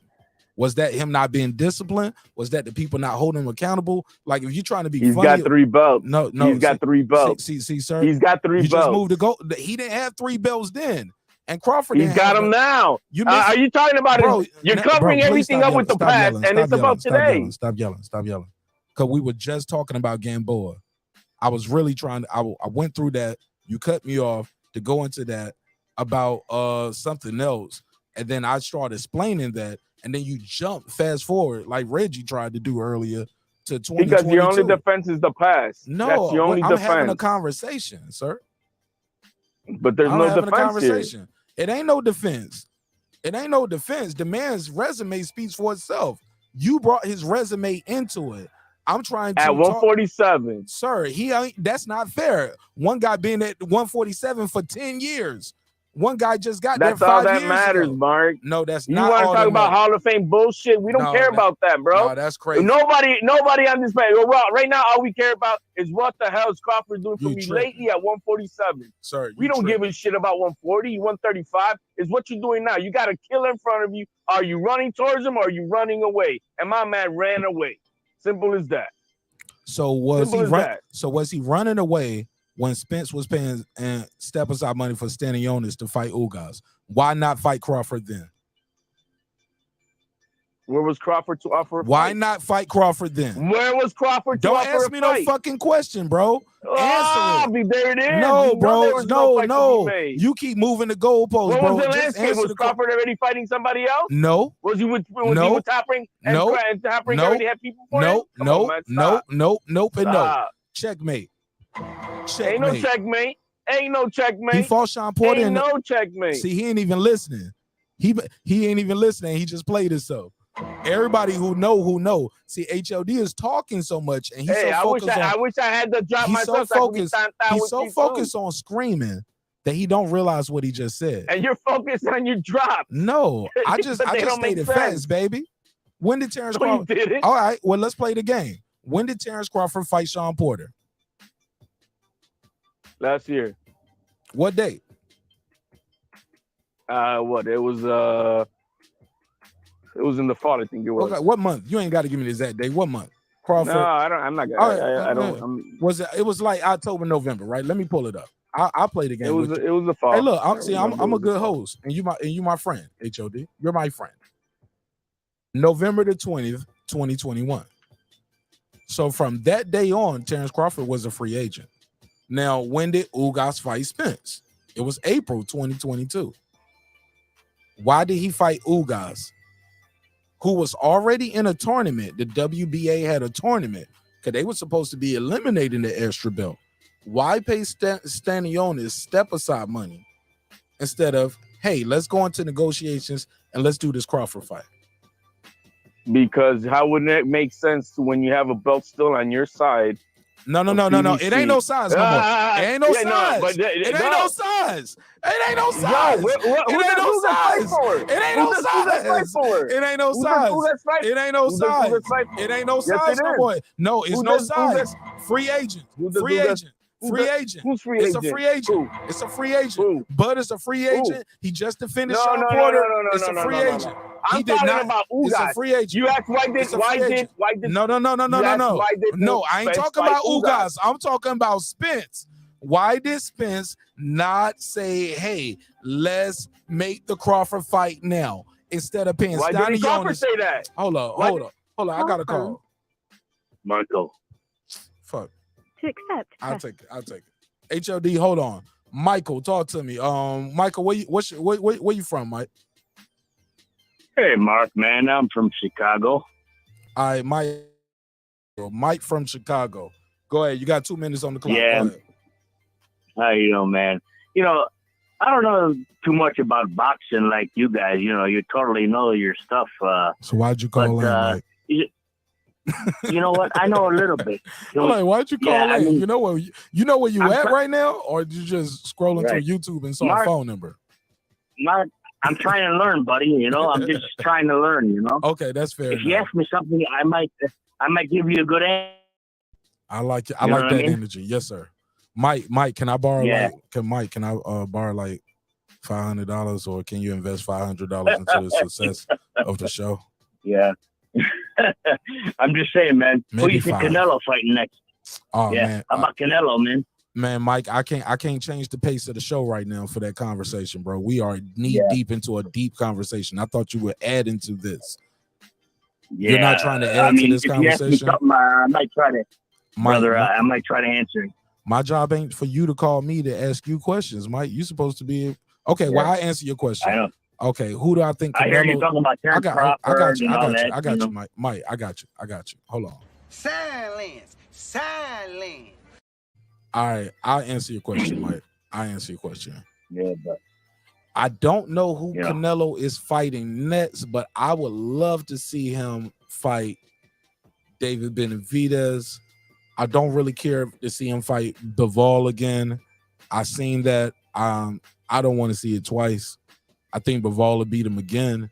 I don't want to see that twice. I even rescored that fight. We did a watch party and we rescored it. I don't want to see that again. So I'm good on that.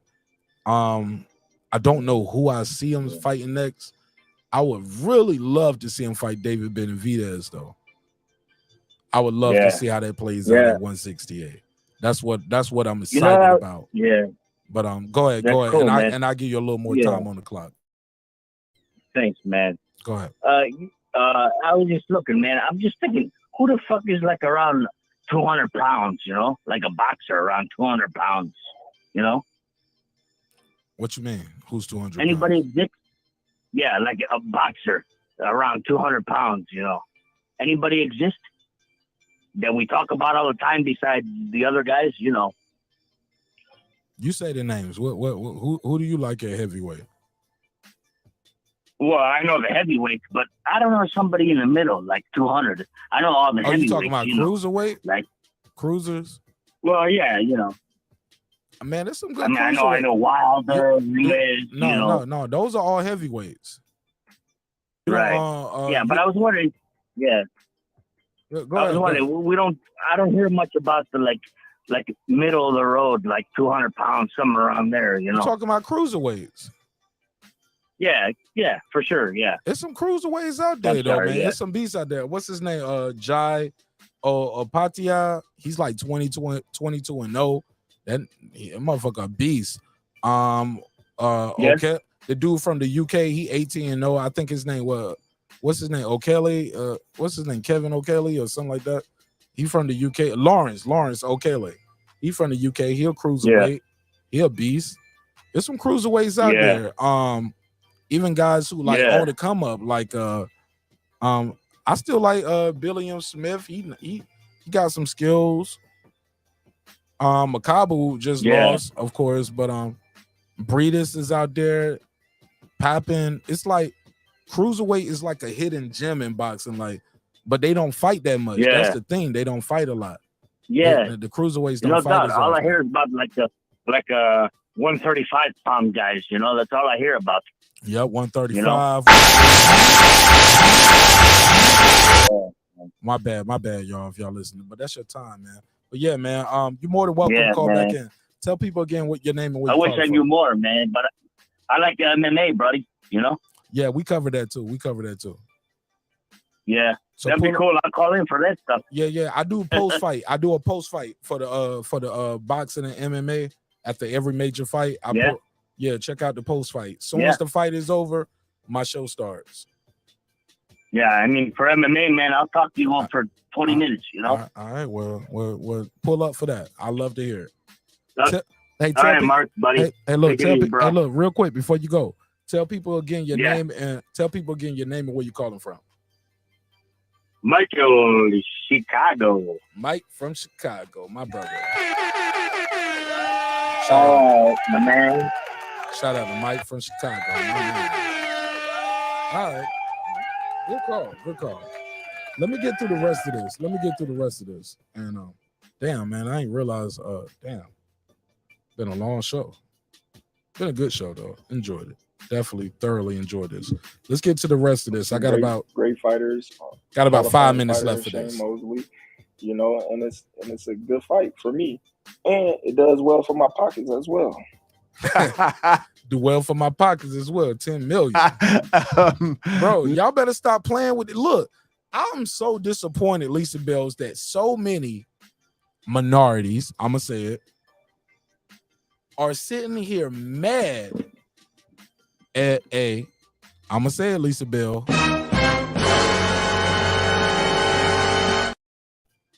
a black man. Oh yeah, I never seen so many minorities mad at a black man for going out here getting his money to box a European who many believe he's gonna win. Many believe he's expected to win by knockout. 10 million. Omaha, Nebraska. And they're mad.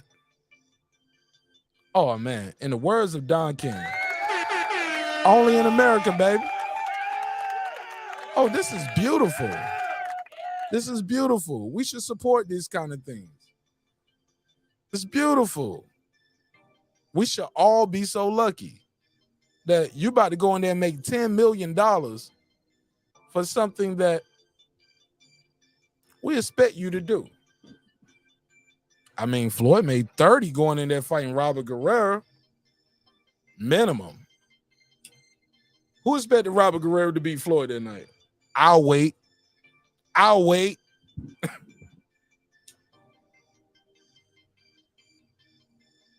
Hello? I don't see nobody answering that one. Oh, yeah.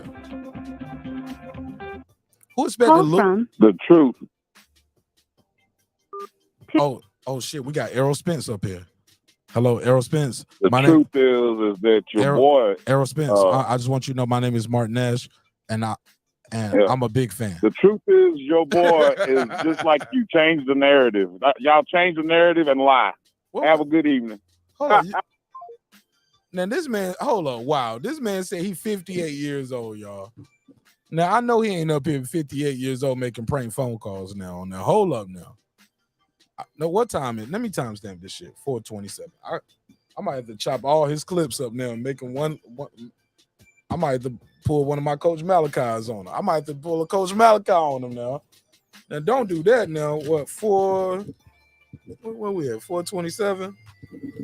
Don't make me Coach Malachi this thing now. Cause you done been all over the place, OG. Now OG don't pull it up here making prank phone calls now. Now that is not the Terry Norris way. Now we can't be doing that, OG. Now come on now. He calling in and hanging up. Now I don't want to block him. Now if you want to call in and we can have a conversation, we can do that. But if you want to play the phone call thing now, I'll put your number in a speed dialer and I'll just let the computer call you all night to the point where you'll just change your phone number. Let's not do that, ladies and gentlemen. Let's be adults now. We can agree. We can disagree. We can have discourse. I'm going to give you a chance to speak. But we ain't going to do the prank phone calls now because I can prank you back and it's going to hurt you more than it's going to hurt me. By the time I'm done, motherfuckers be calling the police on me and be like, he's cyberbullying me. He has all his subscribers calling my number. Yeah, man, it'll be bad now. And let's not tarnish the Terry Norris name, sir. Because you're making Terry Norris look bad out here in these streets. Now, Terry Norris would not approve of that. You got to do better than that, OG. You can't be up here telling people, hey, I'm Frederick Douglass. Shout out. Shout out Terrence Bailey. But come on, y'all. Y'all know that shit out of order. Come on, man. That shit order in the court. I know boxing. You know he out of order for that. I know boxing. Come on, y'all. I've been respectful to that man all night. I've been giving him an opportunity to speak. Now, if he want to play this prank phone call game, he gonna lose against a computer face ass nigga like me. I promise you, bro. You gonna lose. I got the platform. I'll make your number the show number one night and just let people call you all night. Get your bars off. We can disagree. You can cuss me out. We can have discourse, but we ain't gonna do the prank phone call now. You ain't gonna call me, say what you want to say and hang up. Cause I give you everything you was looking for. You're 58, man. Come on now. Don't do that. You're supposed to be able to do this, nigga. I thought you fought for civil rights. He probably one of them old niggas be out here telling niggas, I used to march with Dr. King and shit, nigga. You know what I'm saying? I was out there in the struggle. You know what I'm saying? Nigga, no. You 58 years old sitting at home making prank phone calls to a nigga you met on YouTube. Bro. When he first called in, hold on, I gotta check my notes. Ain't he the nigga that first called in and thought I was Terrence Crawford? Or was that somebody else? But one of these niggas called in tonight, they thought I was Terrence Crawford. They was like, hey, brother, I appreciate your fight style. I was like, I ain't fighting nothing but cases. And those are YouTube cases. Those are content strikes, nigga. I ain't no criminal. I'm fighting content ID strikes in this bitch. That nigga out here making Terry Norris' name look bad in the street. I'm about to get on Terry Norris' Instagram page, man. I'm gonna find Terry Norris. I'm like, hey man, you got a cousin out here moving foul.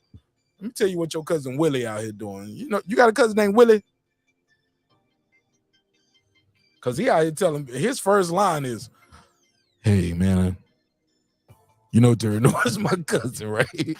He my first cousin, three times removed. I was like, you can remove first cousins 3 times? Nigga, those your 3 times going to jail. He's been removed from the family 3 times. That nigga talk about I'm 3 times removed. No, nigga, you've been removed because you in prison.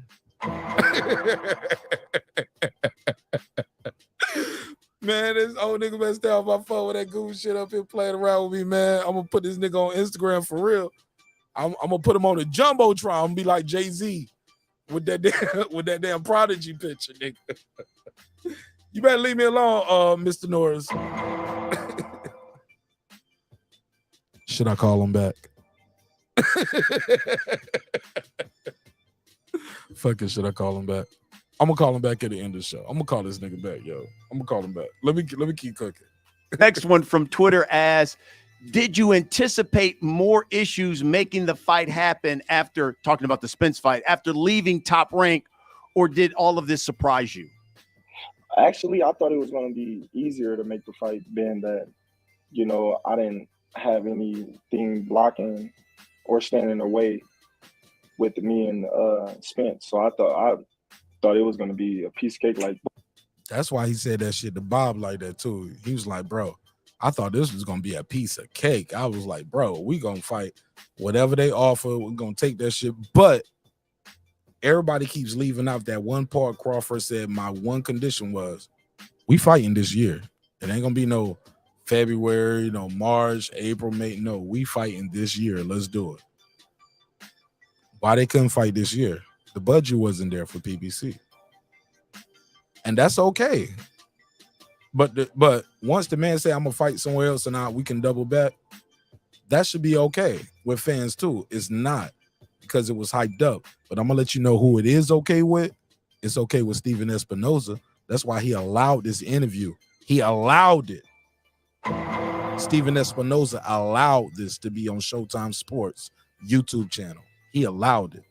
Be easier to make the fight, being that, you know, I didn't have anything blocking or standing in the way with me and Spence. So I thought it was going to be a piece of cake. Like, boom, we go in there and we agree to everything lined up and everything is fair, and there you go.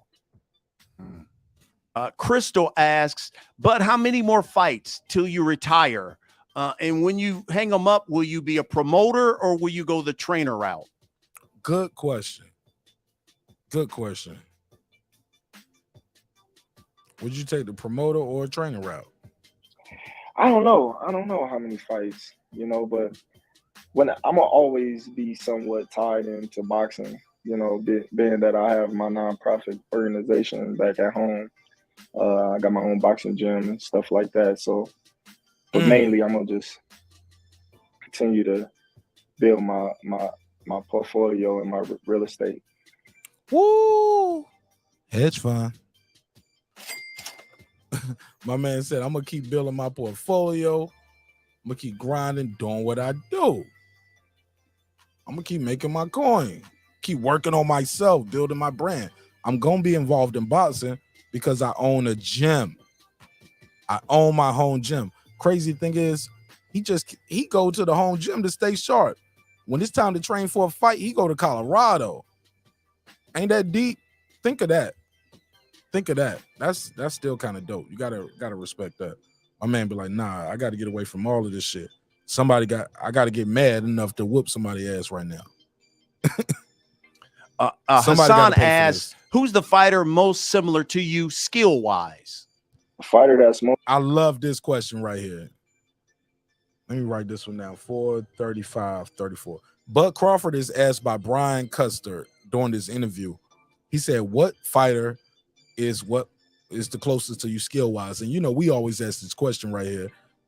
Shakur, Haney. You know, this King's list has dropped down a lot now because some people have got dropped off. Lopez got dropped off. Loma got dropped off. You know, Garcia due to inactivity, and other things, he got dropped off. We're left with these guys right here. He's asked, who's the closest to you skill wise? Continue to build my portfolio and my real estate. Hassan asks, who's the fighter most similar to you skill wise? A fighter that's most similar to me skill wise, I don't know. There's a lot of skillful people out there, you know. And in what way would you think? Because I switch, or my boxing ability, or my way to calculate people's movement, or how. Like, there's a lot of people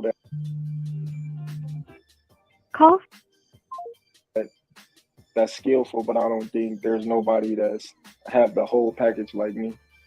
How about Shakur Stevenson? He said nobody has the whole package like me. Yo, Bud is so raw. My boy Bud was so raw. He said ain't nobody got the whole package like me. He said I can do it all. I can switch, I can engage, I can be defensive, I can be offensive, lefty, righty, check hooks, check left, check rights, uppercuts, body shots. Oh man. They want to get rough. I can wrestle with them in that bitch. Can't nobody do what I do. Woo! You gotta love that energy, man. You gotta love it. Whether you like the kid or not, whether he exfoliates or not. Carmen Serene said, I hate his skin. I'm like, damn. I'm like, look at the light skinned pretty girl telling him he needs to exfoliate. She was like, that Bama can't even promote himself. That he doing a hell of a job. Because everybody talking about him, though, whether they like him or dislike him. He's on Showtime right now promoting his shit, Karma. I think we got to end that narrative. He's on Showtime promoting a fight that ain't even on Showtime. He on the Zone promoting a fight that ain't on the Zone. He on ESPN promoting a fight that's not on ESPN. What are we talking about? Karma. This narrative, I think we got to dead that one. This whole press run is proving that the kid can go out there and do it. And without Bob Arum, without Al Heyman, yeah. And without a big name promotion behind him. You got to see him. He's the WBO champ. He's a 6-time champion. I know a lot of the YouTube daddies got us thinking, but what'd he do at 147? My G, it's everything combined.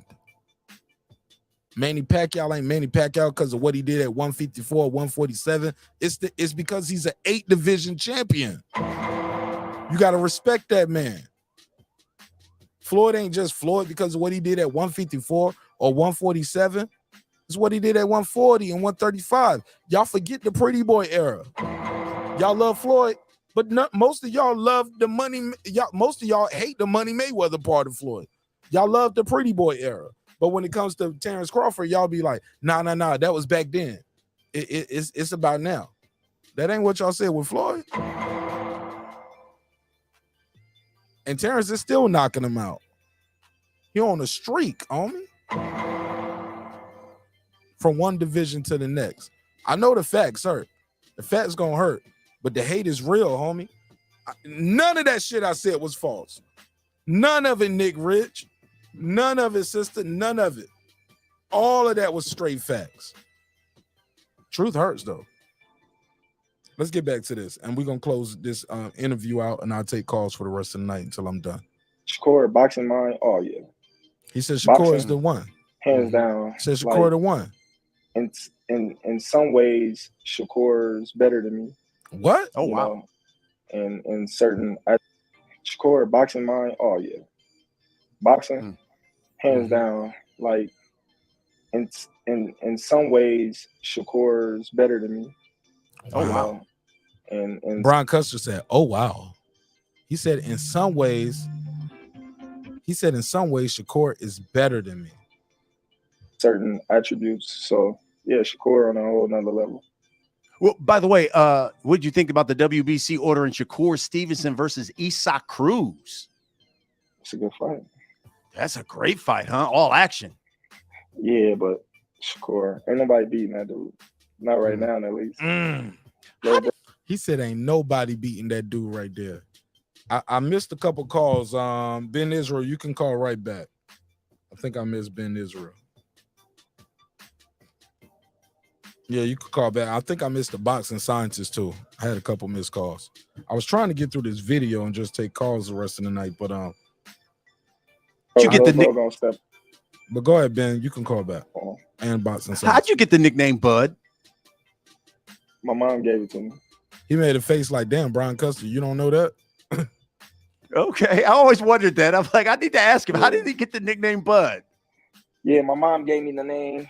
You know, I guess when I was a little kid, by like 1 or 2, she said some people was calling me Spud.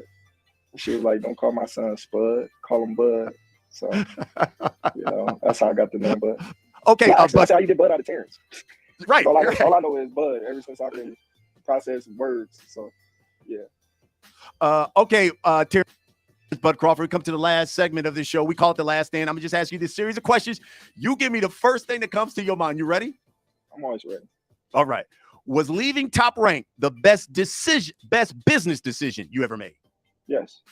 Yes. Should you have done it sooner? No. No. Who do you want more? Get Errol Spence, put him aside. Keith Thurman or Jamel Charlo? Charlo. Yeah. He want that nigga Charlo head on a platter. Like, man, I'm gonna beat the shit out of Charlo.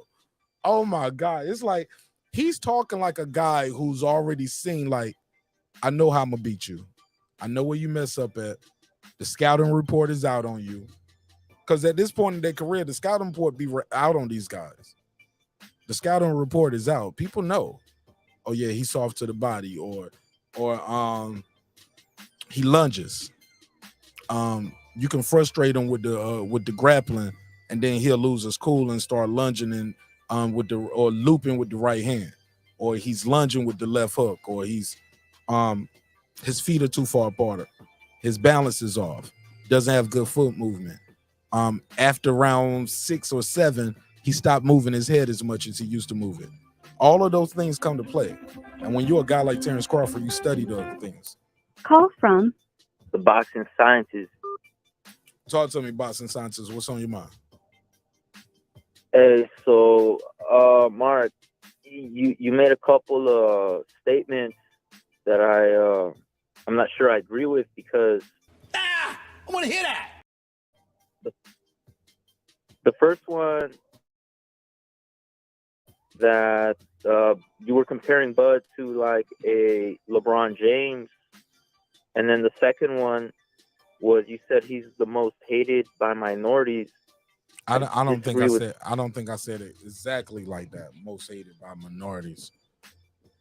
But what I did say to the LeBron James point was, I was like, some guys are number 1 in their position. Some guys are considered best in the world at what they do. Like LeBron James, he's never considered the best. People don't just look at him and saying, hey, he's one of the best forwards in the game. They look at LeBron and be like, yo, he's one of the best players in the world. So I compare LeBron to a Chris Paul or somebody like that. They might be one of the best in the league in their position, but they're not far as the best player in the world. You look at guys like LeBron, Steph, KD, you know what I'm saying? Just is what it is. But go ahead. Okay, I see what you're saying. So just to clarify, what you're saying is he may not be considered the best in his division, but he's still overall considered the best. Is that what you're saying? In the world, pound for pound, and what he do through multiple divisions. Skill for skill, check. Skill for skill, check for check. You can't take away from. You can take away all you want to. You can't take away his respect, homie. Skill for skill, check for check. No. That's what I'm saying. I'm not trying to take away anything from the man. He has earned everything. And you're right, 3-division champion. That's very impressive. Undisputed at 140, very impressive. However, amongst active boxers, you got guys like Canelo, who's 4-division champion, currently undisputed, not formally, currently undisputed, already defended his undisputed, something Crawford did not do, by the way. And so you cannot say he's number one pound for pound. You know what I mean? Because there's guys like Usyk. Canelo's not even number one pound for pound in my opinion. I think Usyk's number one pound for pound. Fair enough. Right now. Yeah. Where you rank Crawford at? Crawford is up there though, right? He's not number 12, number 20, number 25. Oh no, number 10. He's not number 9, 8, 7. Crawford is, no matter what weight you want to do these guys, he's top 5 in the world at what he does, bro. Yeah, you can make the argument he's up there in, the top 5. I don't like to really talk about number one. I don't like to talk about pound for pound too much because it's very very subjective. Very subjective. Yeah.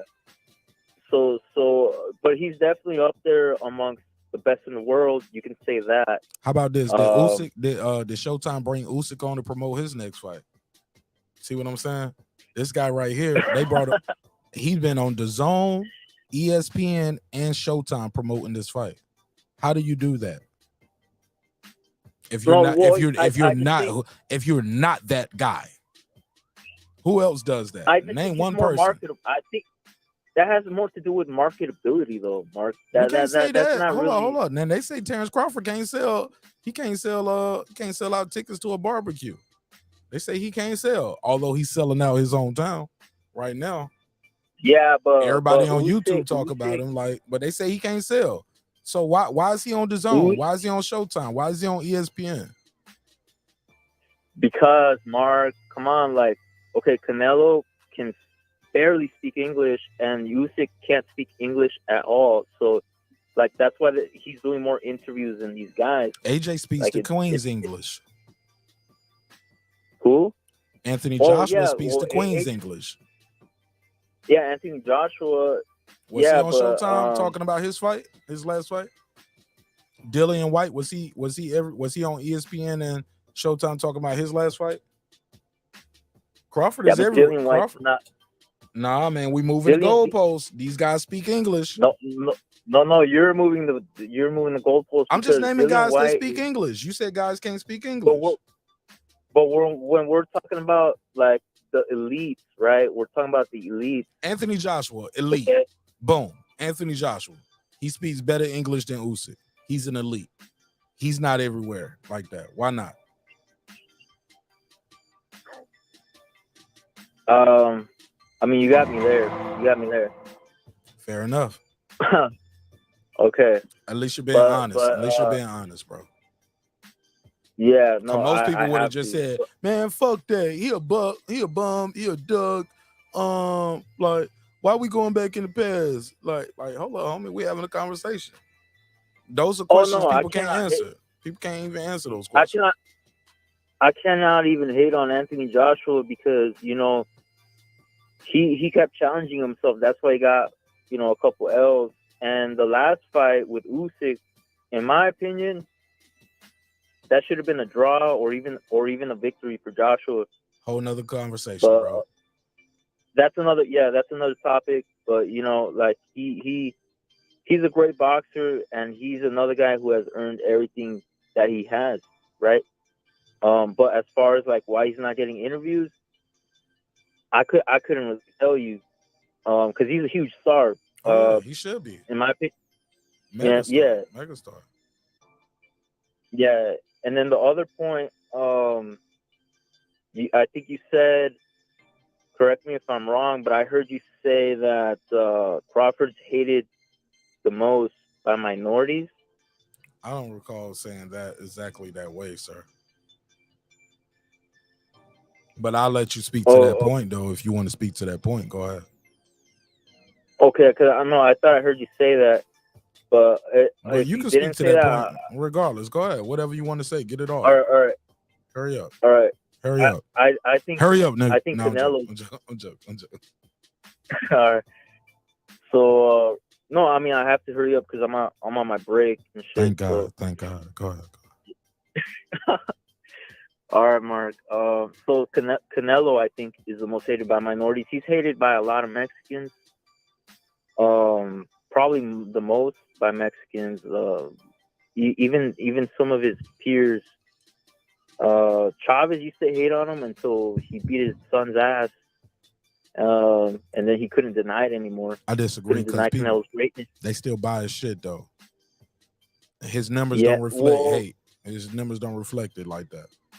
So yeah, but that's like Mexicans over here. Like Mexicans in Mexico, they're brainwashed by the media in Mexico. Which Juan Manuel Marquez, he's considered, one of the Mexican all-time greats in Mexico, and he's on ESPN Deportes, which is like ESPN in Spanish, basically. Yeah, I'm familiar. And he is the number one Canelo hater, man. And this guy's been brainwashing Mexicans for years. Even a young ass Canelo called his ass out. And a lot of people on this side, they don't know about this, but Canelo called a young ass Canelo before he even fought Mayweather. He called out Marcus and he said, "You don't believe in my skills? Step in the ring with me." This interview was in Spanish in front of Suleiman. And Marcus said no. He straight up ducked him. He said, "No, I don't have anything to prove. Besides, you're way bigger than me." And Canelo even told him, "What? You moved up to 147 for Mayweather. Why not move up for me?" And you embarrass Mexicans, and this and that. You took the money, you sold out. You knew you were gonna lose. You knew Mayweather was bigger than you. You were gonna lose, and you accepted the money. You embarrassed Mexicans. Like he was talking mad shit to Marquez. Man, fuck that. Marquez a warrior, man. Yeah, but he ducked Canelo, and that's when I lost respect. I ain't trying to hear that he ducked Canelo, bro. Canelo's way too big, bro. Canelo's way too big. 47 was too big for Marquez. Come on, bro. We're talking about. We got to revisit that on another time, though, bro. Respectfully. Okay, but I'll let you get the final word, though. Go ahead. Okay, so final word. This was when Canelo was still at 147. We're talking about a young ass kid Canelo before he even fought Mayweather. Green ass Canelo. Marquez was in his prime, and he ducked. And his prime was not at a 47, sir. His prime was not 47. His prime was 135, 140. He did it for Pacquiao. He did it for Floyd. He did it for Pacquiao, but he ducked Canelo. Can't call it a duck. Canelo want nobody to fight at it. Nobody was out there screaming, fight Canelo at that time, bro. Nobody even knew Canelo the fuck was at that time. And even then, he was at 147. That's not Marquez's weight. Now, if Canelo would acquiesce and come down in weight, that would be something different. But you can't expect the champion, the guy with the name, the legend, to have to go up in weight for an upstart. No, he'll meet for and Floyd. Hey, look, and to be fair, Floyd shit was a catch weight, and Floyd just came in overweight and paid him off. You know what I'm saying? Floyd tricked him. He was like, "Yeah, I tricked you. It ain't no catch weight." Yeah, but I gotta go. I gotta go. All right, Mark. All right, my brother. Yeah, gotta go.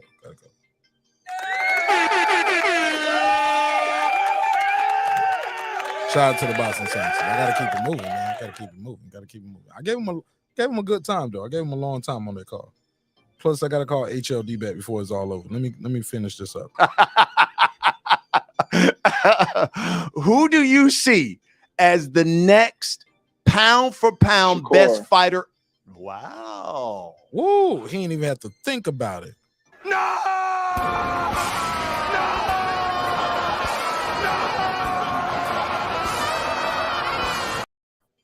He Call said from Benjamin. Benjamin, what's your name? Where you from, man?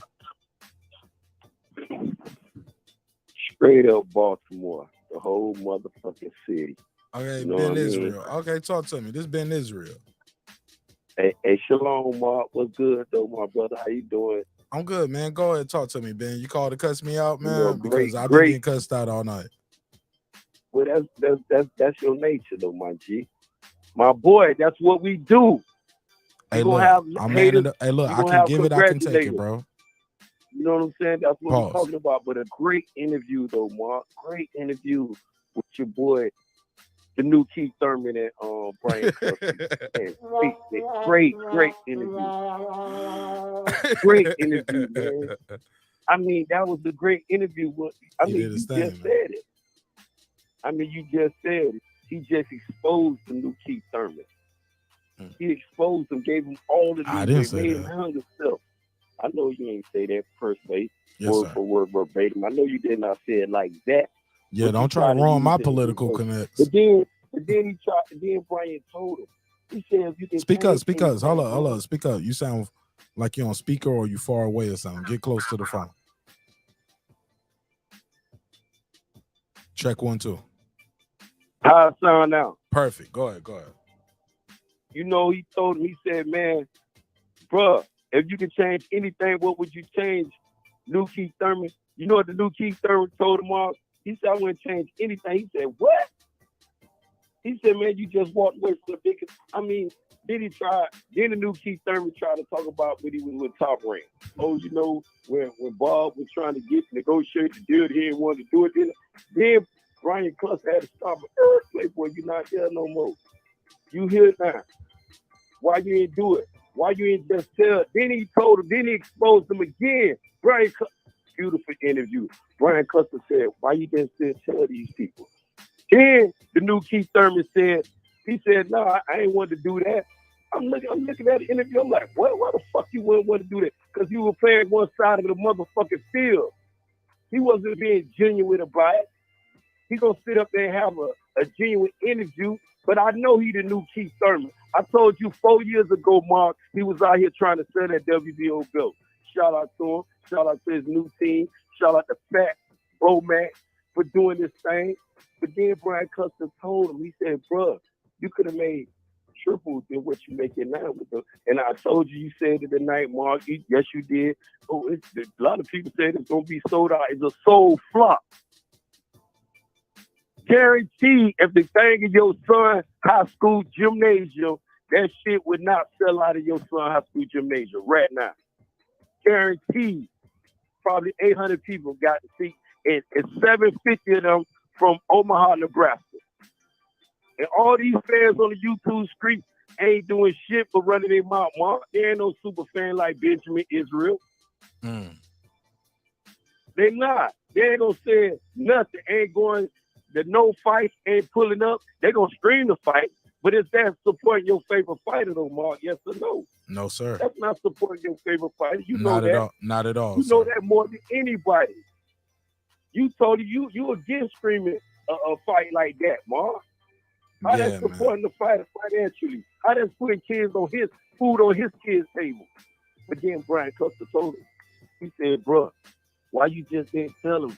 The man said no. He wasn't using the leverage that saying, "Well, look at BLK." Did you hear my take on that though, Ben? I like talking to you on this level too, Ben, where we ain't got to make insults at each other. Because like I always tell people, hey, look, I don't know Terrence Crawford. I don't know Errol Spence. And you don't know these niggas neither. You can't even call them. You can call me every night. I go live, homie. We cool. I'm not your enemy, homie. My brother. This my point, Ben. Like, why do you, what? It just bothers me that motherfuckers just couldn't come together and make this shit a possibility. And it's to the point now where people, it's like a whole civil war with people in the community. It's like I want you. That shit be getting super toxic. I kind of went away when I kind of got sidetracked a little bit, but you get my point though, Ben. Like, even when you think about the negotiations here, I've been hearing people saying Terrence Crawford asked for 25 million. I didn't hear that nowhere from Crawford. I didn't hear even Spence say that. Nobody said that. That would have been the easiest thing to say, like, hey, the kid Crawford was asking for 25 million, homie. We like, no, we're not fucking with that. We ain't got 25 million for you. Nobody saying that. It's some YouTube daddy shit, Ben. Nobody's verified that. Hold on real quick. What I think happened is, I don't know if you caught this part of the show, where somebody whispering in somebody's ear and say, hey, I got a deal for 25 million. and then by the time it go all the way around the class and it pass around, is hey, no, I need 25 million. You get what I'm saying? My take on the thing, I see what Brian was trying to lead into, and Terry was very speak up. You sound muffled. I said I was very understanding to what Brian was trying to lead him to, but Terrence was wise and not go down those streets. What part? Fix your audio. Fix your audio, Ben. Your audio change. Move your dreads. Your dreads in the way. Put the dreads. What I sound like now? There you go. Put them shits in a ponytail, nigga. Put them shit. Keep back and just yeah, you gotta toss your hair over your shoulder, nigga. Like, move them locks, nigga. Hey, but he was trying to lead him down that road, though, Mark. He was telling him, he said, man, but you know you really messed it up. You could have just told these people. And PBC is not bankrupt. They had the money for the fight. You talk just about not this year. Just not this year, right? It was gonna be for next year. Bro, this what it didn't address that part, Mark. I'm glad you brought that up. Because as far as Terrence was saying, the problem was what by the time we agreed. EJ confirmed. Yes, EJ had a November 19th date set and official. He exposed himself again. I'm glad you brought it up because I was going to use that for the end. It wasn't booked in Vegas. It wasn't booked. They didn't have no venue he booked. was regardless. It could have been booked in his backyard. He already ain't wanted to fight EJ in Dallas. We know that's official. He's scared of that. But then what he was telling him, he said, oh, I wanted to fight. And he was saying, Brian Cluster looked at him. He ain't wanted to say, well, damn, you fucked this man date up. This the part, one side of the coin. We understand, okay, you wanted this fight. Brian Cluster never challenged him on the date. He never challenged him on He ain't challenged him on nothing. Brian he challenged him on the live. Brian Custer challenged him on the live. People been giving him kudos all night for asking tough questions. Read the comments on the main video. Challenged them all the whole shit. But you know, he went saying the things, but not like Brian would do it because he kept a lot of people. He been jumping, but you said it. He going all this, and this is Stephen Espinosa, all this stuff. People want to keep it professional. They ain't gonna just sit there and drag him like Benjamin to do his ass by his bald ass hair through one of them cornfields in Nebraska. Yes, I will, but that's just me though. I'm a super boxing fan. This is a brutal sport. He need to go play golf. That's what he need to do. He the new Keith Thurman. I'm telling you again. He's accomplished more than Keith Thurman. He's accomplished more than Keith Thurman. Yes, he is. I can explain anything that I stand on. He can be, bro. He is today. It's mathematically impossible. Even when you around career earnings. No, he can be. Keith Thurman is not a 3-division champ. Keith Thurman has never been lineal, 2-time lineal. Keith Thurman has never been undisputed. Speaking on accolades. It's part of the whole career. It's the whole career, my brother. When y'all talk about Bud and y'all be having this financial shit, it's accolades over there. His sales and resources and what he can bring to the table. You sound muffled. When you talk you too close. You too close. Ben. You too close to the mic. Move your mouth. Move your mouth a little bit. You asked me to get close. I just want you. Yeah. You good now? Like, it's like the peas are popping too much. It's like, the peas are popping too much. Go ahead. You pee popping.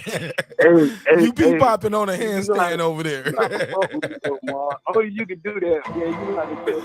That nigga over there pee popping on a handstand. Yeah, but the peas are popping. When we talk accolades, though, my G. When we talk accolades, it don't match up. None of those guys can. Nobody in this league right now is doing what this kid is doing. We'll still be talking boxing, but then we'll be talking about, you moving the goalpost bench. No, these are facts, bro. These are facts. You can't take it away from them. And if you want to talk about gold medal, Terence Crawford, last I checked, Terence Crawford not won gold medal. He did and not. Then you want to talk about undisputed. But you know what? Though? Hold on, slow down. Hold on. Let me counteract that. He's beat more gold medalists than Errol Spence has. He's beat more medalists. He's beat more champions. He's beat more undefeated champions. He's beat more undefeated fighters that won champions, that won medals. Like, even like if you want to compare the resumes, bro, the resumes through the hey, look, sir. See, because the problem is a lot of you guys get caught up with one division. It's not Terrence Crawford's fault that he was disciplined and he paced himself through his career and won titles in multiple divisions. That's smart. That's what Floyd did. That's what a lot of the greats are doing. That's the way they move in Shakur. Look, that's the way they move in Shakur. Listen, that's the way they move in Shakur. That's the way you try to move a guy. If you can make the weight, kid. And let's try to get a title with this division. Like Boots could have and should have moved up a long time ago. But people know Boots got the skills, the ability to win a title at 147 and be dominant. He can go to 154 and he'll probably end his career at 160. You know what I'm saying? Maybe come fight at 168. The kid is huge. But he got the skill set, bro, and you can move him the right way so he can be a multiple division champion. A lot of these guys don't have the discipline, though. They like to get drunk, kick it with the homies. I hear your little rocks you throwing, but when you I ain't throwing no rocks. This shit is facts. I hear them because I said. Am I throwing rocks or I'm just or my repeating shit is out there? That thing has no penetration over here. None whatsoever. Go ahead, get your shit. I don't live in the gas house, so it's easy for me to just look at it and laugh. Look at them throwing them little rocks. Then when I find one of them bricks over there, it just blow up the crib. It makes no sense. Why we doing that? Why we even talking about Clarissa Shields, all these accolades, and when y'all want to bring up Wood accolades, like it means something to anything. And this the man say he's seeking to destroy. When I see him, it's on sight. He ride with you, Mark. He's telling you in the car trying to tell this man, nah, man, change your life, bro. Let's go to church. Let me take you to the mosque. But no, when I see that EJ, well, I'm telling you, I'm going to do this. And then when he see EJ, he was studying his body work. He seen EJ punch placement. We talking boxing, Mark.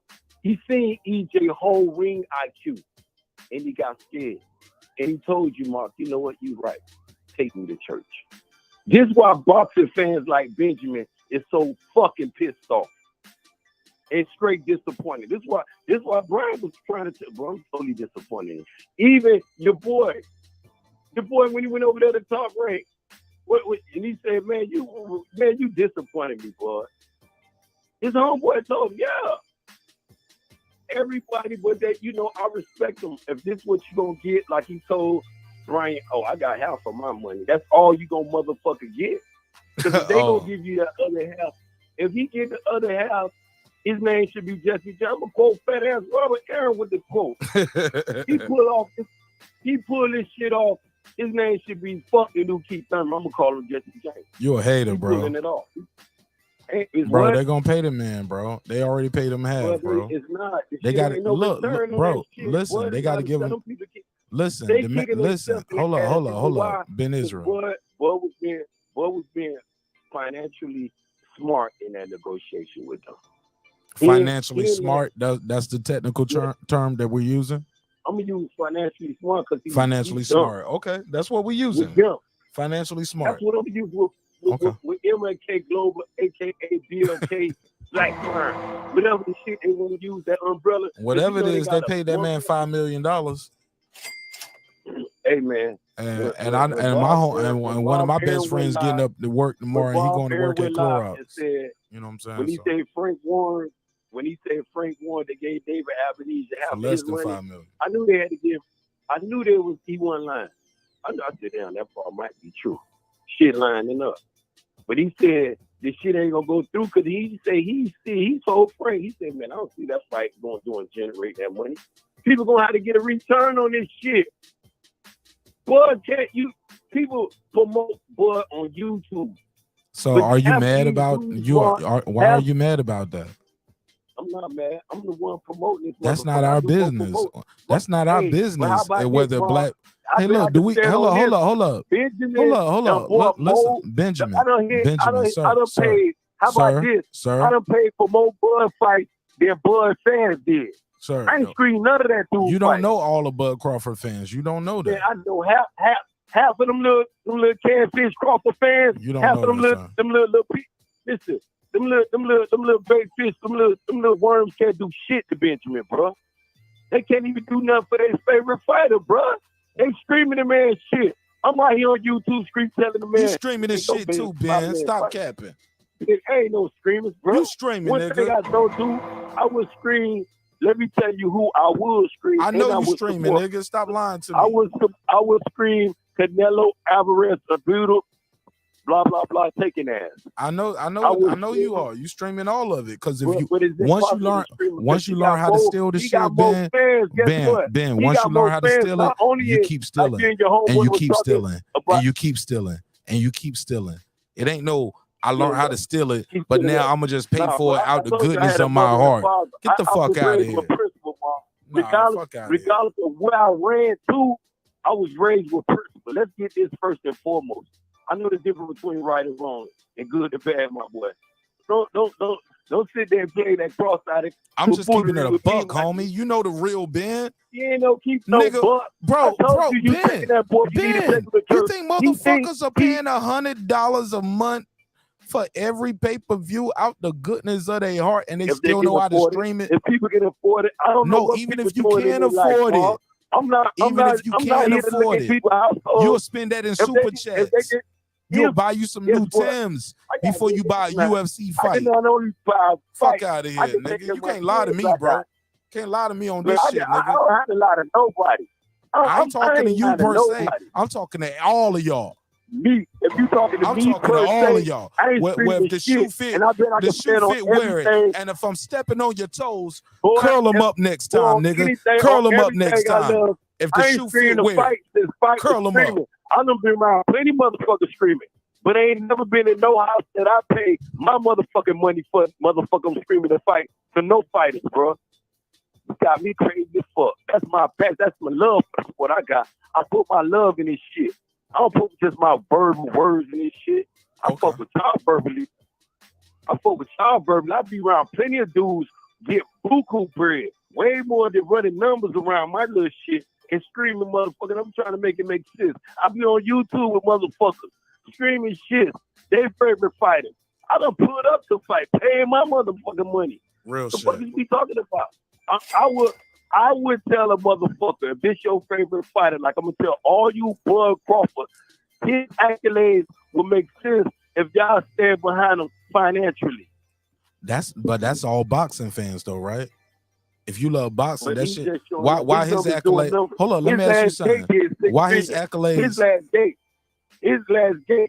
Fuck with the accolades talking about. Hold on, let me ask you a question though. Same thing. What he said, he gonna work on his portfolio. You got happy with that? His what he said, and I told y'all, what dude, I say? Hold on, and what y'all I can say? get mad when he Slow said down, working slow on down, his real slow down. estate. And then Slow down, when bro. he Say said it when they again. bought Say it the again. farm, he stay in Omaha. Why his ass don't got no farm? He got a grocery store. Why he got a grocery store in Omaha? But why he don't got no farm to produce and have the resources? And he got to go out there and buy this shit for me. Man, Buy what? Buy what? Like an iPhone? Like what you mean? Like what does he got to go buy? Buy rice in the bulk. Buy his motherfucking corn when he stay in motherfucking Omaha. Buy milk. He don't got how many cows this motherfucker own? So you was laughing at? Okay, let's make it make sense if you want to be professional, try to be intellectual with me. Hold up, we mad about the nigga. Hold up, Ben Israel. We mad because the nigga don't own 6 cows? He don't got not one. How many cows he say he owns? Not one. I'm finna work on it. That's what he said. Ain't no man. Yo, Ben Israel, are you serious or are you joking? Yes. I got mine. Hold up. Yeah, let me but you want to sit there, amen, a dude who done sit there and turn his back on the biggest fight in boxing. Want to sit there and say, yeah, okay, I'm about a fighter who, if you can sit there and make $100 million fighting your Uber driver, if you can pull that off, kudos, and I ain't mad at it, bro. But you got the biggest fight. We just want 1 minute we want the best fight in the best. Next minute we just want our fighter getting a bag and it's chilly bullshit. What the fuck? Which one we gonna stand on? We gotta stand on one side of this shit. We can't stand on pocket watching one day and he a great fighter the next day. And he turned down the greatest fighter when he said, "When I see you, Ma, you driving the car. He your passenger. He told you when I see this motherfucker, you better not stop. You better start this motherfucking car and let me out so I can do." And you telling this man, "Nah, don't do that." Don't do that, man. Ben Change Israel. your life. But Ben then when he see EJ, he talking this shit like you was talking. You looking at him like, nah, dog. You supposed to be that killer from Omaha. You supposed to be the illest motherfucker, the 3-division champion, the lineal, the 2-time lineal, former undisputed, all this bullshit, accolade like that shit means something to a motherfucker dude named Errol Spence Jr. Bro. Or anybody that loves the sport of boxing, a true fight fan, not no fight fan, a favorite fighter fan like these Bud Crawford is, just holding on the blood like he Yahshua or Jesus somebody, or Louis Farrakhan, or Buddha, or whoever they praise. Ben Israel, listen to you me, know what I'm saying, man? For real. They holding on, and if this was EJ, he moved like this, I'd be on your platform standing on EJ neck about this shit. It don't make no. I don't believe that. You got to. That's Devin Haney or EJ. That's the two That's favorite fighters. I get status from my dudes out of Baltimore. I got dudes that I went to school We don't with. believe you. You need more people. I got dudes that I went to school with. Don't fuck me because I told them I feel as though Devin Haney beat his ass for 12 rounds. Like, take the knock Devin out. I said, man, that shit got to be broken. You got Shakur out here, and you was just up here a minute ago. Oh, Shakur, he's something special. Now he calling Devin Haney. And Devin made Ryan Garcia and Teofimo Lopez tuck their tail. Had Tank Neighbor mention his name, and Tank ain't believe he was going to go over there and beat up Georgetown Boston the way he did. Then when he seen everybody at work, Tank ain't say shit.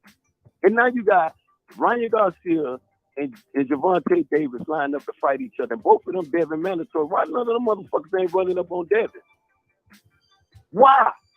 And now you got a dude, Shakur Stevenson, all of a sudden he's the new boogeyman at 135. Fat boy just missed weight, lost both of his belts on the scale mark. Need I remind any of them dudes, as a professional, that's what we don't do. We gonna whoop our ass in the ring and take our shit. We ain't gonna lose those 2 belts on the scale unprofessionally. What the fuck is we doing? And they want to talk to me. You can't talk to keep it boxing. Well, what is all this tonight? Straight boxing with a passion behind it, though, my G. That's all, my boy. That's all. And I thank you again. While y'all hit that like button in the chat. Absolutely. Tell y'all friends. Hey, look. Tell your friends. Oh, go ahead. Tell your friends, your homegirl, your homeboy. Some of them got boyfriends, Mark, too. Tell your boyfriend. Small hats. Tell them to hit the like button. It Subscribe never to the heard channel. of it. I ain't got nothing to do with that. Yeah. They moving sideways. Keep that little sidewinder shit over there to yourself. Hey, look, but And you was keep talking the about shit Terrence Crawford, like you mad because he ain't John Dutton from Yellowstone, like he supposed to own all the land in. He supposed to own all the land in Omaha, nigga. Hey man, the He was man, like, why the he man, don't own all the land like Kevin Costner? Man ain't owning nothing. He said he gonna work on this portfolio, his real estate. I hope he do it. He supposed to be it. And it's just funny how you laugh at one dude for moving in the same direction you trying to move in today. You told Mark you gonna see him. It was kill on sight. You seen the man study his body work and got scared with the church. The man is in church. Who said that? You and the rest of his fans. I'm telling y'all to y'all face. Benjamin Israel said it to y'all dudes. Okay. And I'm gonna remind y'all of it. The man is in church. He's the new Keith Thurman. I ain't gonna call him Catfish. I'm calling him the new Keith Thurman. Okay. Crawfish, he got a new name. The new Keith Thurman. He moving like him. He acting like him. And he talking like him. So if he told Keith Thurman told you, boy, he said, yeah, go over there and beat Kell Brook ass. I mean, we gonna handle this shit. Oh, when I get it, wait, yo. As soon as I agree to everything, 1 minute you agree to everything, then the next minute, it just wasn't right. Then you just sit up here and tell all these people, then the man, Brian said, why you ain't just told PBC? They said they was going to, but why tell Bud to do it? I mean, tell Earl to show the contract. Come on, man. Now you back into the crowd. The man left it alone. He said, I see where this shit's going to go. He left it alone with very professional. Brian Custer is the man is wonderful, man. Brian on his shit. I commend Terrence Crawford. Every time he open up his mouth, the new Keith Thurman, every time the new Keith Thurman Man, open up I his mouth. totally disagree with y'all on that. I think y'all are just already locked in on whatever y'all think and y'all believe. And you guys are just hold on. I'll let you speak. You and the rest hold of on, brother. fans I'll let got you 2 speak with the weeks bad to prove it audio. wrong. Hold on. You had the bad audio, and I'll let you cook for a long time. All right. Let me say something, and I got to read a couple comments that's to you. I think a lot of people are locked in on how they believe. Now, I know from the outside looking in, somebody say, Mark Nash, you seem locked in. Bro, I sat up here and I clown some of this shit sometimes that came out. Y'all might have missed that part of the episode. The real people who rock with me, they be like, Mark is very fair. I clown those special attractions that are in Omaha and some of the foods and the restaurants, and they was like, grape Kool-Aid. I was like, grape Kool-Aid, nigga. Like, It never heard like, of it. nigga, I can get that right here at the crib. I was like, the Kool-Aid is better in Omaha. It never heard of it. All right, I gotta check it out. Who knows? Shit, surprise me. I know in Baltimore, the sweet tea and the lemonade tastes better when it's mixed together. You know what I'm saying? Call that a half and half. See what I'm saying, Ben Israel? So I said all that to say, like, at the end of the day, my brother, like, Lisa Bell said it best. Neither one of these guys got some action figures like Tyson and Ali. Spence didn't come home with the gold medal neither, bro. He didn't get no gold medal. He came home with the sweatsuit. He got the outfit. That's it. He got a plane ticket out. He got the sweatsuit and the tank top and the mouth guard and the gloves and some trunks. That's what he got from the Olympics. He didn't get no medal. And even still in his professional career, this guy ain't like on no Wheatie boxes. Like, niggas don't know him. More people probably know Canelo, AJ, Ryan Garcia, Tank Davis. More of those people know those guys more than they know Errol Spence. Bud Crawford. Hold up. And Bud Crawford and Jamel Charlo. I'm being fair. They don't know them dudes like that. Nah. They don't know them like that, bro. Very, very white. They don't know him like that, bro. I'm sorry. They don't know him like that. You know, when you take 400,000. You far away from the phone. You far away from the phone. $80. You far away. You far away. When you talk 400,000 people smashing they buttons to buy a pay-per-view, 400,000 people, and then you got 50. You got 20,000 showing up during the COVID. 50 when it's not COVID, and you talk about he's not a household name. I mean, when you look at the Hulu Theater in Madison Square Garden, 8,000. These dudes ain't no big stars, dog. I'm just telling you, bro. I'm out here, bro. When you look at don't nobody Omaha, know these Nebraska, dudes, bro. When you look at Omaha, Nebraska, they don't know these dudes like that, bro. Globally, when you make these statements, it sounds like you being, kind of like. Bro, I'm being fair, bro. You leaning over there because if you went to bro, I just said don't nobody, bro. I literally hold up, bro. I literally just said both of these guys. Stop. I keep saying now one of these dudes is no Floyd Mayweather, dog. Stop it, bro. They're not Canelo. They're not AJ. They're not Manny Pacquiao. They're not Deontay Wilder. EJ. I'm gonna just use EJ. I'm being fair, dog. Like neither one of them, dog. EJ, a star that's going up and shoots fast. That's that star. That's the star that's everybody. 400 every time this man having a fight is packed out. That's the star shooting. Not all, but you got Jerry Jones backing you too. That's Dallas Cowboys. When you got a dude, you want to make up all these things. You want to compare him to this guy. But then these numbers is doing like those guys are now. You trying to compare him to that guy. But just saying, he whooped that guy ass. And all his best numbers are at home, though. That's a fact, bro. His best numbers are at home. And he got a dance partner, bro. His numbers are still running circles around that other dude numbers that we ain't the new Keith Thurman. Well, look, his guarantee should be 10 million. Why he ain't always want to use shit? Give him 10 million guarantee. Why not? Because nobody don't know that dude, Mark. Hey, look, why his guarantee won't 10 million? What? Oh, you heard me. What? Oh, huh? What? Come on, man. Oh, you gotta think of something. We doing that? He needs some time to think of it. It said they gave him all the transparency he wants. Oh no, why? No, Errol Spence is such a big star, right? Hey, where's the pay-per-view numbers? Why is he not? Like, it's one thing that you can comp some seats. It's Jerry World. We can comp some seats, but that's speculation. But let's keep it above. I know it's school you. Why is Errol Spence not getting guaranteed? Listen. Straight up question. I need a straight up answer, yes or no, if you know the answer or not. Because I don't know the answer. I'll tell you my answer now. I don't know. Why is Errol Spence not getting? We talking about? Hold on, listen. I'm talking about Errol Spence Jr. fighting in Dallas. Listen. You ain't even let me finish the question, bro. Listen. You gotta listen. 400K. You gotta listen. You gotta listen, brother.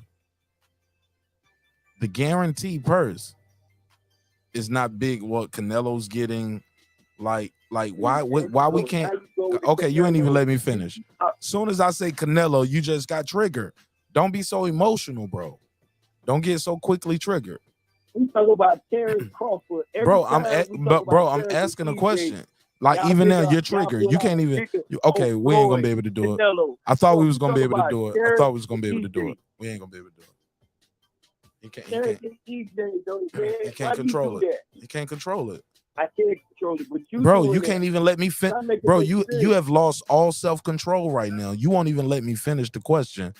You filibuster to the point where I guess you think I forgot the question, but come on, fam. You know what you're doing. You know what you're doing. I know what you're doing. This ain't my first time. You moving the goalpost. I'm good, bro. I'm good. However you wanted to go. You moving the goal.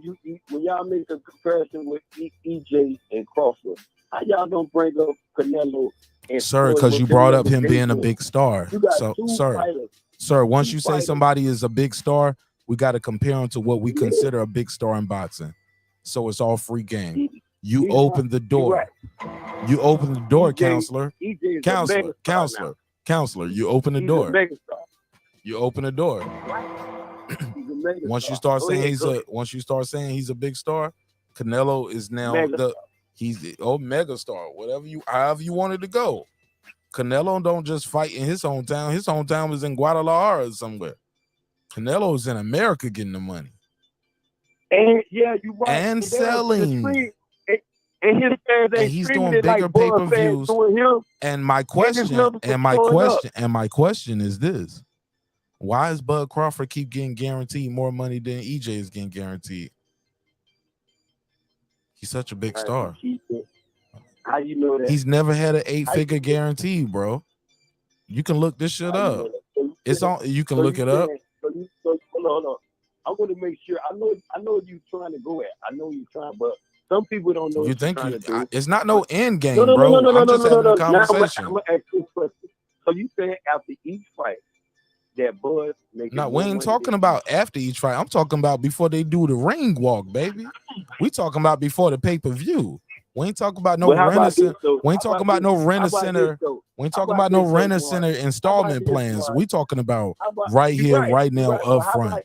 Like, that's what we talking about, bro. I know that you very understanding of the business side. And shout out to Pound for Pound Boxing.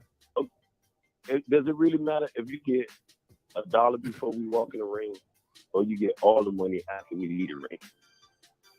Which one? You could get 20 those are no. Hold up. I'm gonna get money after we leave the ring anyway. I'm already gonna get that money. It's money already supposed. You ain't getting nothing. Not now. 1 nickel more. Nothing. Flat. 0. You might not get all. You just created a whole new contract in your mind right now for the sake of this argument. That's not. No, that's not how they. No, that's totally not what I did. So you saying that? Sir, a guarantee. Listen. Stop talking, bro, and just pay attention to what just happened. And let's clear this up. Let's listen. Ben Israel, I can't do this with you. Ben Israel. You literally just started adding things.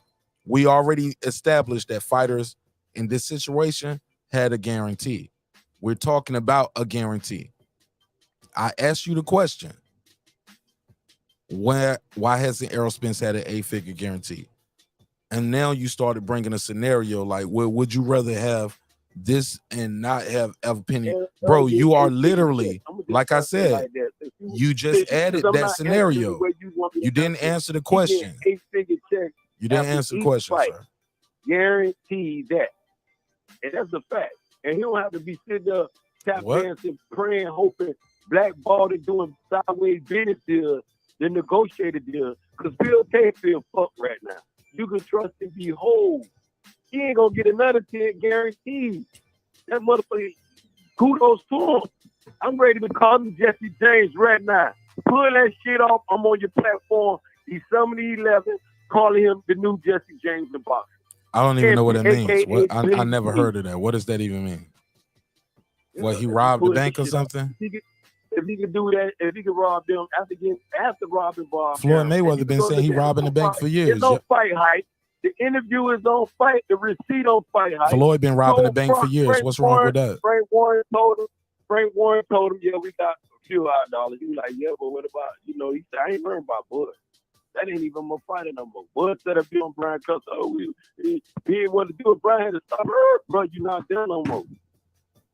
Did you think you was going to be able to? Then he said, yeah, but then I would have been trying to negotiate a better deal with Fox than with a motherfucker named BLK. Who the fuck is that? What network we fight in the gym? They fighting in your son's gym. That shit ain't selling that shit, man. Who put on the reach? Hello. Hey, look. Who put on the reach? Hold up. Stop with the insult. Listen. Stop with the insults and just listen. Listen. I heard you. Now, hold up. I got a question for you. Who put on Regis versus Zepeda this weekend? That was a Mike somebody shit. No, who put that on? Did you buy the fight or did you not buy the fight? I ain't even saw the fight, bro. All right, so now see, I respect your honesty, Ben Israel. I will tell you. Okay. You know that fight was for the WBC title though, right? It was for a title. And shout out to Regis Woo knocking his ass out in the 11th round, seeing the highlight takes of the shit. Beautiful But you get what I'm saying, Ben Israel? Hey, look, Charlo, you know Charlo fought for Undisputed on regular Showtime in a venue that was less than half full in Carson, California. And that was a rematch. Hold on, listen, man. Bro, I'll let you talk. Haplo told me to let him on. He said he ready to smoke your boots. He said stop protecting him. He said we hungry. He want to smoke, man. Let me drop the phone. I'm gonna let Haplo call in. I'm gonna let Haplo call in. I'm gonna let Haplo call in. I've been looking at him. I've been over there at the Flames, flaming their ass up over there. UGK. I know where Haplo coming from. Haplo a Teofimo Lopez fanboy.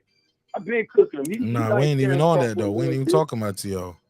I already know where he's going at with it, man. Listen, man, I ain't just started these things till my boy. If they want to smoke, I'll put the number Haplo, and this will be my last call for the night. Haplo, call the number on the screen. I'm gonna let Haplo call in. Let him call in. Let him get what they look. I'll let Haplo call in. Let me do the drop real quick. Shout out to Haplo for supporting the show in a major way. God knows we need it. I got 5 on it. And also big shout out to Pound for Pound Sports Entertainment. He said salute. He said salute to everybody. And he said hit that like button. I couldn't agree more, homie. I'll give you the $2. You give him the $2. All right, pay him the $2. Oh, pay the $2. Salute. Appreciate it, man. Appreciate y'all. Helping keep the lights on. Yeah, Hap, call the number on the screen, Hap. I'll let Hap call in real quick, and I'll close it out that way. Because Hap said he got some. Matter of fact, fuck it. Let me see. Can I do this way? Let me see if I can call Hap. I might can call him. Let me see if I can do that. Let me see if I can do it. Let's see if I know how to do it. See if I. You better not duck me, son. Don't duck me, son. Let me see. Let me see if I can call him.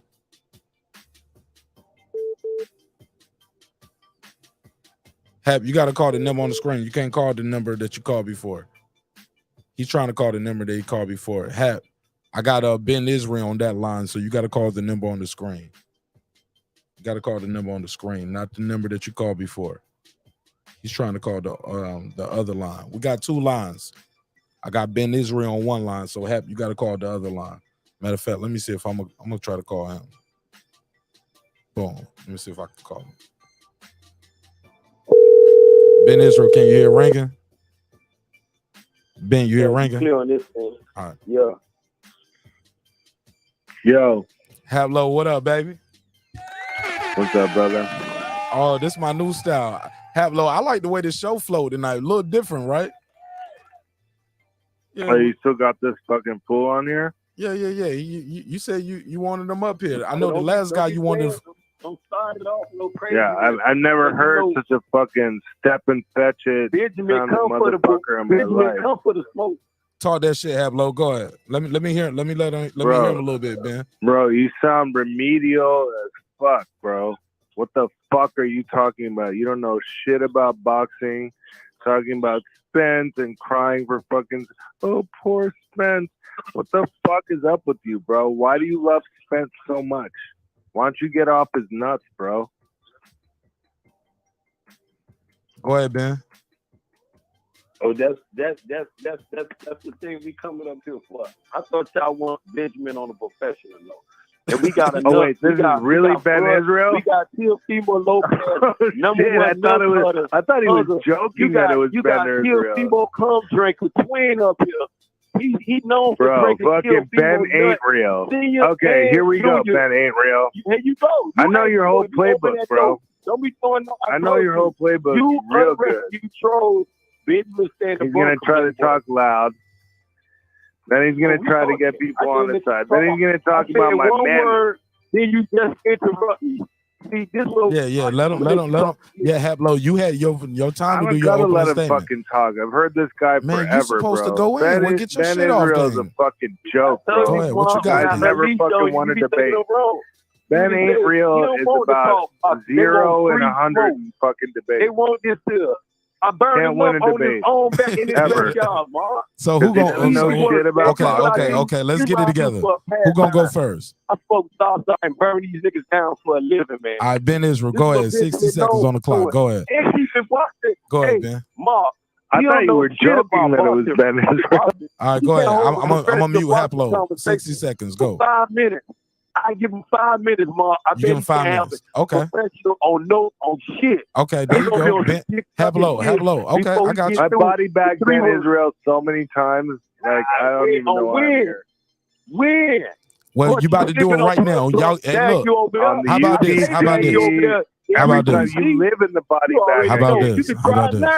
How about this? Ben Israel Let's do it lives in the now. body Let's do it bag now. that I gave him. Let's do it now. Let's do it now. And Let's do it now. I don't want to hit nothing else. From female. I don't want to hit nothing else. Hablo.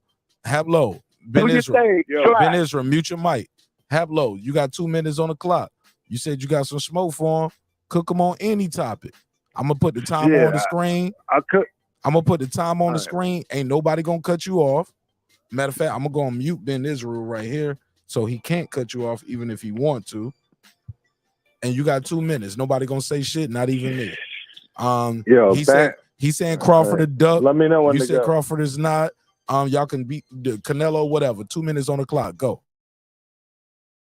Ain't real is possibly the biggest dumbass I've ever seen in the entire YTBC since the beginning. And I've been here since 2006. Blood and I started off this community. There's only just a few really moronic individuals I've seen over the course of that time that just can't get it right. And Ben Israel is absolutely the epitome of this. Literally, the guy can't stop being stupid if he tries. I mean, he thinks he's won some debates. This guy is probably 0 and 168 in debates. Never seen him win a debate. I body bagged him personally about 7 or 8 times, the times that I even care to talk about him. Every time he comes on, he ruins the stream. He gets kicked off H Money's channel. He gets kicked off everybody's channel. He has the same formula every time. Literally, can't fucking change it. Sounds like a fucking complete ass. Sucks Spence's dick like no one ever. I mean, I don't know how he talks with Spence's cock in his mouth all the time. I don't know how he does it, because I mean, he must have a big mouth. And then he always sounds like he's got the microphone up his nose, breathing heavy, like. Yo, chill, B. Chill, like a fucking moron. Right, you're listening. a fucking moron, Ben Israel. Okay, And hold you on, never hold win on. a debate against Appletite. I Wait will a minute, fucking wait a minute, serve Ben, you Ben. every day of the week and 10 times on Sunday. What happened to my 5 minutes? I'm not All right. Well, no. I gave you 2. Cause I don't know if I got patience for 5 minutes of both of this shit. So I just said 2 minutes. All right. So Ben Israel, hold up. Ben Israel, listen. I couldn't hear shit. Ben Israel, let me set. Oh, you didn't even hear him? I ain't hearing nothing. Okay. Well, replay it for him. Well, you got 2 minutes Replay on the it for clock. You got 2 minutes on the clock to say whatever you want. Pablo Benedicto, you know, I keep it professional. I'm a man of the sport. Let's go. Sport, not of a favorite fighter. I got 2 active fighters in the game. You got nut holders like Pablo, these other little trolls who still professional dudes like Benjamin, and they haters. The day Pablo was born, all the haters was born on that day. You know what I'm saying? So I don't expect nothing to come out of his mouth, especially when it's towards Benjamin. He been a bitch. His nickname is Bitch Pablo. You feel what I'm saying? For 2 minutes, he been talking nothing but nonsense. He ain't been talking boxing. He can't keep it. His last favorite fighter was a dude named Teofimo Lopez, who told Devin Haney he needs 5 years to fight. I told Pablo when I first started smoking his ass, I said, Devin Haney will beat his ass, bro. Who the fuck is Devin Haney? Start calling Devin Haney a email champion, all this shit. Then when he kicked Camboso ass, his whole energy changed. Now he's sucking not only Teofimo Lopez sperm and his daddy sperm, he on Devin Haney nuts too.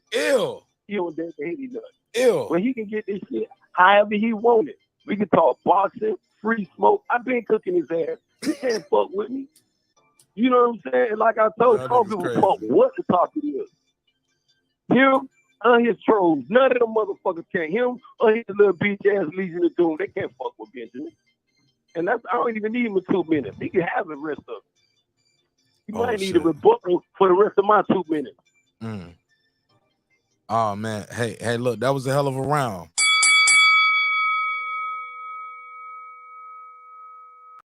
Hell of a round. Hello, you want to reply?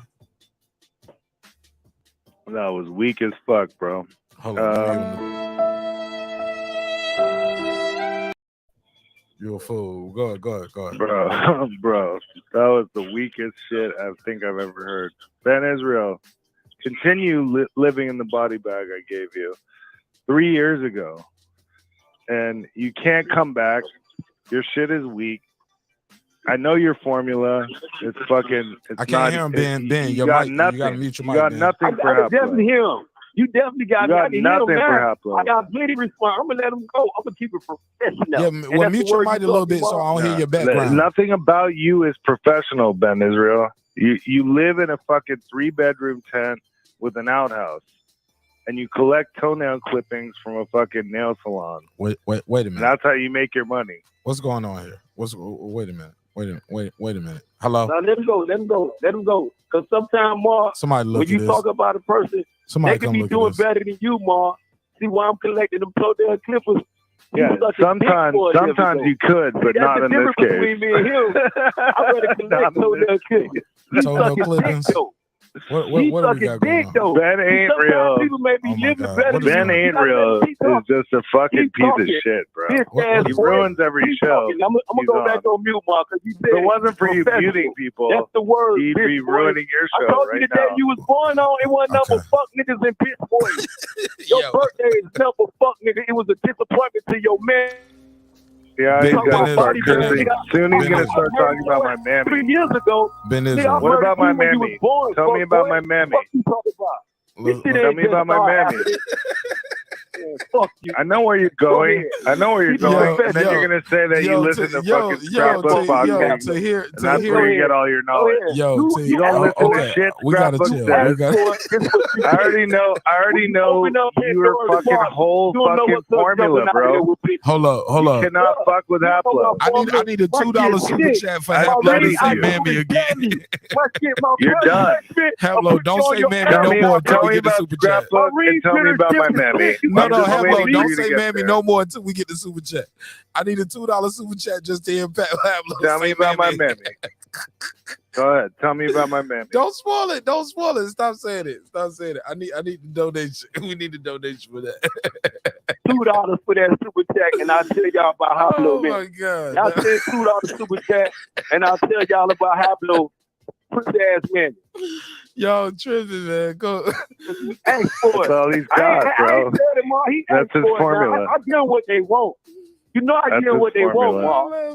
I can't You told me to keep them professional. I told you, Ma.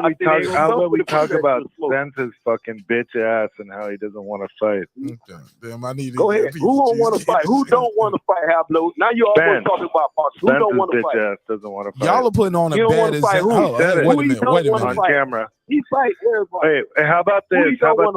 Ben Israel, please respond to this one thing. I got a quote for you. Ready? Me and you gonna fight? Is it fight? What? That's the quote. I want to put my foot in your ass, Haplo. How about that? I'm tired. My foot in your ass. What? That's a good quote for you. I've been putting foot in your ass for 3-4 years, Haplo. Yeah, you're gonna put a foot in my ass over fancy fucking drunk as a motherfucker. Haplo, we got a donation for the man. That ain't real. Your midget ass will never fucking come close to ever talking to me. Pushing them niggas ass over there. You're losing tonight. Both of y'all. You think I'm a tiger the way I've been putting balls on the ass, bro? All right, let's get it together. Hold up. I got to do some.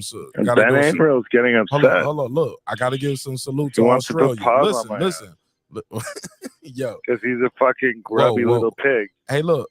Shout out to Australia, yo. This is shout out to the Aussies, yo. I'll give you the $2. You give him the $2. All right, pay him the $2. Oh, pay the $2. Shout out to my brother Stephen Bateman. Hold up, listen, man. Let me get this off. He paid for this. Now, this is the super chat from Australia. This is the Aussie. Haplo, this is what he paid for. He wants you to ask about. He needs you to say, as Ben Israel, tell me about my mammy again. Yeah, I know his whole playbook, bro. That's like where he goes when he gets really mad. To hear your accent say "mammy" is hilarious. It's like Seinfeld. Nah, he does that, bro. That's for real. What does he say? Say it, Haplo. You gotta say it. Haplo. You and your mammy. Never your mammy. Nah, fuck that. Nah, it's not the same. It's not the same. Haplo, to hear a guy with your vocal pitch and tone and accent saying, "Tell me about my mammy." Tell me about my mammy. Tell me about my mammy. I know he likes to talk about that shit. That's his favorite. That's his go-to. Like when he gets really mad, he'll say mammy. You know what though, Mark? Though it's people like Haplo keep venting. Oh my God, that was so hilarious, man. Let me give him the drop again. Thank you, Stephen Bateman. I'll give you the $2. You give him the $2. All right, pay him the $2. Oh, pay the $2. You're fucking retarded, bro. You've never won a debate in your whole life. Stop thinking you have because you're fucking retarded. Yeah, right. All right, Ben Israel. Take the mic out of your nose and take fucking Spence's cock out of your mouth. And fucking stop it. Just stop it, bro. You live in a Bud Crawford life, huh? Just stop it. Just stop it. Bye now. Bye now. Have a nice time in your body bag. Oh shit, he hanging up in your face, Ben Israel. Oh, he bodied you and hung up. I know you ain't gonna take that, Ben Israel. Man, I ain't worried about Haplo, man.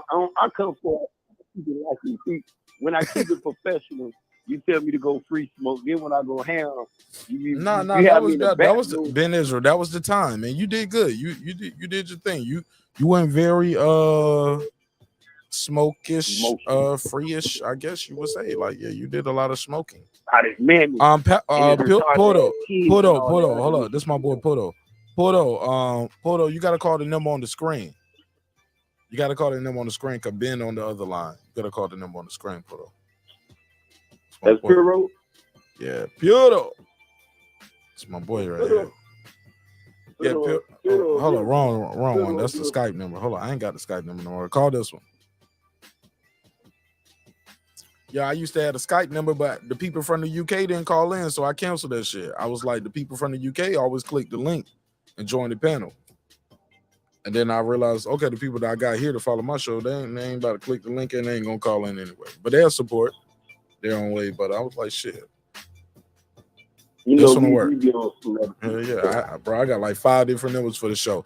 Crazy part is people will call me during the live, like, hey, I'm watching your show right now. And what you was talking about with Jay-Z and that Nas battle, man. I'm like, hey, bro, that shit was like 6 months ago. Like, oh, the number on the screen. I was like, yeah, but we ain't talking about that. We talking about Shaquilla Robinson or something. You know what I'm saying? Like, yeah, shit. We might be talking about the election. Let me see what they're talking about. But Porto. Matter of fact, let me see. I can call Porto. Let me see. See if I can do that. It's my new style. That's my new style, Reggie. In order to maintain order in this space, I might have to do some shows like this, like let everybody call in. I get people in and out, and we can flow. There we go. But the audio is working perfect. This is, hey Reggie, I know everybody got good audio. I'm learning. Reggie said that's what he liked about the show.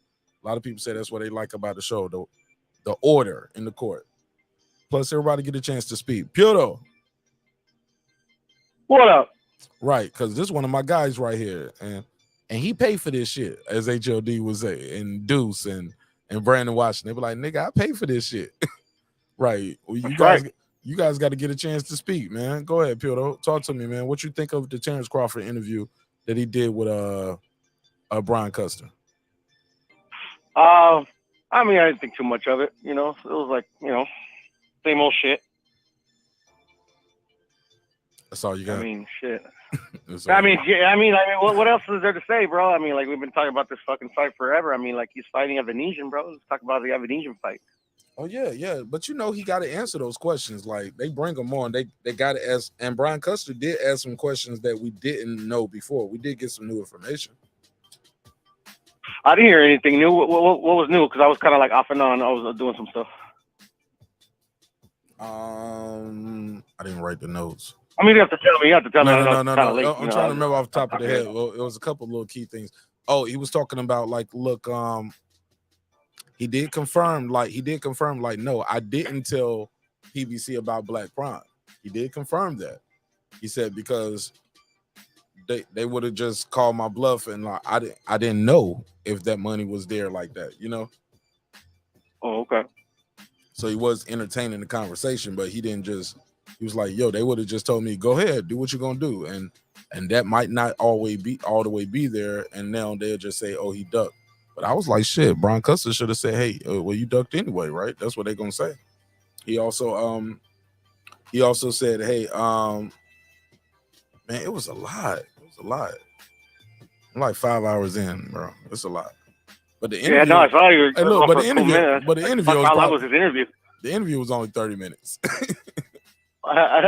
But you fucking made 5 hours out of it. It's all good. Yeah, man, I'm an entertainer, man. Yeah, the interview was 30 minutes.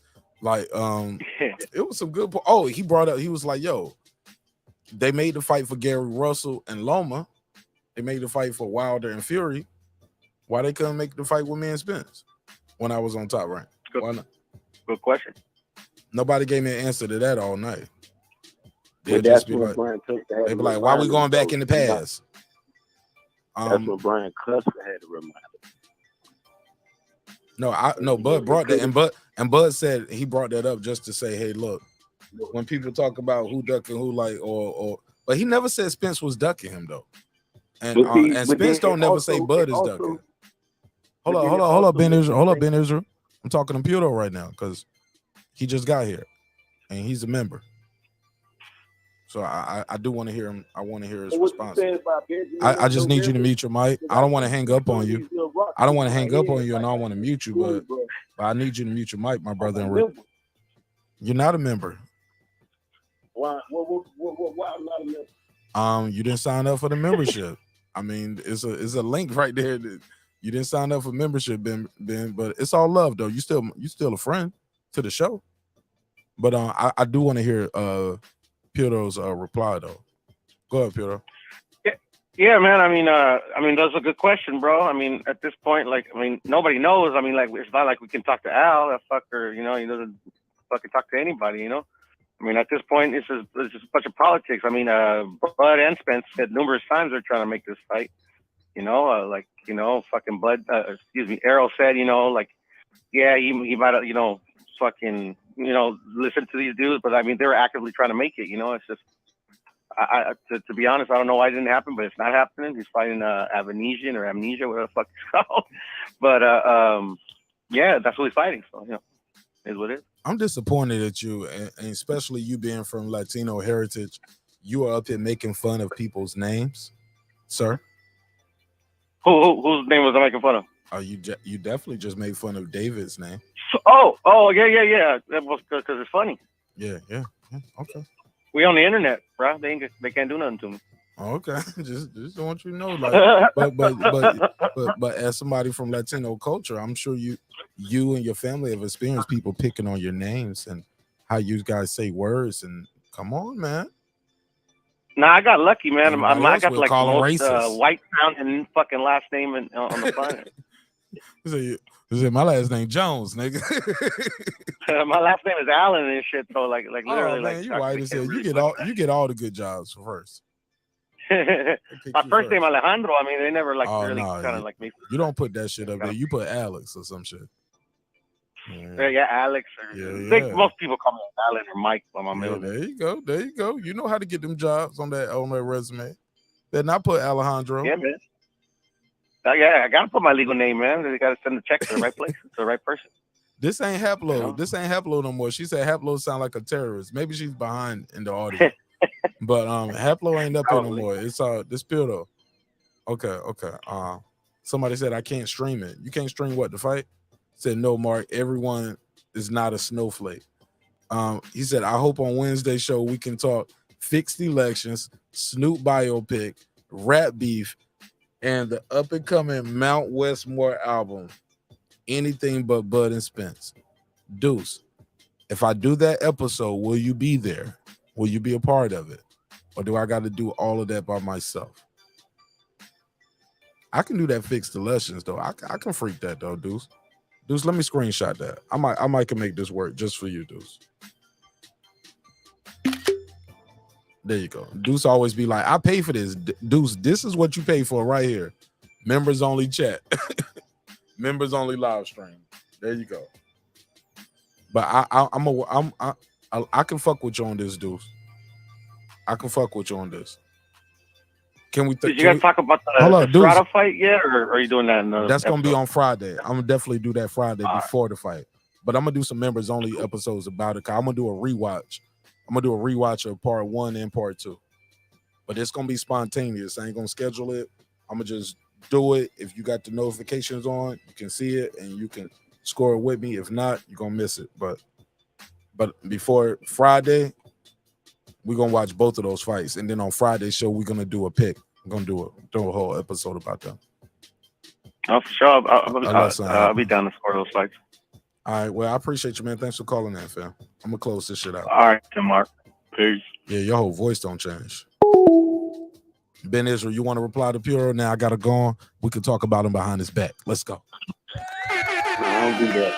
I'm fucking with you. I'm fucking with you. Straight up, I know you like Mark, very controversial, y'all. Y'all know that shit. Reggie, man, pull up, Reggie. Nah, we closing this shit out. We closing it out. I got his ass at gunpoint, Reggie. I'm closing it out. Closing out. Ben Israel. Final thoughts, baby. Y'all hit the like button. Y'all hit the like button. Subscribe to the channel, man. We doing big things for 2023. Y'all be safe.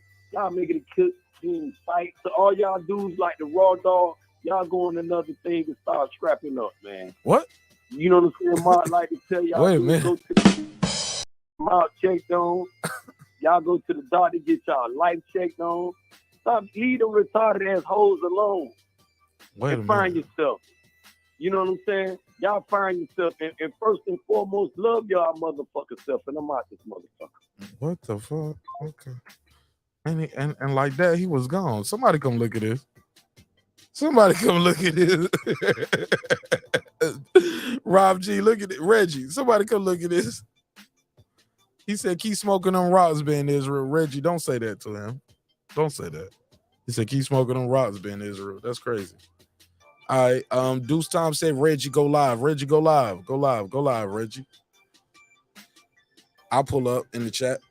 In the chat only. All right, man. This was fun, man. This was fun. This was definitely fun. If you missed it, Terrence Crawford definitely said Shakur is the one. Wow. And last but not least, I got to ask you this question. Did Bud Crawford duck Errol Spence Jr.?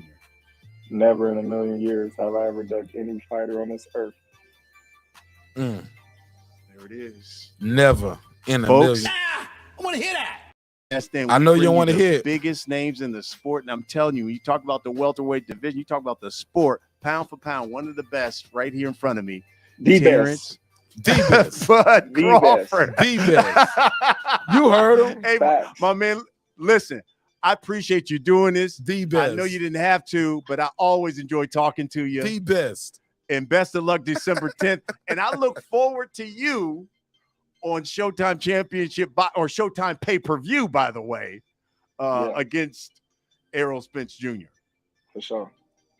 My man. That's what we do here on The Last Stand. Oh, man, I know it hurt. Y'all seen the boy over there? We got the new info. That was the new information we got tonight too, Pierdo. When he said, shit, I don't know about Adrian Broner deal, but I got my first half up front. And I'm gonna get the other half before I do a week before the fight, before the ring walk. So before Crawford walk into that ring, got that 10 million. Oh, I know it hurts. I know it hurts. One more time. If I could, I would hit it 10 million times for the boy. I know it hurts. Reggie Owens, you said won't nobody covering the fight. Ain't nobody covering this shit but you and Blue Blood, Martin Nash. It's on ESPN, The Zone, even Showtime Sports. I know it hurts, Reggie, but you was wrong. You've been wrong about this fight, my brother. It's selling. It's selling out. He's putting asses in seats. Well, he doing it in promo. Ain't nobody promoting this fight. Showtime is promoting it. Just did this on Showtime Sports. Was Steven Espinoza blindsided by this? The Zone. Why is the Zone promoting it? Why is ESPN? Because when he did the ESPN, it was so easy for everybody. Like, well, ESPN is promoting it. Wait, he still got plugs over there. He's still connected. Why is he connected? He's showing the promoter. Like, everything don't make sense all the time, the way you guys put it together. But, I love you guys regardless. You guys are not my enemies. Y'all are my friend. Now, Reggie, are you putting out false news? He said, breaking news. BLK Prime files for bankruptcy. See, that's what you hope that's going to happen. That ain't got nothing to do with you as a boxing fan, though, right? And that ain't got nothing to do with Terrence Crawford if he got paid. I get it, though. He said, Reggie, do a show on Trump taking home nuclear secrets. Oops, never mind. That was just propaganda. Okay. Oh, we putting. He said, breaking news. Yeah, Reggie, you can wish for that, but just like you wish somebody will get injured before the fight, Reggie. Shame on you. Shame on you. You better than that. You better than that. He said, oh, by the way, fuck Lionel Messi, his defenders and everything he represents. Oh, he kicked the flag, right? Didn't he kick the flag or something? Said, Reggie, do a show on January 6th committees. Oops, never mind. That was just propaganda. Reggie. Let me read Reggie's quote. Read it in the Reggie voice for my boy. No, I'm right. That fight ain't doing nothing. They didn't talk about the fight in that interview. Bud security agent Reggie Owens performing for duty. Reporting and performing for duty. That they can perform and report it. Nah, Reggie, they talked about it, but we already know. Good press, bad press, regardless, they didn't have to talk to him at all. Why is he on Showtime? Where is Errol Spence? Where is Errol Spence? Why is he not speaking on Showtime? On Showtime. All right. It happened. He said Deuce is a MAGA member. He said Deuce time speaking for himself. Deuce is a Truth and Liberty member. Do y'all pay dues? What is that like Proud Boys or something? Truth and Liberty? Never heard of it, Deuce. I don't even know if that's a joke, but never heard of Truth and Liberty. Never heard of it. But shout out to y'all. All right, well, let's close this one out. Shout out to Stephen Bateman in Australia. And shout out to everybody who made this show happen.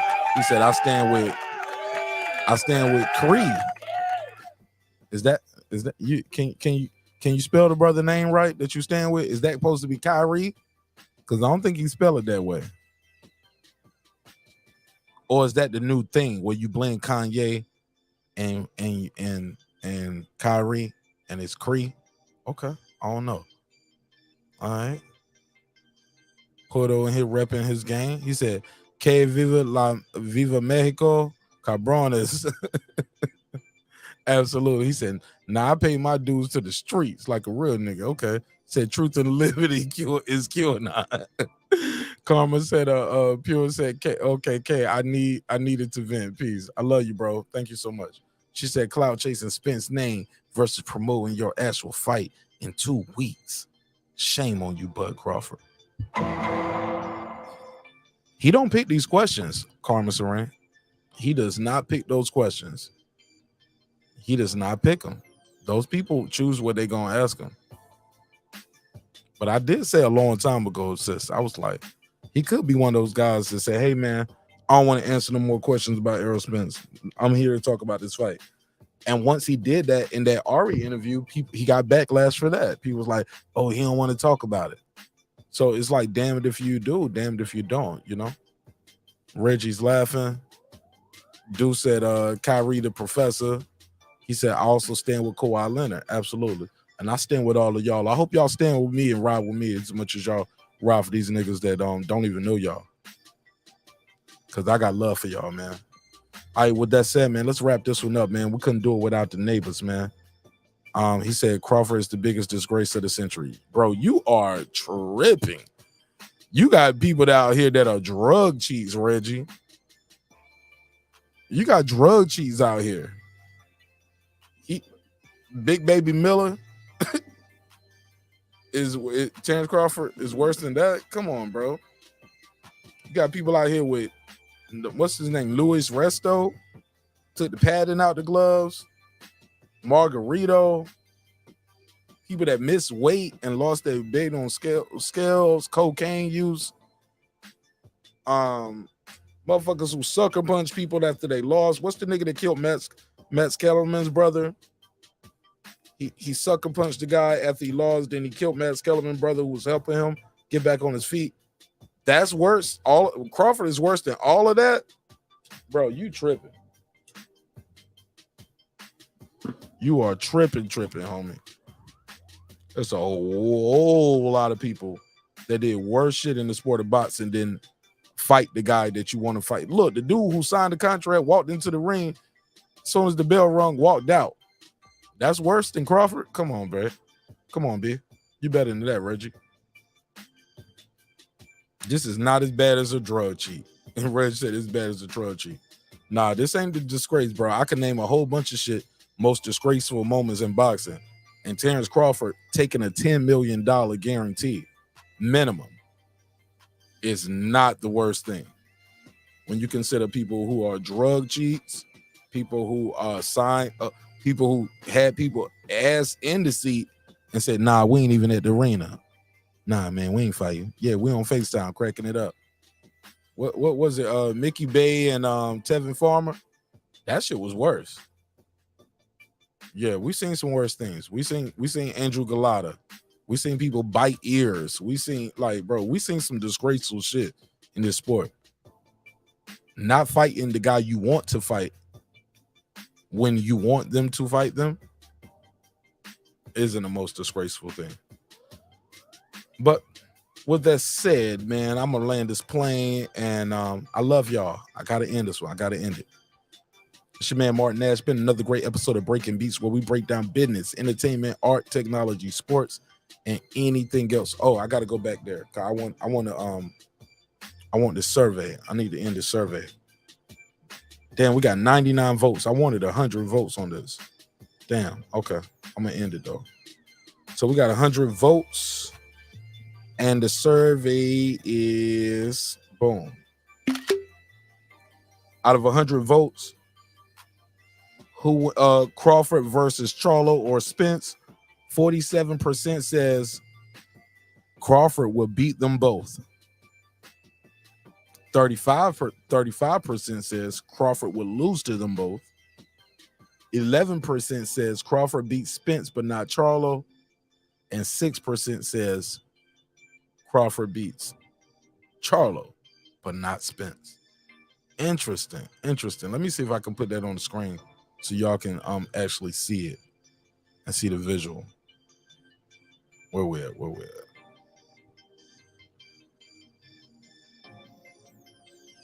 Yeah, let me put that on the screen for y'all. Here we go. All right, so there we go. Crawford versus Charlo and Spence. Crawford beats both, 47%. Crawford loses to both, 35%. Crawford beats Spence but not Charlo, 11%. And Charlo can beat Charlo but not Spence. That's crazy. Okay, 6%. All right, 99 votes. You know, when you watch Family Feud, you only ask about 100 people to say. We asked 100 people. So there we go. We asked over 100 people according to this video. We had over 1,000 views on this, so thanks for everybody who watched it, whether you click the like button or not. We had 2 surveys up, and both of those surveys was pretty high on the number count. So whether you click the like button or not, I know y'all rocking with the show, and YouTube knows it too. That's how we can reach new people. Reggie, we've reached some new people tonight, man. I had Terry Norris, first cousin, second removed because he went to jail twice. Called me and cussed me out. So this was a good one. All right. It's your man Martin Nash. Another great episode of Breaking Beats, where we break down business, entertainment, art, technology, sports, and anything else you and I feel like talking about. Let's close this shit out.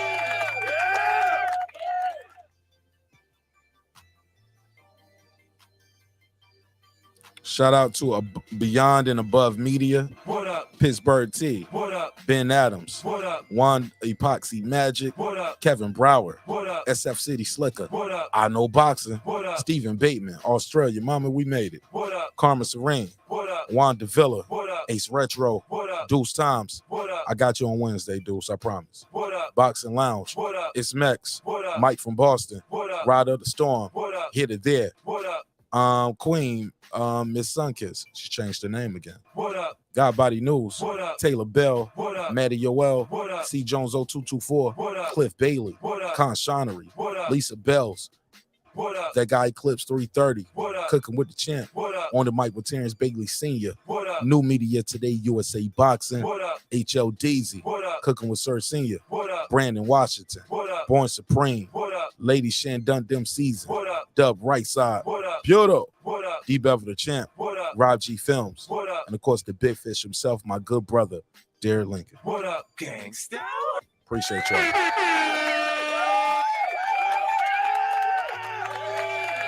Yeah, man, we be talking about a lot up here. Sometimes we agree, sometimes we disagree.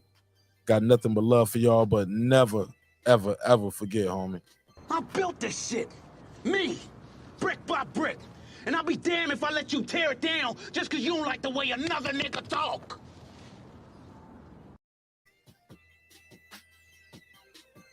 Drive, motherfucker.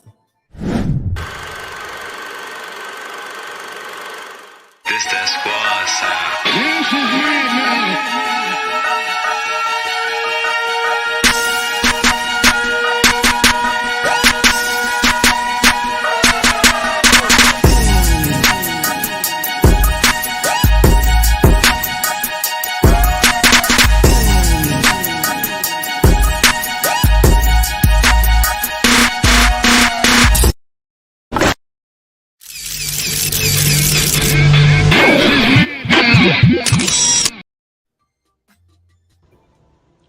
Subscribe. I don't care how many subscribers he has. Support him. So he made all this possible. He made this possible. Nah, Dr. Mark, God made this possible. And so did dope ass viewers like you and everybody in the chat. I'll see y'all on the next one.